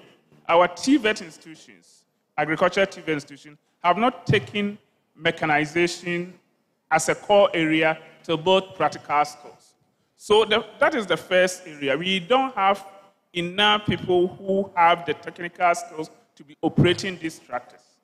The second one is the investment. Obviously, if you train 1,000 people and they don't have the tractor, they will not be able to do it. How private sector sees that as an opportunity, that I'm buying, instead of probably buying maybe Land Cruiser or buying this number of vehicles, I can buy 5 tractors, train young people. It's a business. They go and plow per acre. Nana can tell us how much it costs to prepare a land per acre. And then these people, this is a business for them. So it's more about the critical mass of young people to be trained in this field. And thankfully, that is coming up. We've seen a lot of programs, a lot of institutions going into, a lot of private sector seeing this opportunity and training a lot of young people in this area. Personally, I'm involved in the program with the British Council that is doing some courses up north, training young people in practical track. Another one is not just a training. The ability to fix it, the repair. Nana said it. That some repairs and maintenance that you need basic things that they should be able to fabricate themselves. Gratis is there. We are not utilizing gratis to be doing some of these things. So having the know-how to even fix it is in the field crying, and then there is a problem. The guy just leaves the tractor and abandons them, and then the owner is in trouble. Ability to fix this is not there. So we need to step up the technical training. We need to also step up the investment, especially the private sector. I know the government has tried to set up the mechanization centers, but you and I know most of these government-driven projects are not sustainable. But when private sector go in and knows that this is what I want to do, I'm investing 20 tractors, this is a business for me, I have these young people, then we are able to bridge the gap. Well, thank you so much. So, Prof, perhaps you can take it from there with regards to the opportunities available, and also, very important is the policies. Because many are wondering, they are having a certain idea, they want to go into farming, but they don't know the policies available for young entrepreneurs. Perhaps you can take one in. All right, thank you very much.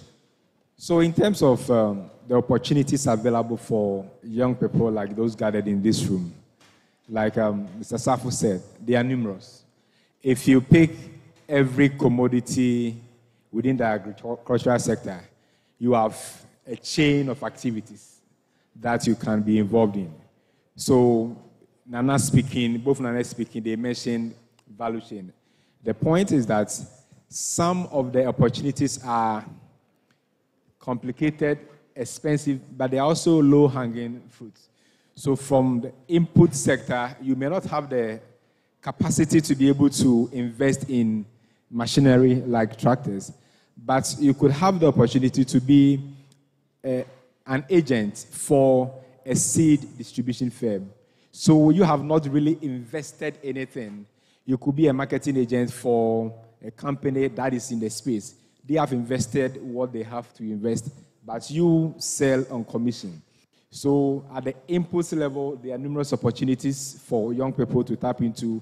At the production level, if you cannot, some young people here may not have seen the opportunities in primary production, but there are other non-traditional production activities that we can be involved in.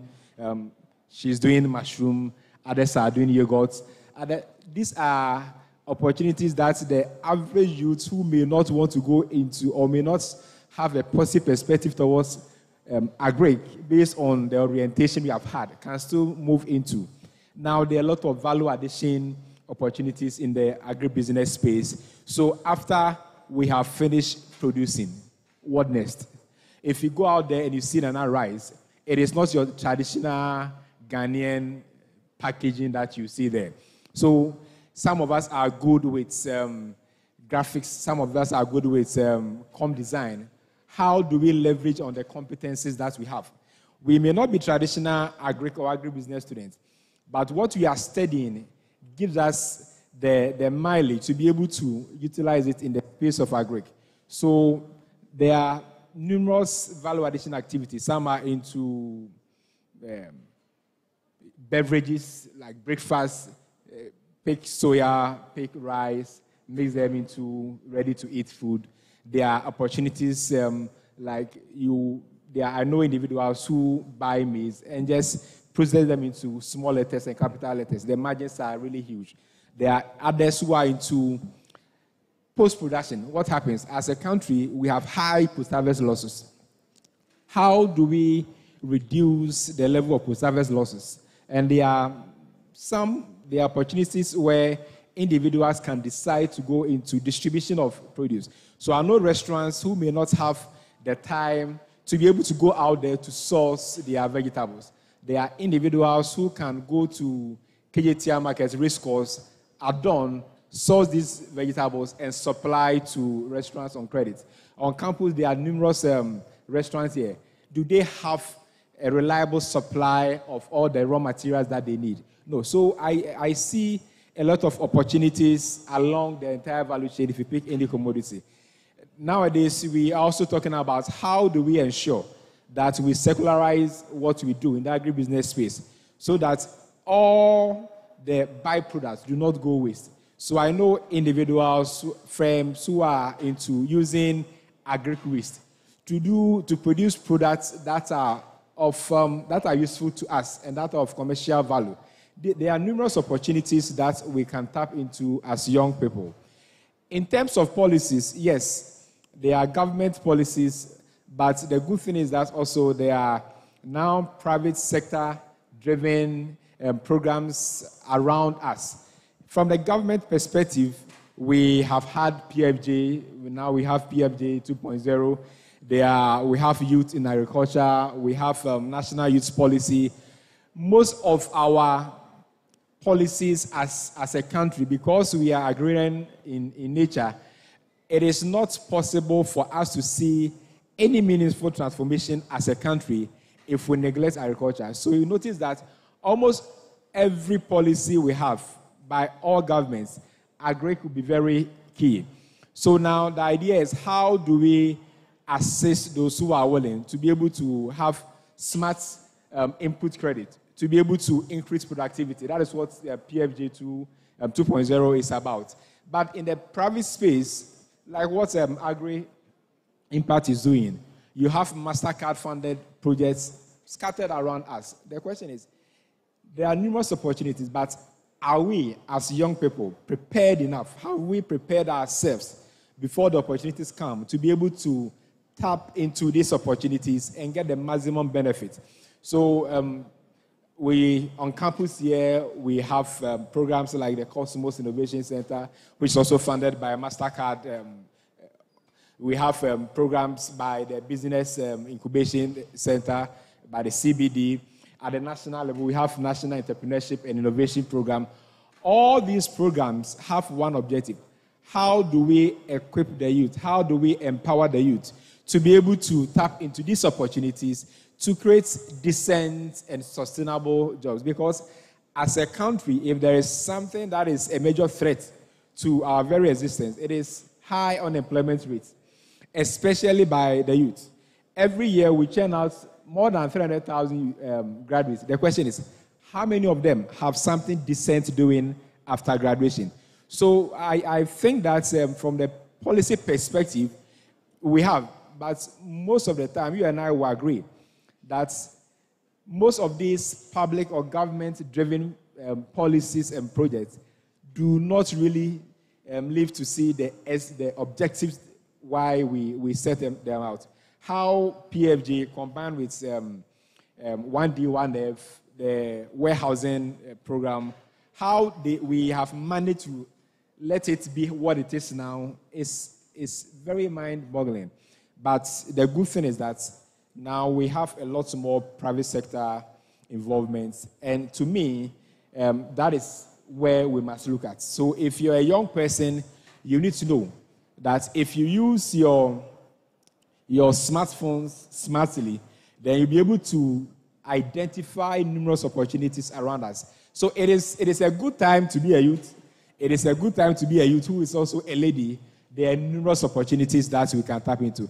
We just have to be able to train ourselves to be able to identify the opportunities and learn how we can tap into and exploit the opportunities. That is what I would say. Thank you very much, Prof. And so I will take from there, Mr. Savo, yes, with how to tap into the opportunities. Because you see many youth, they will bring a certain product and they are in a quandary as to what to do with the product. How can they attract investors to help us scale the product or production?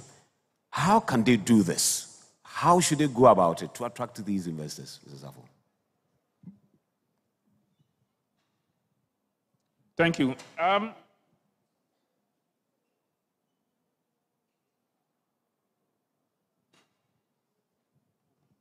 Okay, thank you. The entrepreneurship ecosystem is still growing in Ghana, even though if you compare us to other African countries, we are really way ahead in terms of how we are grabbing opportunities. There are two types of entrepreneurs that are driving us in the country. Most of us in Ghana have become necessity-driven entrepreneurs. We are entrepreneurs out of necessity. He's a young person, she finished school, jobs are not coming, he sees an opportunity, or he sees something, he wants to do it. That is quite good, and that is very impressive, and it's filling a lot of gaps. But then the rare ones, the opportunity ones, the ones that Anna was talking about, those who seek to do solutions. These are the ones that are going extra mile for us to move forward to where we want to go. To seize an opportunity, obviously, is to scan and see where you want, whether you are going to be a necessity one or you are going to be an opportunity-driven one. Look at what is happening. Open your eyes, open your mind, and begin to learn. You step in, and when you step in, your skills are very needed. Ability to learn is very, very important. And we are seeing this even in the people that are engaged in the work that we are doing in the Happy program. We've seen how a lot of these young people come in and they see that this is what I want to do, and they are seizing the moment. So somebody comes to the poultry sector and he sees that there's an opportunity. He's attached to the private sector, and he's thinking about how do I move from the 500 birds that I'm looking at, that in a year or two, I'll be able to manage my 5,000 to 10,000 birds. And in doing that, what do I need to do? What are the skills that I need to do to be able to understand how to feed the birds, how to take care of the birds? And from there, what are the infrastructure needs? And sometimes that is where then the challenge comes in. Because to even construct a 5,000 bed litter house is not an easy thing for a young person. Thankfully, there are opportunities there. For example, the foundation, the Mastercard Foundation, has access to finance programs that is making funding quite cheaper for young people like this. Probably interest rate of not more than 10%. So it's about what we will say show working. If you have the ability to learn, capacity to move forward, and has a clear business plan, there are these opportunities are there to do that. The private sector is also opening a lot of opportunities. They are creating this for them to learn. We shouldn't also lose sight of the investment that the government is also doing. Currently, there are two enclave projects that they are undertaking. That they are preparing land for young people, and then the foundation through us are supporting them with seed capital, with working capital, to move them into full-time entrepreneurs in the agri-space. If you go to the Sunya Enclave, for example, through MEDA, we have opportunities for young people to begin to cultivate about 5-hectare land. 5-hectare rice field with the support that you would need under an anchor farmer to help to guide and train you for the next 4 years. By 4 years, if you're able to cultivate 5 hectare and master it, you have opportunity to move forward and move 10 hectare. The next time we know we have another nana. So the ability to learn is very important, extremely important, because the technical knowledge and the business knowledge are critical for your success. And to me, that is these things that are there. Funding may come, but if you are not prepared, you will not be able to take advantage of that. All right, thank you very much, Prof. for service and Ms. Abrams. A round of applause for them. All right, so we move straight to our entrepreneurs.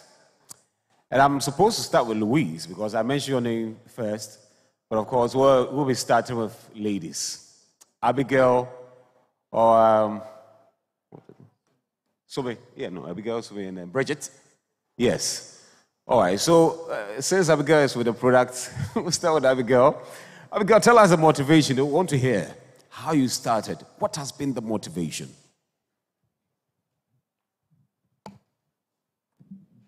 Okay, I started 2021 with the shea butter. I'm from the north, and I went to the north to visit my people. I saw this shea butter in the market a lot, and they are selling it very cheap. And even with that, they still don't get buyers for that. Meanwhile, on campus here, we have shea lovers. People really like shea butter. But here too, it's a bit expensive, and it's not well packaged. Students don't really like the smell and the texture of it. So I thought of it that, why can't I buy this shea butter from these women and reduce their stress and add a little value to it and sell it to my people?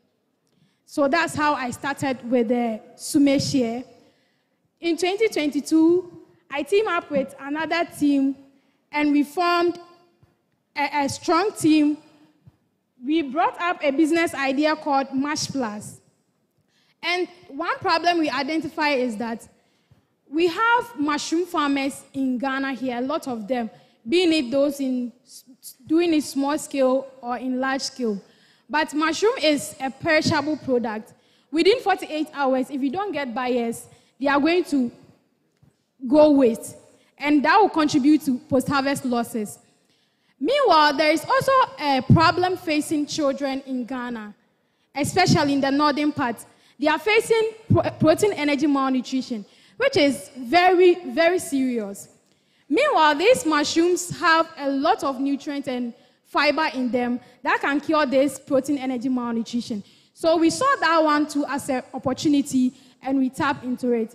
That's how come I have these two products here, the Sume's Share product and the Mash Plus instant noodles and Mash Plus protein care. Well, thank you very much. A round of applause for Abigail. And since Bridget is there, Bridget, we want to hear your story. Abigail has talked so much about hers. How did you begin, and what has been the motivation? So first of all, I would like to thank my professor here. I'm very glad to be seated alongside my professor. I'm very glad to be seated alongside my very own professor. So I'm a final year student offering BSc Agriculture. So my story started in Volta region. I'm actually 50% Ghanaian and 50% Togolese. So it all started when there is a shortage of oyster mushrooms in the Volta region. So we have supermarkets, malls, and chobals yearning to buy the oyster mushrooms. But there is a low supply. The demand is very high, yet these malls are not able to get the products that they want. So as a MasterCard scholar, I am being thought to become a problem solver. So that was the problem I identified. And to niche on that particular problem, that's when we decided to come up with a company called Helesimash. Quite a number of people usually have issue pronouncing the name. I see the MC having an issue with that as well. So the company is called Helesimash, and what we basically do is to produce oyster mushrooms at a very large scale. And currently what we are doing is to introduce a mobile system, because our core value is to introduce it into the system such that it's more accessible, because as she stated, they are highly perishable. So we want to introduce a system that makes it a mobile system for quite a number of people to have access to. So the main story has to do with solving the problem of high demand against the low supply of the oyster mushrooms. Wow, thank you very much. A round of applause for her. Louise?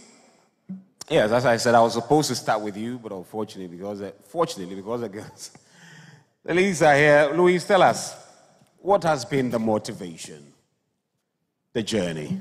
What has been the motivation? Thank you. Thank you very much. So, mainly I put up a plantain farm myself.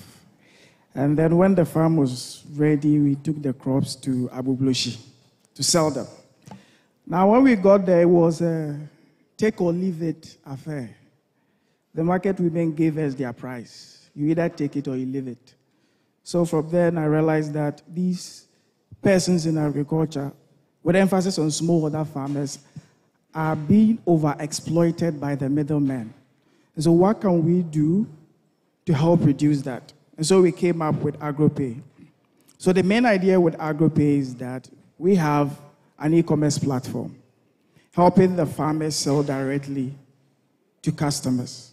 So another big challenge is that you put the product there, and then customers will ask, now buyer they made that turn online, upon they made that turn online. So what AgroPay has done is that we have integrated live streaming. So if I can have a certain level of tactility of what I want to buy, it's going to increase my desire to purchase. And then we also realize that currently the world is experiencing global financial crisis. Our city is depreciating every day. So the question is, what can we do as far as fintech is concerned to help boost sales for our agro vendors? Then we came up with buy now, pay later. So if you give customers the ability to schedule their payments, I can pick it today, and then let's say in 2 months' time, I pay it in installments. That greatly increases their desire to purchase. So what AgroPay has done is that we have partnered with the Controller Accountants General Department. And customers, for now, it's just Controller paid customers. So you can pick a product from one of our vendors, be it online or offline, and then pay in installment. Thank you. Thank you very much. So Sam, tell us also your motivation. All right, thank you very much. All right, so my company is basically about, we are basically vegetables, right? I started farming in collaboration with my friend, and along the line, we lost interest. We lost interest along the line. But when we were there, and my friend sent me a link, actually there's an opportunity for a particular training which is coming to happen in KNUST. Can we apply? And we applied. And so when you applied, that was Agri-Impact in relation to MasterCard, and then KNUST Learning Center. And along the line, right after the training, the interest came back, meaning that Prof, one of the facilitators said a very key point. He said that we need to be innovators. And out of it, through that innovations, when I went, I didn't sleep. I started linking up, doing calls and all of that. And then as I speak to you, I've had direct links with very prominent people who are doing very well in the agri sector. And currently, the challenge I actually want to solve, I realize that it has two sides.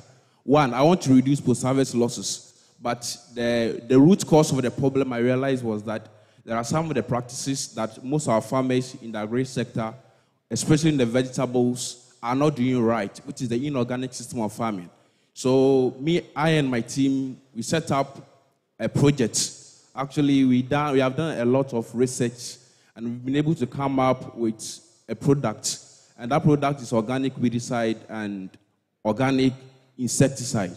Now, when you apply the insecticide on your vegetables, it will actually take 14 days and more without a freight before it will go bad. And then the other service was that after all these have been able to produce, we need a cold-storage facility to store this produce. And so currently, I had a link through my innovation with FreezeLink, and they are into the cold chain facility. I had a contact with the boss, and currently he's very much interested in the idea of reducing post-harvest losses. So currently, from the training I had, my interest in the agri sector was able to come back, and right now we have a ready market, and we seek forward to expand our market rate. That's in the building of the cold storage facility to enhance vegetable production. Thank you. Thank you very much. A round of applause for them. So Samuel, Louise, Bridget, Abigail, Prof, and also Mr. Abraham Safo. Thank you so much for enlightening us on what you've been doing and, of course, what the youth are supposed to do to enhance their entrepreneurial endeavors. Thank you so much. So please, if you could take this. All right, thanks so much. A round of applause for them again. All right, Caleb. You know, Caleb, when she mentioned that she's half Ewe and half Togolese, you came to mind. Oh, why? Because she's an Ewe. This is the backstage, don't worry. Thank you, ladies and gentlemen. Please put your hands together for Akwesi Deborah. Fantastic moderating there. Good. Now, I know that you are both hungry for more knowledge, but hungry for real food. So I'm going to call Nana Chairman will give us his closing remarks. We'll take a quick one from Agri-Impact as well. And then what will happen is that we'll all remain seated. We'll be served lunch. And then our honorable distinguished guests will join us in our critical room for the rest of the day's activities. Please put your hands together. Let's welcome Nana Srebo as he gives us his closing remarks. He has promised to do this in a minute, and we will count on him to... Nana, it's possible. We can do that in 1 minute. Thank you. Let me just pitch in a minute. Okay, so thank you very much. Let me thank the organizers of this program, KNUST Learning Center, and partners for putting up very insightful, purposeful, and very impactful program. And as chairman, I also want to extend my congratulations to MasterCard Foundation in partnership with Agri-Impact and Agri-Kings for such supporting such a very laudable idea. The future of Ghana is agriculture. And the future of agriculture, the future and resilience of agriculture is the youth. So it is just proper that we create this enabling platform for the youth to interact and also to abreast themselves to the new technologies in agriculture. I want to thank you all for supporting this program and making it a success. Thank you very much. Oh, wonderful. Wonderful. Piao. During the earlier break, a number of people actually came to say, today we have said it is possible too much and it is worrying him. Don't worry, this possibility is in the agri sector, okay? We are not talking beyond this one. But the Deputy CEO of Agri Impact Group is Mrs. Juliana Asante. Please welcome her. Yeah. Oh, I like the way this group is clapping. I will delay your lunch to clap. Thank you. Thank you, Caleb. Wow. Did you have a good time today? I hope you've enjoyed this program as much as we enjoyed putting it together. And you've learned very important lessons for your journey on to become very huge agri-entrepreneurs. Next time, Nana would be going and he would have 10, 15, or if you also going around the country and sharing your experiences. And I think what I want to say is that we believe in you. We believe that you have the potential to become whatever you want to become. And as Nana said, you are what you know. And so you are going to have to invest in yourselves to be able to take advantage of all the numerous opportunities that are in the agri sector. And also in you as a young person with all the creativity and innovation that you can bring to bear. The issue is that there are so many problems in Ghana. So really, we shouldn't be struggling to find what to do. I think in the developed countries, people really have to think hard because most basic problems have been solved. But in our country, there are so many problems. So really, finding something to do should not be that difficult. And that's our challenge to you, that there's so much opportunities around you to exploit. Will technology make a difference? For sure. Because without technology, it just becomes too tedious to get things done. So we need to take advantage of the enabling possibilities that technology affords. You can make things better, smarter. So we work smart, we don't work hard.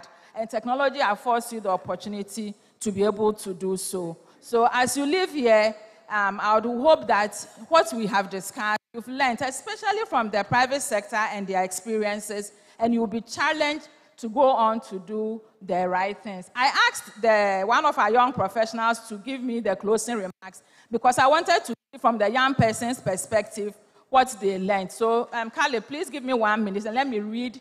Priscilla, I wanted her to come and read it, but I can't find her. So, do the honors and read it. This was put together by Priscilla. Okay. And she says that as we draw to a close, we are reminded of the immense potential within our youth as a driving force behind Ghana's economic transformation. The insights shared today underscore the necessity of leveraging innovative agricultural technologies, investing in education, and fostering public-private partnerships to nurture future leaders.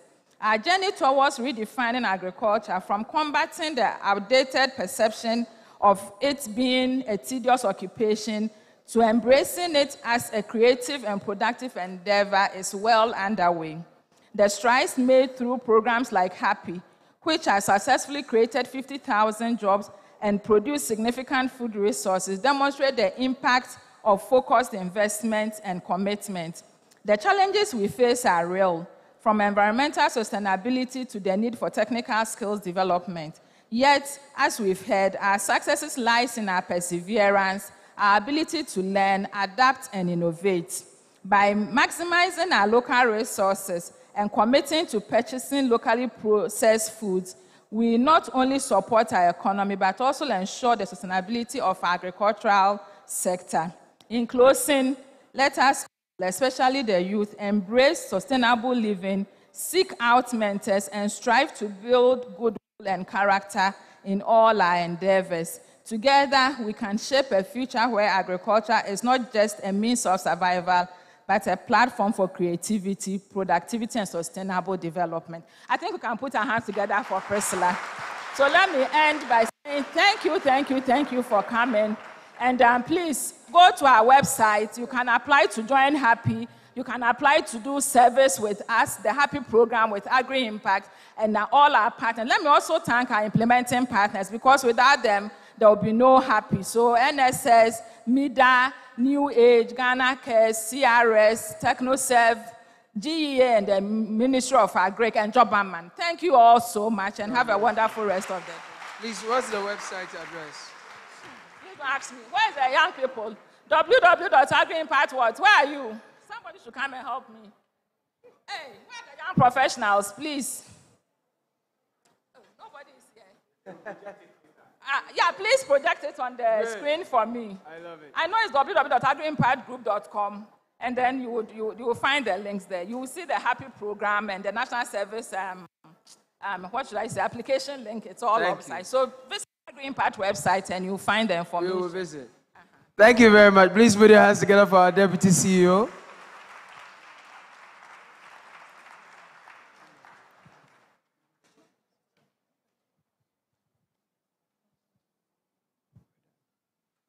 Okay, I came all the way here this dawn for this day, and I'll be going back tonight. I've had a swell time. KNUST, thank you. Kumasi, thank you. Agri Impact, thank you. MasterCard, thank you. Nana, thank you. Nana, thank you. People, you've been amazing. You're one of the best audiences I've had. Thank you so much for making my day worthwhile.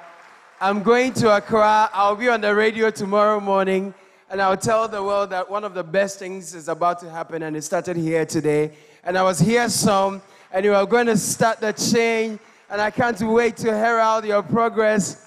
Thank you all so much. Agri Impact, God bless you for all you do. Amajan has some important information for us. Yeah, thank you all very much. I know we have ended, but there are a couple of people who supported us, who have been behind us for us to see this beautiful day and a beautiful event that we've had. I want to acknowledge our young professionals. Unfortunately, they are all over the place, so they can't come here. Otherwise, I would have wanted them to come here so that we give them a round of applause. They have done so well. These beautiful things is as a result of their efforts. Young professionals of Agri Impact, thank you so much for your efforts. You are acknowledged and you are appreciated. Thank you so much. I also want to thank Prof and the team, E-Learning Center, for their support. In fact, their support, I cannot even explain how it is. But then, we are so grateful, Prof. We are so grateful to Professor Ewusi and Professor Asante and their team. Thank you so much, all of you, the young people. Thanks so much. Have a wonderful international. Thank you, Prof and team at the E-Learning Center. Our friends brought you some smoke to recognize the good work you've been doing. They said they are grateful. I thought you would put your hands together and appreciate the E-Learning Center. Please be quick with it, otherwise I'll confiscate it and take it to Accra. If you didn't add my own to it, you know there's a problem. Wonderful. Oh, but the lady who does the Adwa and the team, no, they were fantastic, right? Come on, let's appreciate them. Wonderful. So who's this? Whose is this? Let me call him Pig. Who are you presenting this to? They said the professors. Okay, so the two of you, please come. So will you wait for them or you just present it to them? Wonderful. Oh, we'll present it to you in the name of the Father, the Son. Amen. Yay. Oh, this is nice. Please, I like this color some. Prof, we present to you in the name of the Father, the Son, and the Holy Spirit. Amen. They say it's for professors, so I'm not part of it. Okay, that's fine. Technical knockout. Okay, good. Someone is supposed to do the closing prayer. If he's here, he should come. Please, where are you? Christopher Ado. If it doesn't come, I will pray never that we close. You understand? Why is Sir Christopher? He's not there. So I should pray. I should pray. The way I want to pray, I have not eaten yet, so I cannot pray. Please rise your feet.